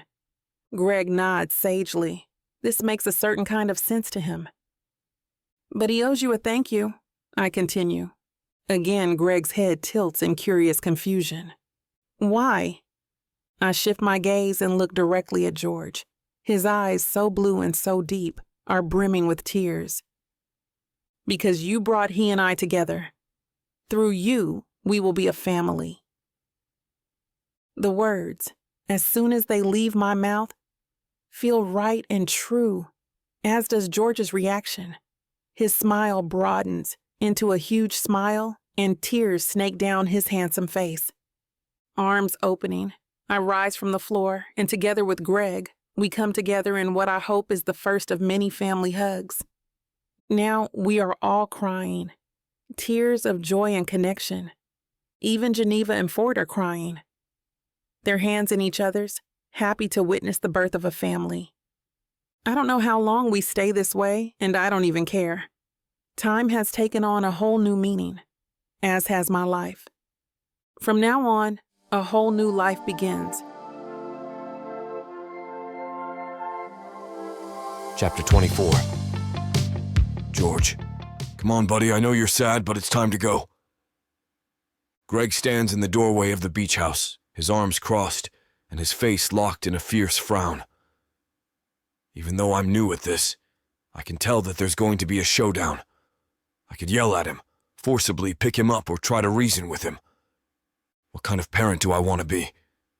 Perhaps the better question is, what kind of parent has Greg been exposed to so far?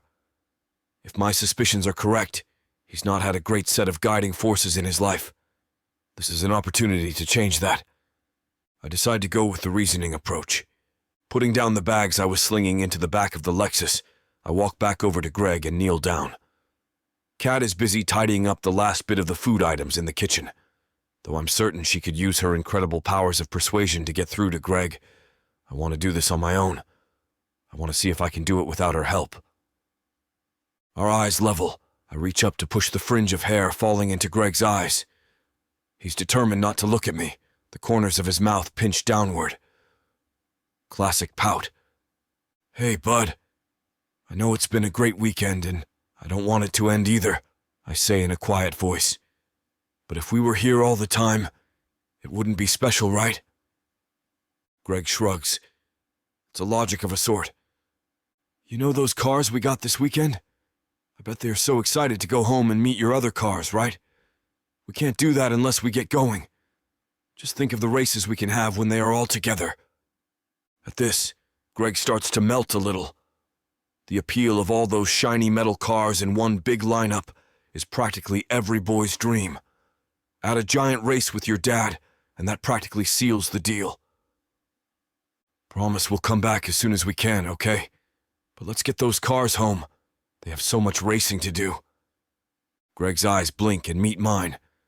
I see me in there, and it makes my heart stop for a brief moment. Now I know why people become parents. Why do they do? All the crap and the sacrifice for their kids. Moments like these. He nods and I give his arm a squeeze. Attaboy. Let's get you in the car.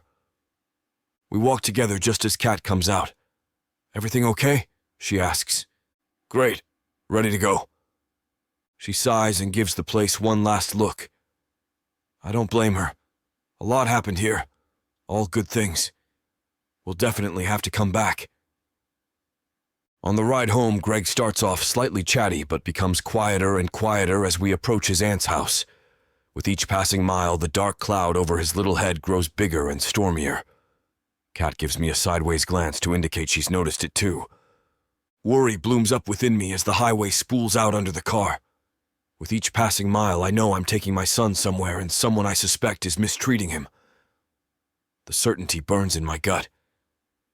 What I lack is evidence. Dad? Greg's voice calls from the back. Yeah, bud? Please don't take me back there. My eyes flash to Kat, who reaches over and gives my thigh a squeeze. As she does so, she also gives me a nod, encouraging me to keep going. Why's that, my man? I'm trying not to lead him into anything. Ask the question as simply as possible. Wait for whatever comes. What happens next shocks me to my core.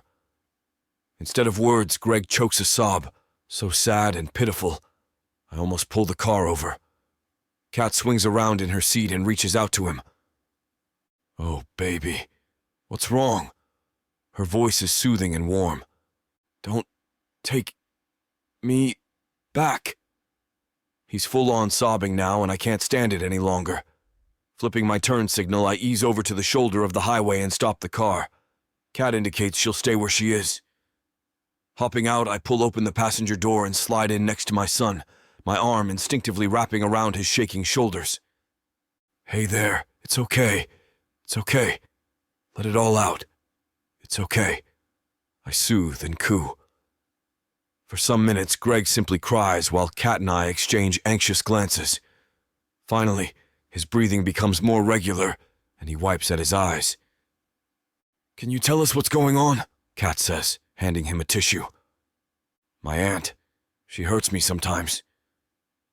At these words, I feel lava course through my veins, taking down everything in its path. This is what it's like to feel a parent's wrath.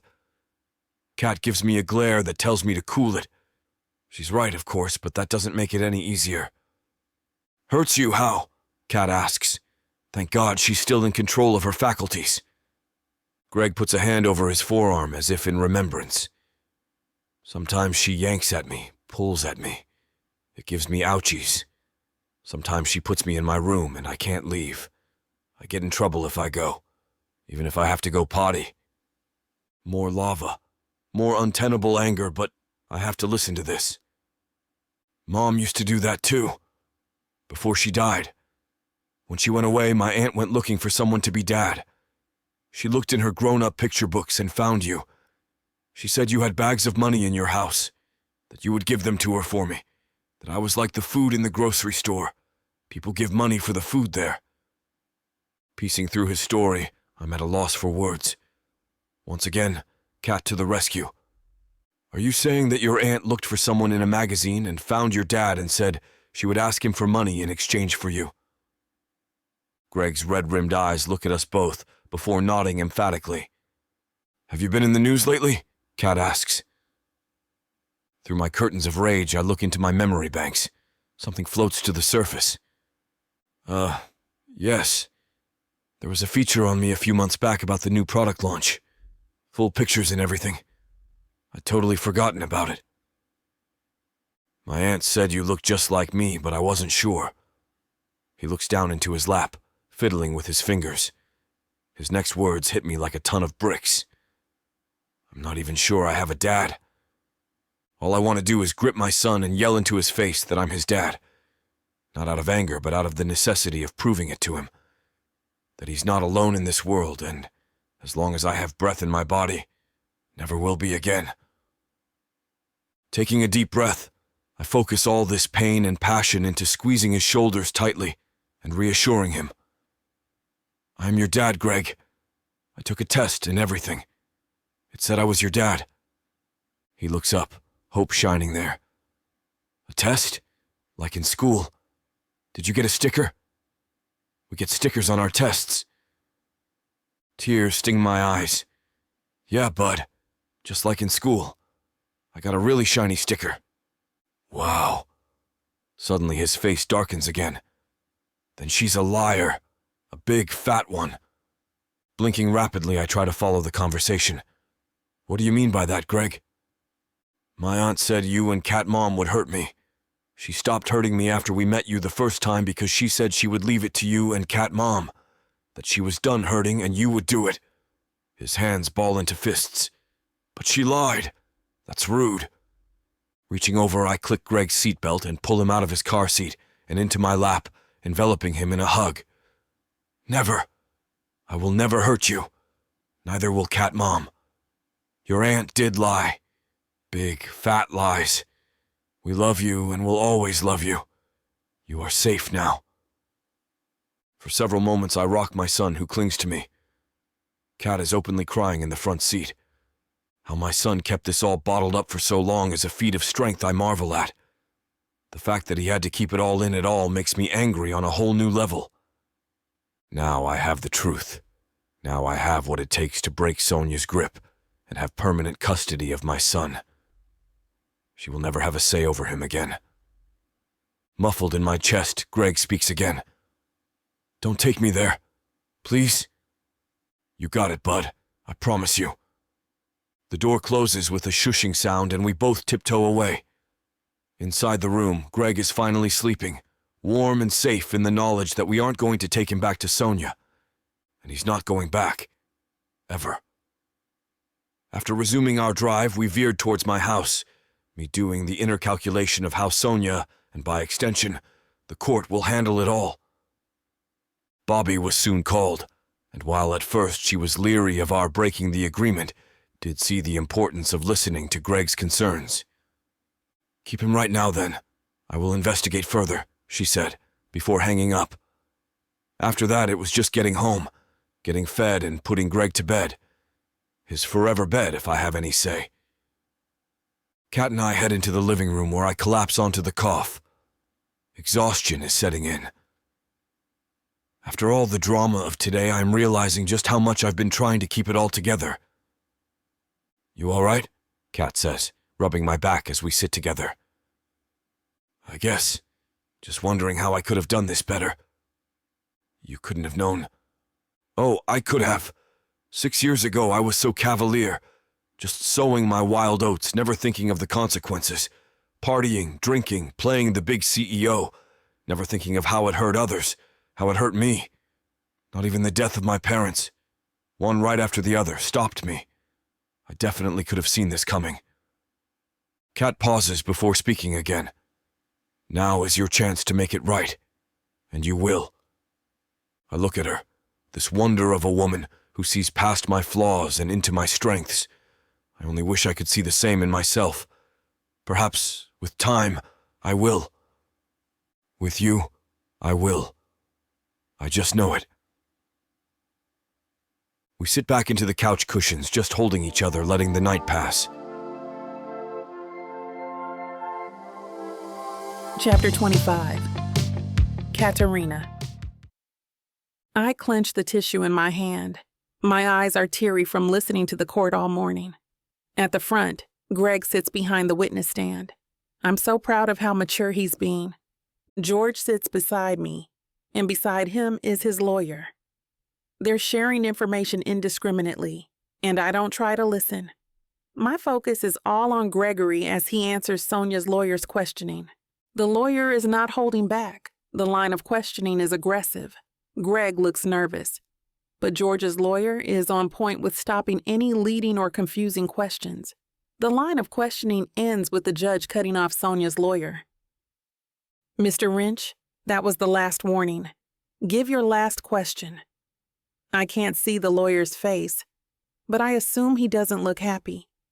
There's a sound of pages fluttering, and then Mr. Wrench gives his last question. Greg answers it slowly and clearly, just like we taught him to. After a little while, it's time for Greg to give his final statement. I find my lip between my teeth and chew on it nervously. George's lawyer wanted to coach him on precisely what to say and where, but we decided in the end it would sound better if it was Greg's own words. My name is Gregory Orrell. I want to live with my dad and Cat Mom. They love me and make me feel safe. I love them both. The whole time I spent with them, I was happy and safe. His eyes flip back to Sonia, and looking over, I can see she isn't pleased. Even from my seat, I can see his eyes are watery. I want nothing more than to hug him and wipe his tears, but that will have to wait until later. Taking a deep breath, he sits back down at the stand until the judge tells him to go back to us. Watching him patter over, I can't stop the few tears that escape my eyes. He sits in between George and me, and immediately we both quietly coo and gush at how great he did. His expression goes from nervous to beaming, and my hand gently rubs his back as the judge speaks. After everything I've seen today, and the testimonies given by all parties present, I have come to a decision. George Manning, you will now have full custody of Gregory Orrell. There will be no settlement paid, and Sonia Orrell, you may not be in contact with Gregory. A smile erupts from my face as I turn to look at George. His jaw is slack and he seems truly speechless. With an enthusiastic jump up, he picks up Greg and hugs him tightly. Greg hugs George back just as tightly, and I'm overwhelmed with love for the two of them. I let them have their own moment before happily wrapping my arms around the two of them. George's eyes are streaming with happy tears as he kisses my cheek. I'm ecstatic for the two of them. I look over at Sonia, who is seemingly quietly cursing out her lawyer. He looks just as upset, and the judge calls the order back to the courtroom to dismiss us. Asterisk, asterisk, asterisk. That night we have a celebration. The guest list is small, just our closest friends. George treats this like a gala. He tells me that he'll take care of everything, and Geneva ushers me upstairs. She tells me to take my time and winks before she leaves. Left to my own devices, I decided to go for a shower before the party. When I come back out, there's a dress bag laid on the bed for me. I raise my eyebrows and open it. Inside is a beautiful dress, and I assume it's for tonight. Changing into it, I look at myself in the floor-length mirror. The dress is sleek, a dark green color. It's made of silk and is knee-length. I smooth it out with my hands and smile at how perfect it looks. I wonder if Geneva had anything to do with this. I come downstairs, and the place has changed dramatically. Walking in, you would think George is throwing a massive celebration for a movie premiere. He's done up all the work. Caterers, a bartender, and even a lighting crew.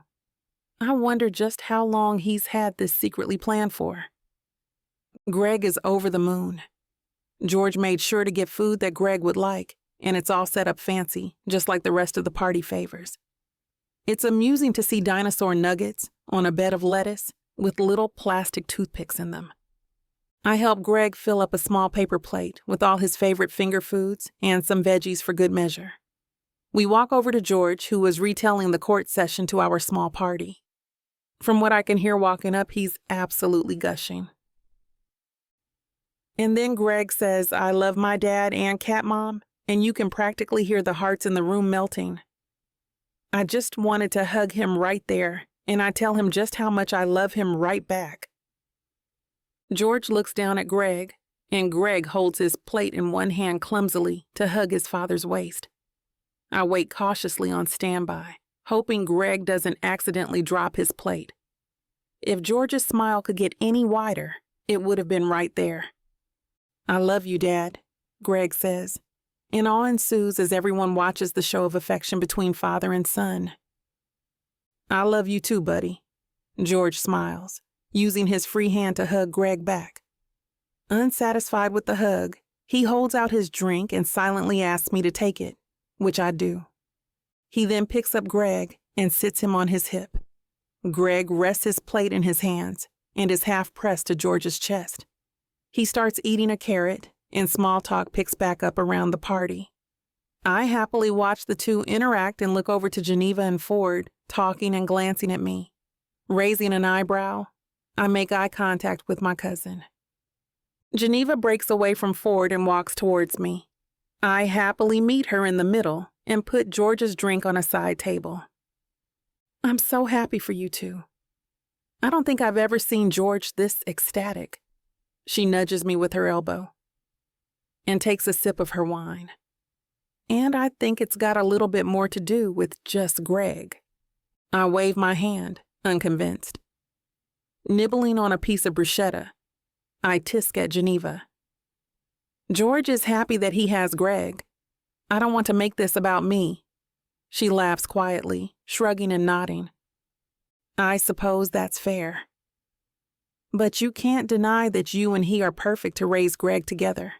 I couldn't create better parents for the kid. I stare at my plate, grinning widely at the compliment. Geneva only laughs in response and flicks my attention toward the two boys in question walking this way. Cat Mom, a curious little boy has a question for you. George steps over with Greg and sets him down in front of me. A small giggle passes through my lips at the name Cat Mom, and I lower myself to Greg's level for his question. When are you and Dad gonna marry? My eyes almost bulge out of my head at the question. What do you mean? I ask, cautiously. I never thought that would have been the question he would ask, and it was incredibly surprising to hear. My teacher says that mommies and daddies should be married, he says, and internally I try to piece together a response. I'm completely taken aback. What? Well, I can feel myself mumbling. I clear my throat and look down at Greg's patient eyes.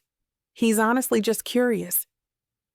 Well, mommies and daddies get married because suddenly the lights go out. I can feel Great reach forward and grab my hands, and I squeeze his little hands and pull him into me. He's a little nervous, but incredibly I was expecting a bigger reaction out of him. The complete darkness is short. A seemingly random spotlight appears and lands on the three of us. I look up at George, and his face has a knowing smile on it. Greg lets go of my hands, and I slowly stand up to speak to George. What's going on? I ask quietly. My nervousness is ramping up. George holds out his hands, and I take them anxiously. Katarina, the way you have touched my life could never be topped. I have never met anyone as considerate and caring as you. From the first morning after we met, when you offered to make me breakfast, to the kind way you take care of my son. You are an irreplaceable gem of a woman. My eyes are tearing up, and he never looks away from me. He squeezes my hands before letting go of them and reaching into his suit jacket. My eyebrows furrow in confusion. He starts to move, and I realize he's getting down on one knee. A soft gasp escapes me as I bring my left hand up to cover my mouth. He beams up at me before continuing. I can't imagine spending my life with anyone else. I certainly can't imagine anyone better to raise Greg with me.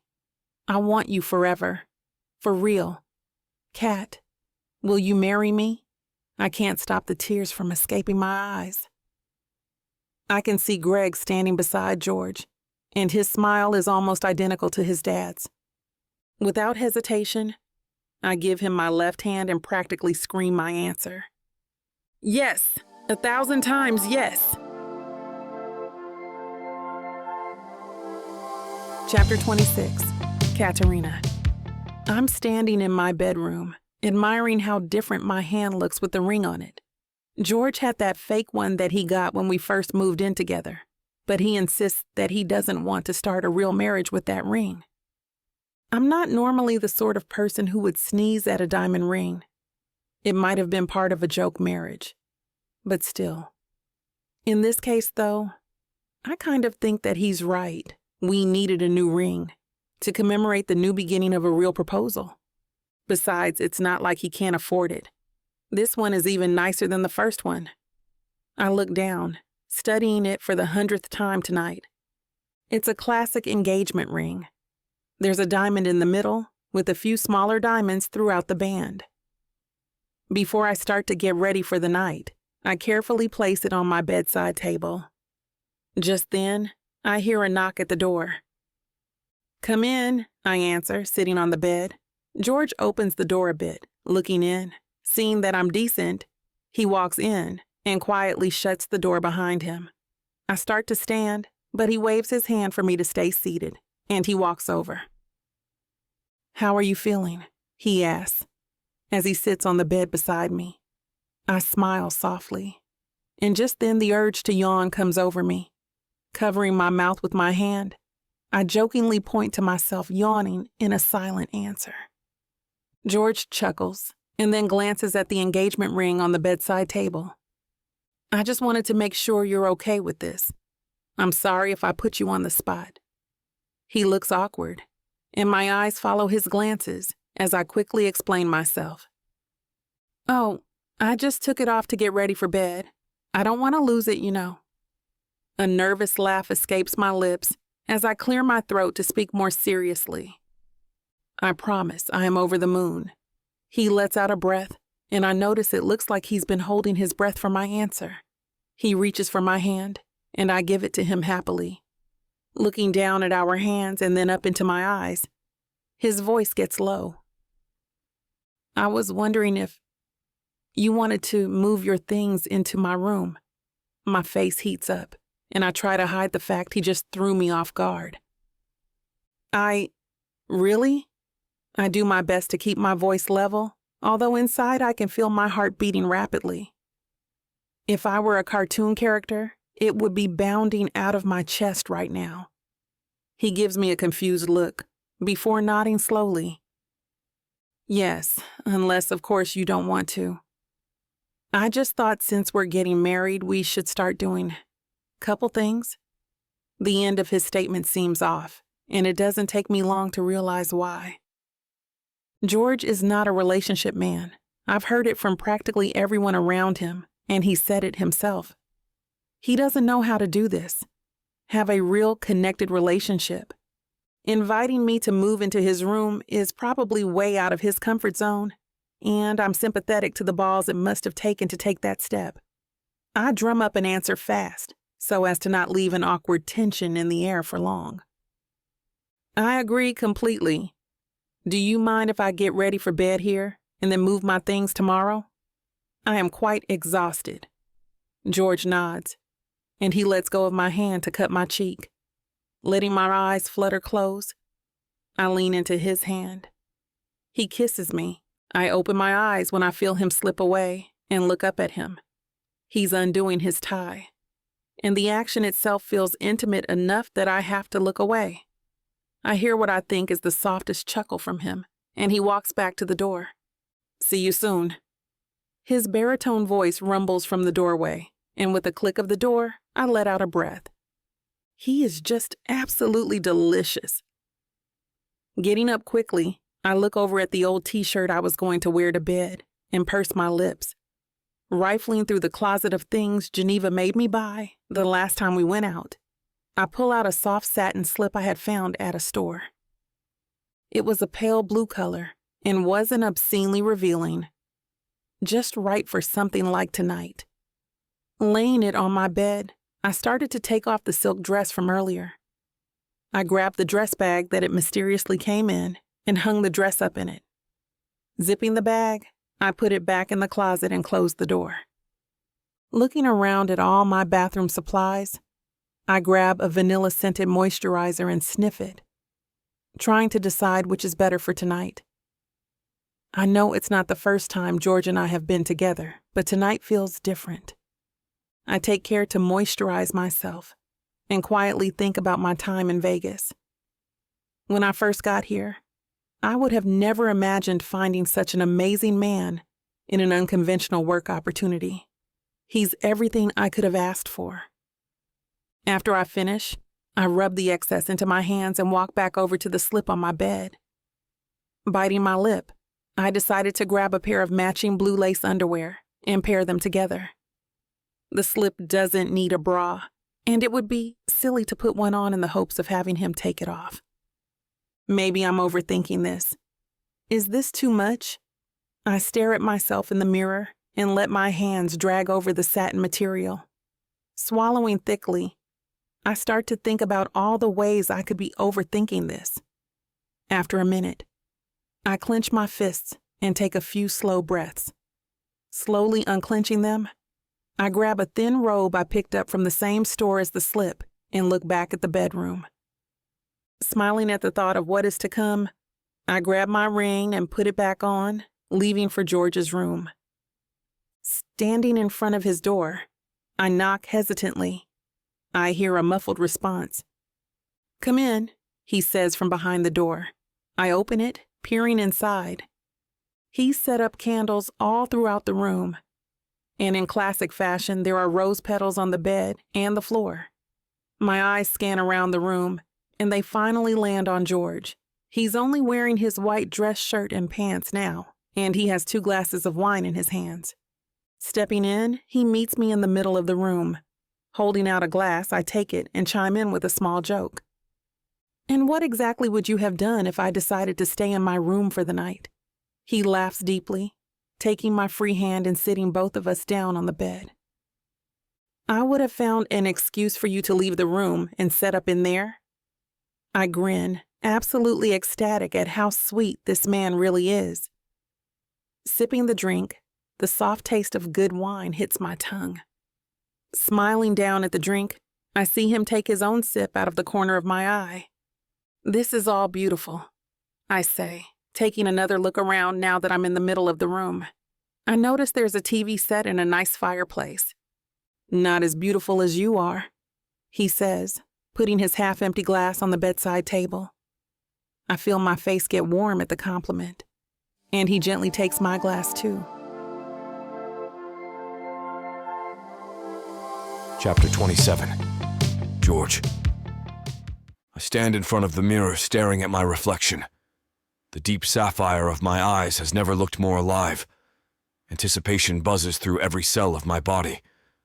My fingers fiddle tentatively with the bow tie. Not because I'm nervous about the wedding. I've never been more certain of anything in my life as I am about marrying Katarina. It's time. The deep baritone of Ford's voice filters into the room as he opens the door. He walks over and palms the back of my neck, squeezing ever so slightly. "Are you ready?" His gaze meets mine in the mirror. "I can't get this damn bow tie straight," I grumble. Ford turns me to face him. His fingers twist the fabric in quick movements and then turn me back to face the mirror. A grin splits my face. "Show off," I say, elbowing him in the ribs playfully. "Geneva had to tie mine," he grins sheepishly. "You ready to do this?" "Absolutely." "Are you ready, little man?" I ask Greg. He's been sitting on the couch against the wall, picking at imaginary strings on the pillow holding the rings. Bored, I imagine. He looks like a mini-me dressed in a stylish black tux and clip-on bow tie. He jumps to his feet at my words, blue eyes filled with excitement. "I'm ready, Dad," he says fervently. "Do we get to marry Cat Mom now?" "We sure do, bud. Do you remember what you're supposed to do? Walk down the aisle and stand quietly until the officiant asks for the rings." His tongue stumbles over the word officiant, and I can't control the burst of pride in my chest. This is my kid, and in a few short moments, Katarina will be my wife. We'll be a family. I can't remember ever feeling this kind of pure elation before. "That's right," I say, tweaking his bow tie and ruffling his hair. We head out the door and toward the garden. There's a gazebo at the end of a long walkway. Geneva stands waiting. She smiles as we approach. Her dress is simple and elegant, a stunning satin lilac. Ford lets out a low whistle. "Hello, gorgeous," he purrs. "You aren't too shabby yourself, mister. What do you say we find a secluded room after the ceremony and—" He trails off, waggling his eyebrows up and down. Hey now, don't forget you two are keeping Greg tonight, I interject. A sleepover? Greg asks, staring up at us. That's right. Geneva crouches down so she's eye level with him. We're going to have a sleepover with hot chocolate and candy and fun movies. We'll have a great time. Yay. I'm so happy for you, she whispers, patting my arm as she stands. Tears sparkle in her eyes. You two are going to be so happy. Me too, Greg pipes in. Yes, you too, she smiles. It will just be the 5 of us today. Plus the efficient, of course. We decided to do something small and intimate. With both of our parents being deceased and no siblings, it seemed like the appropriate thing to do. Ford and Geneva have been the only real family either of us have had, so it's fitting for them to be the only ones here. Music starts to play and I head down the walkway first. My heart beats out a steady rhythm in my chest. Ford follows. We get to the front and stand next to the efficient, turning to look back in the direction we came. Geneva bends down and points Greg towards us. He races down the aisle. His excitement bursts from his tiny body and he's unable to follow the slow walk we'd practiced earlier. I did it, Dad. He squeezes the pillow close to his chest. You sure did, I answer, giving him a wink. Geneva walks slowly down the aisle and then the music changes. The wedding march rings out into the quiet space. My body tenses, waiting for the moment she'll come into view. It feels as though time stands still and my breath hitches in my throat. She appears at the end of the aisle, a goddess, pure and beautiful. It takes every ounce of strength I possess not to race down the aisle to her, scoop her up, and press my lips to hers. My body vibrates and my eyes fill with unshed tears. Her dress is uniquely simple, and I wouldn't have expected anything different. The bodice ties up the front and hugs her chests, leaving just enough cleavage for the imagination to wander. An intricate swirling pattern is etched along the top. Lace peeks out from the neckline. Her slender waist is cinched tight, and the skirt cascades in a waterfall of glistening satin. Her deep mahogany hair is pulled back into a tight bun that sits high on her head. A diamond-studded comb is tucked into the base, the sheer white veil flowing down to cover her face. Between her slim fingers she holds a small bouquet of white roses and purple tulips. Her beauty is absolutely breathless. She reaches the front and the music stills. Stepping towards me, our hands find each other and our fingers tangle together. I love you, I whisper. You look stunning. She smiles shyly, looking pleased. I love you too. Tears sparkle in her eyes and I can feel the happiness radiating from her body. Shall we begin? The officiant asks, and we nod in unison. Dearly beloved, we are gathered here today to celebrate the beautiful union of George Manning and Katarina Jones. 2 souls brought together by fate. The love they have for each other will only continue to grow as they start their life together and for years to come. As you've written your own vows, George, please begin. I let go of Katarina's hand, and the emptiness hits me like a solid blow to the chest. I hesitate, but I know it will only be for a moment. After this, I'll never have to let go of her again. Reaching into my pocket, I pull out the slip of paper my vows are written on. My throat tightens and I clear it before beginning. Katarina, my love, you are my one and only, my forever and always. I never believed I could find this kind of happiness until I met you. I didn't believe this kind of love existed until I met you. You caught me by surprise, literally, knocked me off my feet. A shaky laugh bubbles from her lips as tears leave a salty trail down her cheeks. I promise to love you through everything this life has in store for us. I will do everything I can to never let you down, to always be there for you when you need me. Not a day will go by that you won't be certain, without a doubt, of my love for you. I promise to love you forever, for all of eternity, this life, and every life after. My cheeks are wet with tears as I slip the piece of paper back in my pocket. Katarina looks at me. Her eyes are glistening. She turns for a moment to take a paper from Geneva, then begins to read out loud. George, my darling love, Love was nowhere on my mind when I came here. I was drowning in the sadness of losing my mother, drowning in the debt taking care of her put me under. I had no idea what direction my path would take, or where I was supposed to go. She pauses, taking a fortifying breath before she continues. I felt lost and unsure. You snuck up on quite literally, scared me half to death. There was no way I wasn't going to fall in love with you. She looks up from her paper, meeting my gaze. I promise to always stand by you, to hold your hand no matter what challenges this life might bring. I promise to support you in everything. I promise to love Greg as my own because he is a most special part of you. She reaches down and runs her fingers along Greg's cheek. Then she turns her attention back to me once more. You are my life, my everything. I promise to love you, forever and always, until the end of time. The efficient glances from me to Katarina. And now, for the rings. It's your show, little man. Greg pulls the ring for Katarina from the pillow and hands it to me. His smile so wide his cheeks look like they might burst. With this ring, I thee wed, I say as I slip the slim gold band onto her finger. Greg's tiny fingers pull the ring for me off the pillow, and he sets it gently in Katarina's outstretched hand. With this ring I thee wed, she says, slipping the thick band down my finger. Her voice is full of emotion. By the power vested in me by the state of Nevada, I now pronounce you husband and wife. You may kiss the bride. I don't hesitate for a moment. Pulling her body flush against mine, I press my lips against hers. Her heat envelops me as our lips mold together. Her mouth opens on a soft intake of breath, and I dive in, tasting and seeking every ounce of goodness she breathes into me. I can feel her heart thrumming against my chest, a steady reassurance this isn't a dream. Her arms wrap around my neck, fingers combing through the tiny hairs at my nape. When we break apart, it's too soon even though we're both left breathless.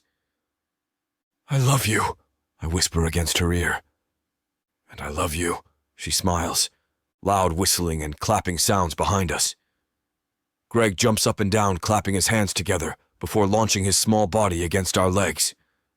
I pick him up and wrap him in a hug between us. Katarina kisses his cheek. I love you, baby boy, she says. I love you too, Cat Mom. Ford and Geneva join in the group hug. Congratulations, you two. We're so happy for you. Thank you, Katarina smiles. Thank you so much for bringing me here, Geneva.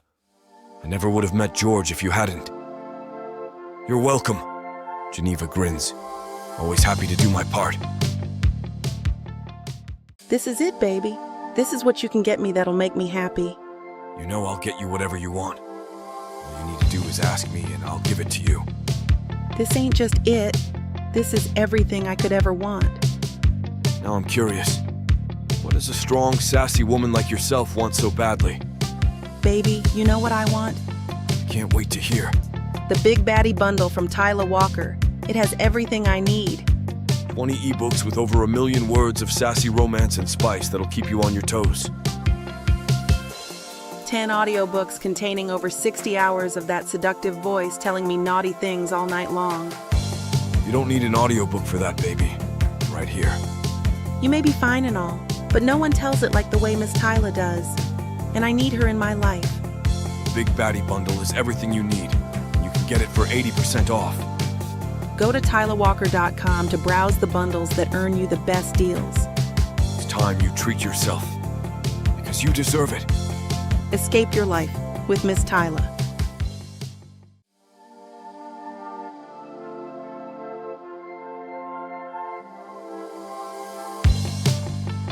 Chapter 28. Katarina. I hate to put a stop to a good time, but it looks like we've hit YouTube's limit for spiciness. YouTube's got some rules we have to play by if we want to keep giving you these stories for free. And trust me, this scene isn't something you want to miss. While we can't get into all the details here, you can still dive into the full, uncut version at tylerwalker.com. Miss Tyler has an entire collection of unabridged audiobooks and ebooks waiting for you. And the best part? You can treat yourself with 40% off when you use the code SAVE40. That's right. You'll save on any digital product, even bundles that are already discounted. Miss Tyler would never let anyone feel the kind of disappointment you must be feeling right now. So why wait? Treat yourself with Miss Tyler.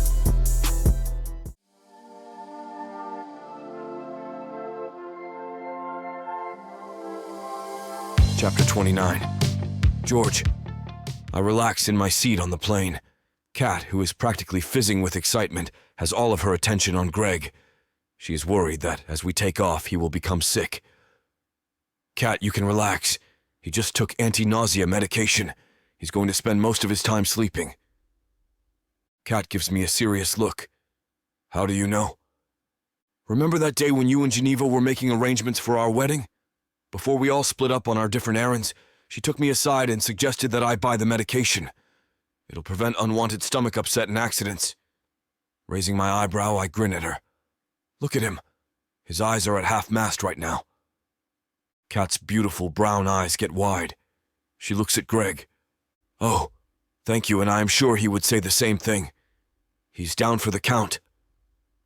Reaching carefully around his shoulders, she gently pulls him against her side so he can rest comfortably. This is an unusual honeymoon. We brought Greg with us, as Kat isn't able to think of leaving him in Las Vegas while we are on our honeymoon. Once we return, he will come to live with us as our son. Kat is beginning the process to adopt Greg as her son, so he will have two parents, able to speak up for him. Sure enough, before the plane's wheels leave the ground, Greg is fast asleep. We whisper quietly through takeoff, entertaining each other. Greg doesn't stir. Grinning, I take a napkin and wipe a line of drool from his face before it reaches Kat's sweater. Thanks. I didn't know how to do that without waking him up, she whispers. No problem. I know you don't want a damp spot on your sweater. I whisper as well. Would you like a drink? Cart's going to be here soon. Yeah. Soda or wine. I'm good with either. I turn to the flight attendant. Yes, 2 glasses of wine. Nothing for our son, thanks. I love using those words, especially in connection with Kat. Kat, what time does Geneva's flight get in? I give Kat her phone. One-handed, Kat searches through her messages. About an hour after ours, she declares. Thanks for inviting them. They're not just friends now. They're family. More hands on deck to spend time with Greg, right? I grin. You have your armrest up, right? Yeah, why? So we can lay Greg across our laps, more comfortable. In response, Kat slowly moves Greg so his head is on her lap. I lean forward and lift his legs so his feet are on my own lap. I grin as Greg lets out an irritated grunt. After we get our wine, I ask a flight attendant to bring a blanket for Greg. Soon, all 3 of us are napping. I reach for Kat's hand and hold it, resting both of our hands on Greg's chest. Feeling her hand in mine, I am now able to relax so I can nap. Good afternoon, ladies and gentlemen. We are on track to land at JFK in about 35 minutes. The pilot's disembodied voice wakes Kat and I. New York? Wow! Kat's eyes are wide again. I could get used to this. Greg stirs and snorts softly. I feel his legs stiffen as he stretches and sits back up. Why did you let me sleep, Dad? I wanted to see the flight. Greg's voice is still sleepy. No worries, son. There's still plenty of flying to experience. We're landing in New York in 30 minutes. Cool. I'm thirsty. I get a small glass of water for him, then take him to the bathroom. We land in New York and our connection leaves in 1 hour. After what feels like a week in the air, we finally land.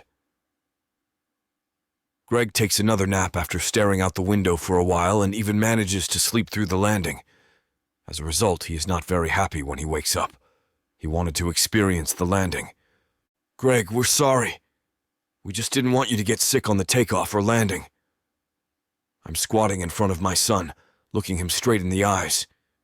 Greg pauses at this. Ew, no way. I hate getting sick. I chuckle at him. Me too, son. Me too. Kat holds Greg's hand as we snake through the long line at the Mykonos airport. Finally, we reach the front of the customs line. After showing our passports and declaring exactly nothing, we make a beeline for the car rental desk. I'm holding Greg, who got tired of being in line for so long. Katarina, holding tightly to my hand as I weave through the slower-moving visitors, is looking ahead. Oh, I see it. To the left, about 200 feet away. I peer in the direction she points to.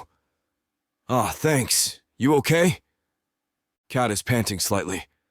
I'm okay. I just had to run to keep up with you. Sorry, I'll remember. I just want to get us to the hotel so we can start making plans and having fun. Katarina's phone dings with a message. She pulls it out of her purse and, one-handed, she enters her passcode and opens the icons. Okay, Ford and Geneva are about 2 hours out. We should check on their reservation when we get there. Remind me, please. I squeeze her hand. I step up to the counter and hand the agent my printout of our vehicle reservation. Yes, I wanted a small family car. The agent wrinkles his forehead. Ah, sir, we are out of the sedans.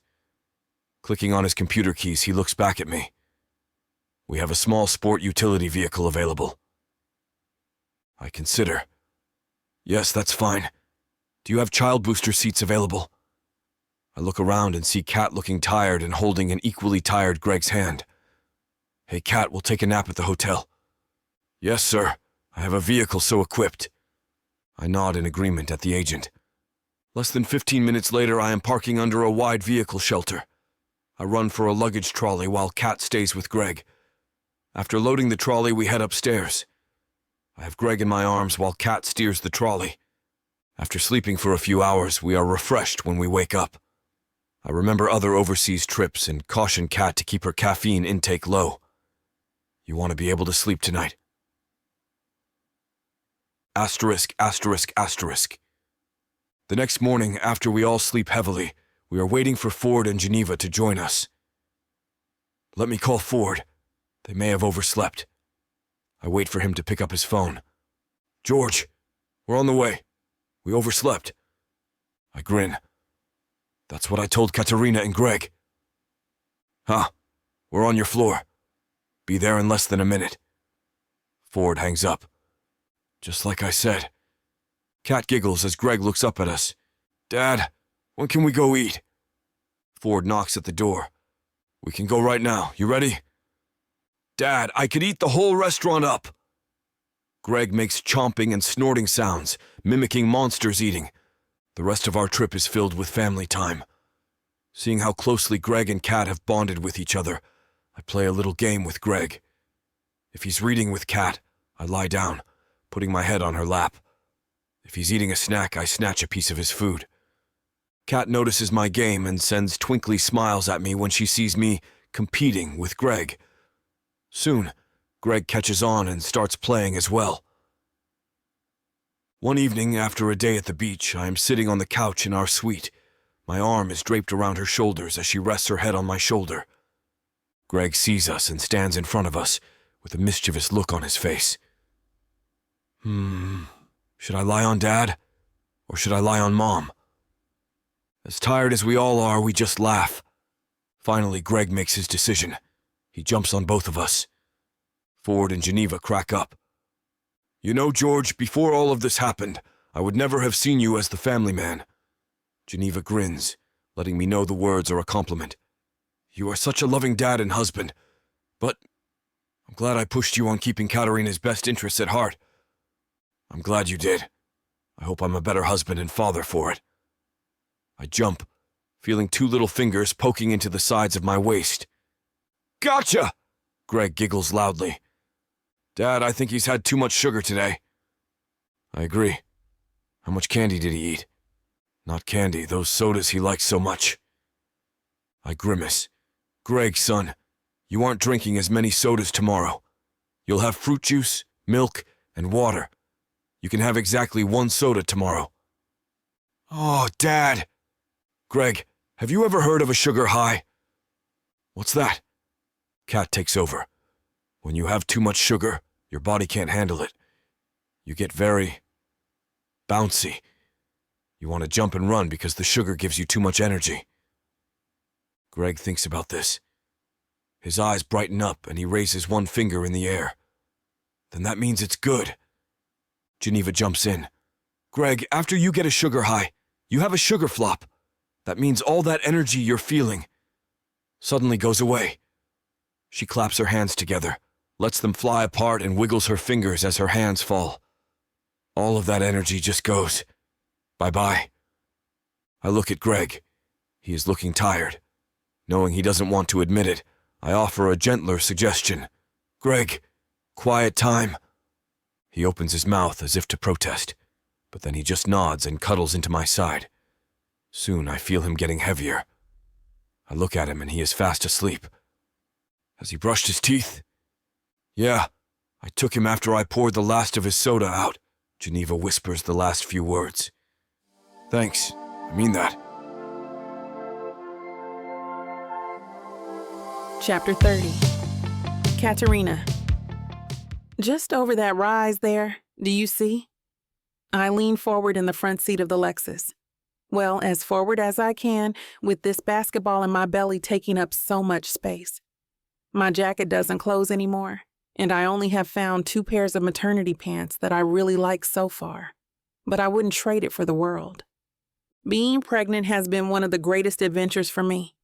Even the hard parts, the morning sickness, the aches and pains, the growing lack of mobility, and yes, the shocking lack of choices in maternity clothes, are going to be well worth the love I already feel for this baby. Right there? George asks, his eyes squinting as we slowly turn upward on the winding path through the cemetery.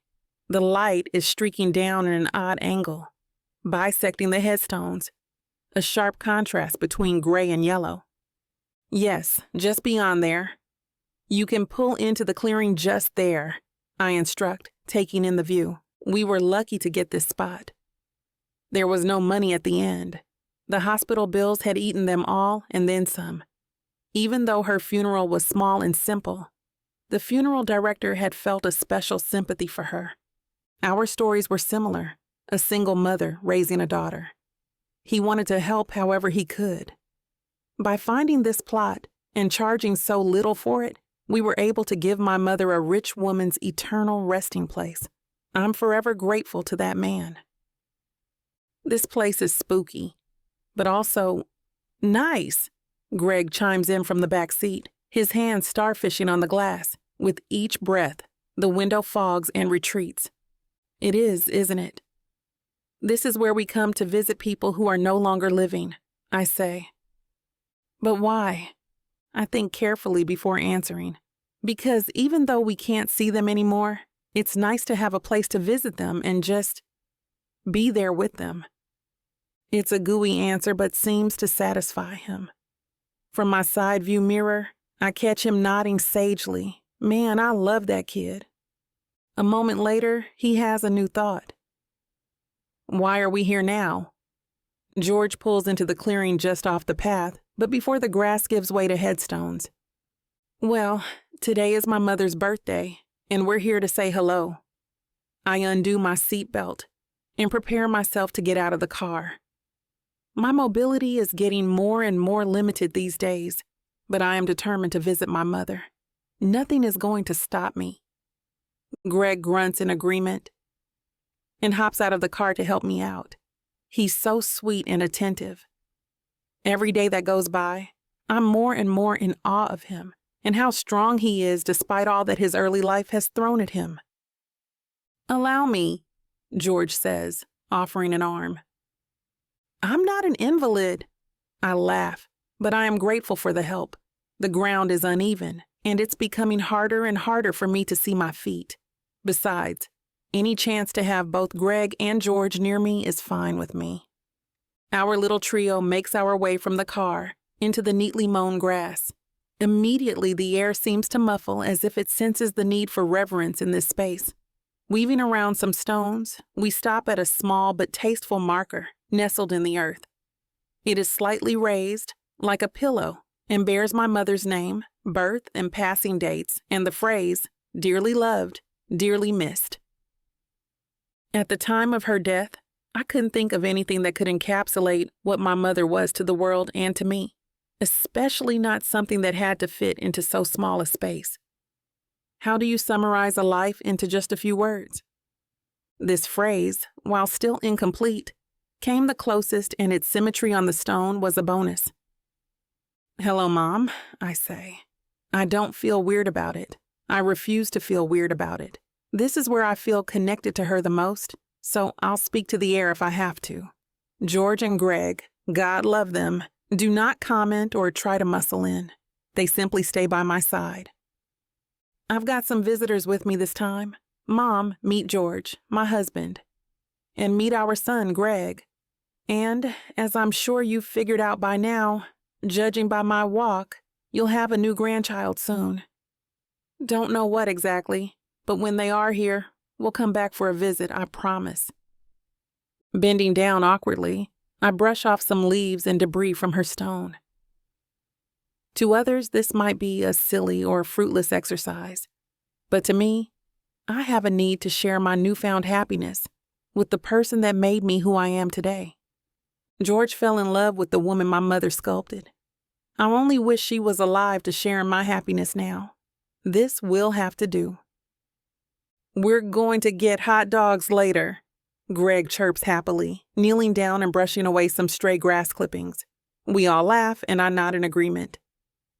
"Yes, Mom, that's right. We're going to get hot dogs later. I promised." We linger some more near the stone, chatting happily when I start to get cold. It's time to go. By now, I'm sitting on the grass near the stone and need help getting up. George and Greg, who have by now wandered to explore the other stones, come back to help me.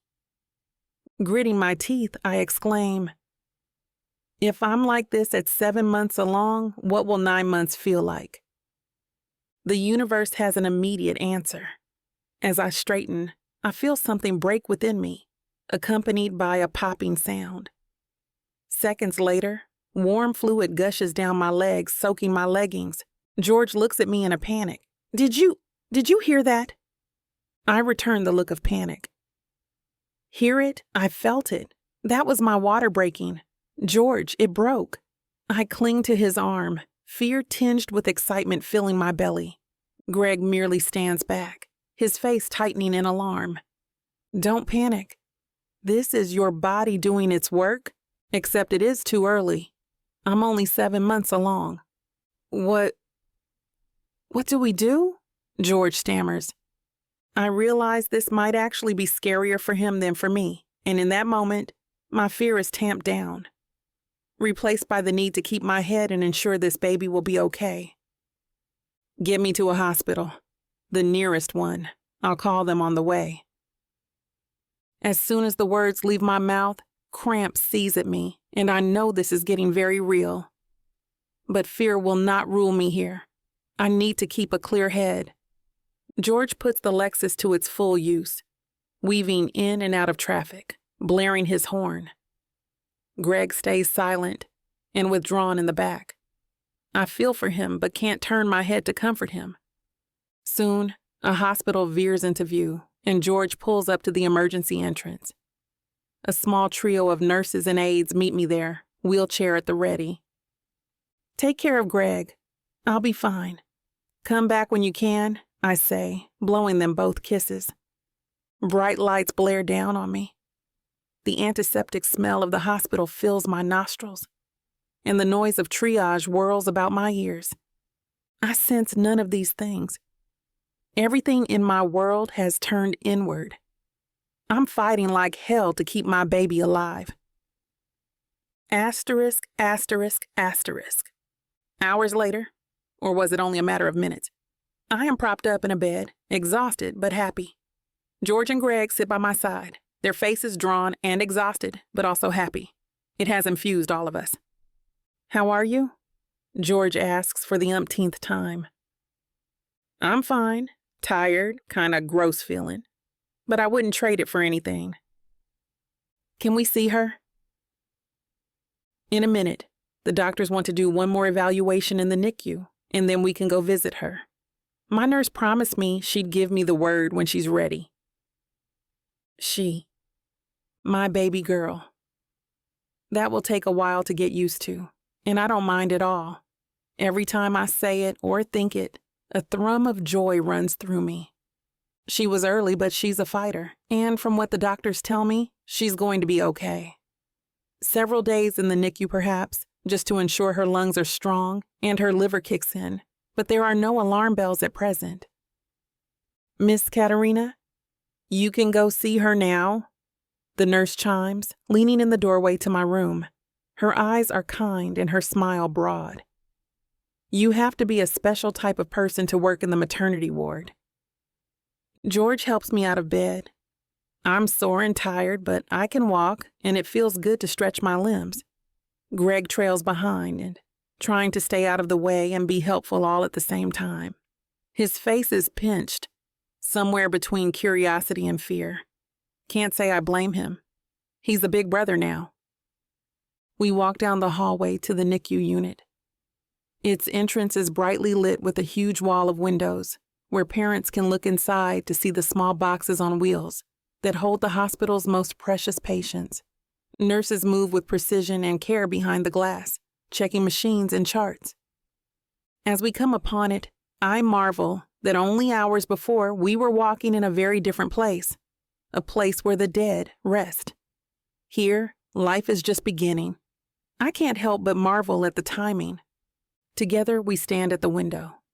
Our daughter lies just beyond, her body wrapped in a onesie, her head festooned with a pink hat. Her eyes are closed in sleep. She looks peaceful, despite her rushed entrance. Standing silently as we look at her, I grasp George's hand. His face is slack with wonder. Greg's little hand finds my other hand, and we stand, a human chain, a happy family, welcoming our newest member. Do you have a name? George says, not taking his eyes off the sleeping girl. Of course. It was easy. Arabella. After my mother. He nods in full agreement, and we stand there, a family, complete. Epilogue.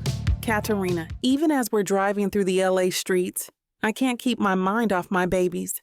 It's been almost a year since Arabella was born, and I haven't been away from her for more than a few minutes at a time.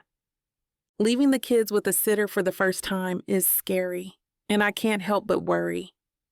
I'm so used to being there for every moment of their lives. It's strange to be without them all of a sudden. Motherhood has been incredible. First with Greg, and now with Arabella. My life is more beautiful than I could have possibly imagined. Each day is filled with so much love and excitement. Watching my kids grow and change brings an unspeakable joy. The fact that I get to do this with the love of my life sometimes fills my heart so much that I feel it might burst. I love everything about my life, but I have to admit, raising 2 kids isn't always easy. Since we had Arabella, George and I have barely had a moment for just the 2 of us. I was apprehensive when he first suggested this weekend trip. Leaving the kids is terrifying, and my mind is so full of what-ifs I can barely think straight. But I'm glad I said yes. I know it's much needed, and I'm glad he insisted. George must sense my worry because I suddenly feel the warmth of his hand envelop mine. He takes his eyes off the road for a moment to glance at me. They'll be fine, honey. They're in good hands. Let's take this time to enjoy ourselves. I realize I've been practically holding my breath, and I let out a deep sigh.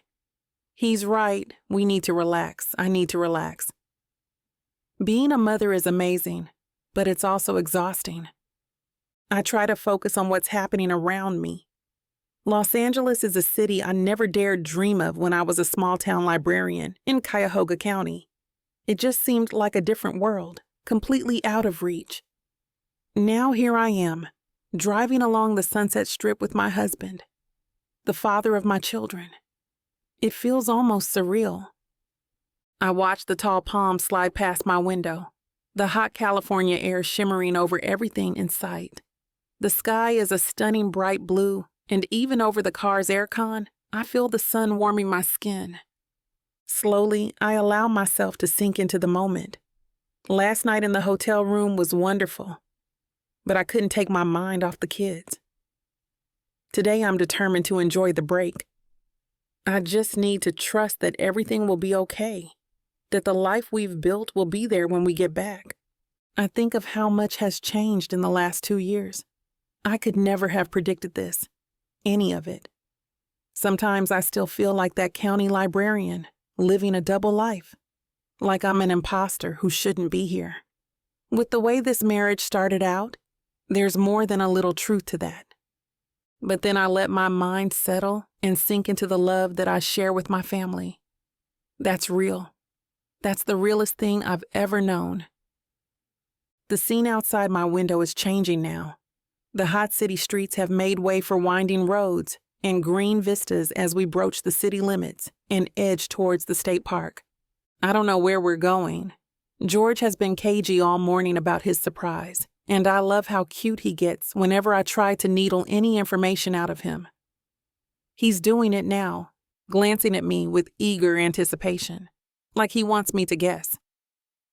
"So what's this mystery location?" I tease, seeing him enjoy the question. "Well, it's something to relax us," he begins. "Ooh, is it a spa? I could definitely go for a long soak in a hot tub." "Nope, a different kind of relaxation." "A massage? I don't even want to guess right. Seeing him tease me is way too much fun." Guess again. I'm about to throw out another idea when he slows the car, turning into a concealed driveway. The wine barrels lining the path make our destination immediately obvious.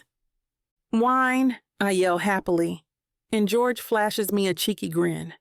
I have to laugh to myself, thinking how easy it would have been to just go to a winery back in Vegas. It's not like there's a shortage of them there. I appreciate what George is doing, though. Visiting a winery back home would have been adequate.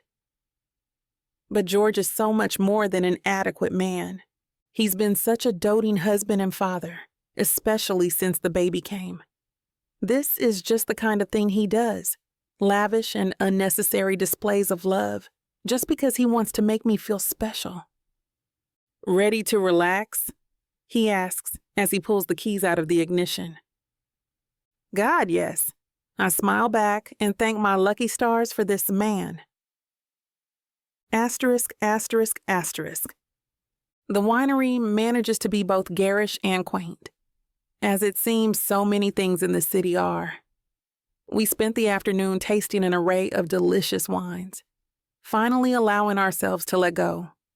The kids, of course, are still on my mind, but the panic isn't as present as it was this morning. I won't lie. The wine is helping with that. As we make our way to the last tasting table, I bump into someone shoulder first. I look up to apologize and find myself face to face with the cocktail-toting woman I met the very first time I went to Vegas. We recognize each other immediately, and a second later I realize the woman standing next to her is none other than the pixie girl she rescued that night. My mind flashes back to all that time ago, and that conversation we had that let me know I didn't need to be scared in Vegas, that everything would be okay. I didn't realize how profound that would turn out to be. Suddenly, we're all talking at once, baffled by this chance meeting. "Oh my God, are you serious? Girl, what are you doing here? This is crazy."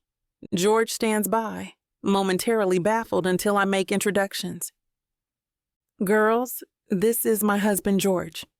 George, this is, well, actually, I don't know your names." I laugh awkwardly at the realization. We spent such a lovely night together and shared so much of ourselves, but somehow never thought to exchange names. Pixie Woman laughs. "I guess it didn't seem important at the time. I'm Rebecca." "And I'm Chantal," chimes in the second woman. "And you are?" "Katarina," I say, smiling. "It's so good to see you both. God, so much has changed since I met you."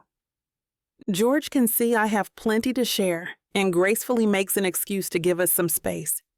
I love him for that, his ability to read just what I need at any given moment. As he's making a reservation for dinner in the winery's restaurant, Rebecca, Chantal, and I gossip. "Oh my God, is that your boyfriend?" Chantal asks conspiratorially. I love the instant camaraderie we're sharing again. I also love that I get to gush about George. He and the kids are my favorite subject. "My husband, actually," I reply with a coy smile, and the expected squeals ensue. Rebecca speaks up. "You have been busy since we last met. Tell us everything." How could I possibly tell them everything? There's so much to our story, and a lot of it feels impossible to explain. Nevertheless, I do the best I can, leaving out some of the more questionable details. When I tell the part about Greg, the girls almost get teary-eyed. "Oh my God, that poor baby. He's so lucky to have a mom like you." I'm so grateful to hear those words. The magic of being called Greg's mom will never wear off. And when I speak about George, about how we fell in love, about all we've been through together, I almost get teary-eyed myself. Chantal and Rebecca are absolutely beaming, though. They're so genuinely happy for me, and I feel my heart swell. Plus, they realize what a catch he is, and I won't lie. I feel proud and grateful to have a husband that other women appreciate. "He is seriously fine," offers Chantal, throwing a very unsubtle look over in George's direction. "I second the motion," chimes in Rebecca. "What a hottie." The three of us dissolve into giggles, arousing the attention of passing guests. I hardly care. It feels good to gossip like this, and I cast a loving gaze at George. I am a very lucky woman. "And how about you two? Any love interest to update me on?" The two of them glance at each other and sigh sarcastically. "Nothing to report, I'm afraid," shares Chantal. "Me neither. If your husband has any hot friends, send them our way, though." I laugh off the suggestion. "None that I'd recommend, unfortunately. But you two are hot, funny, interesting, badass women. You'll find the right guys. They just might not come in the ways you first expect." I smile to myself at the thought, and Chantal and Rebecca roll their eyes good-naturedly. "I don't really care how they come, just get a move on," Chantal retorts. It reminds me of her sarcasm the night we met, and suddenly I have an idea. I reach for 3 tasting glasses at the closest table. This moment deserves a toast. To finding love in unexpected places. The two of them raise their glasses, and with a clink, we drink to it.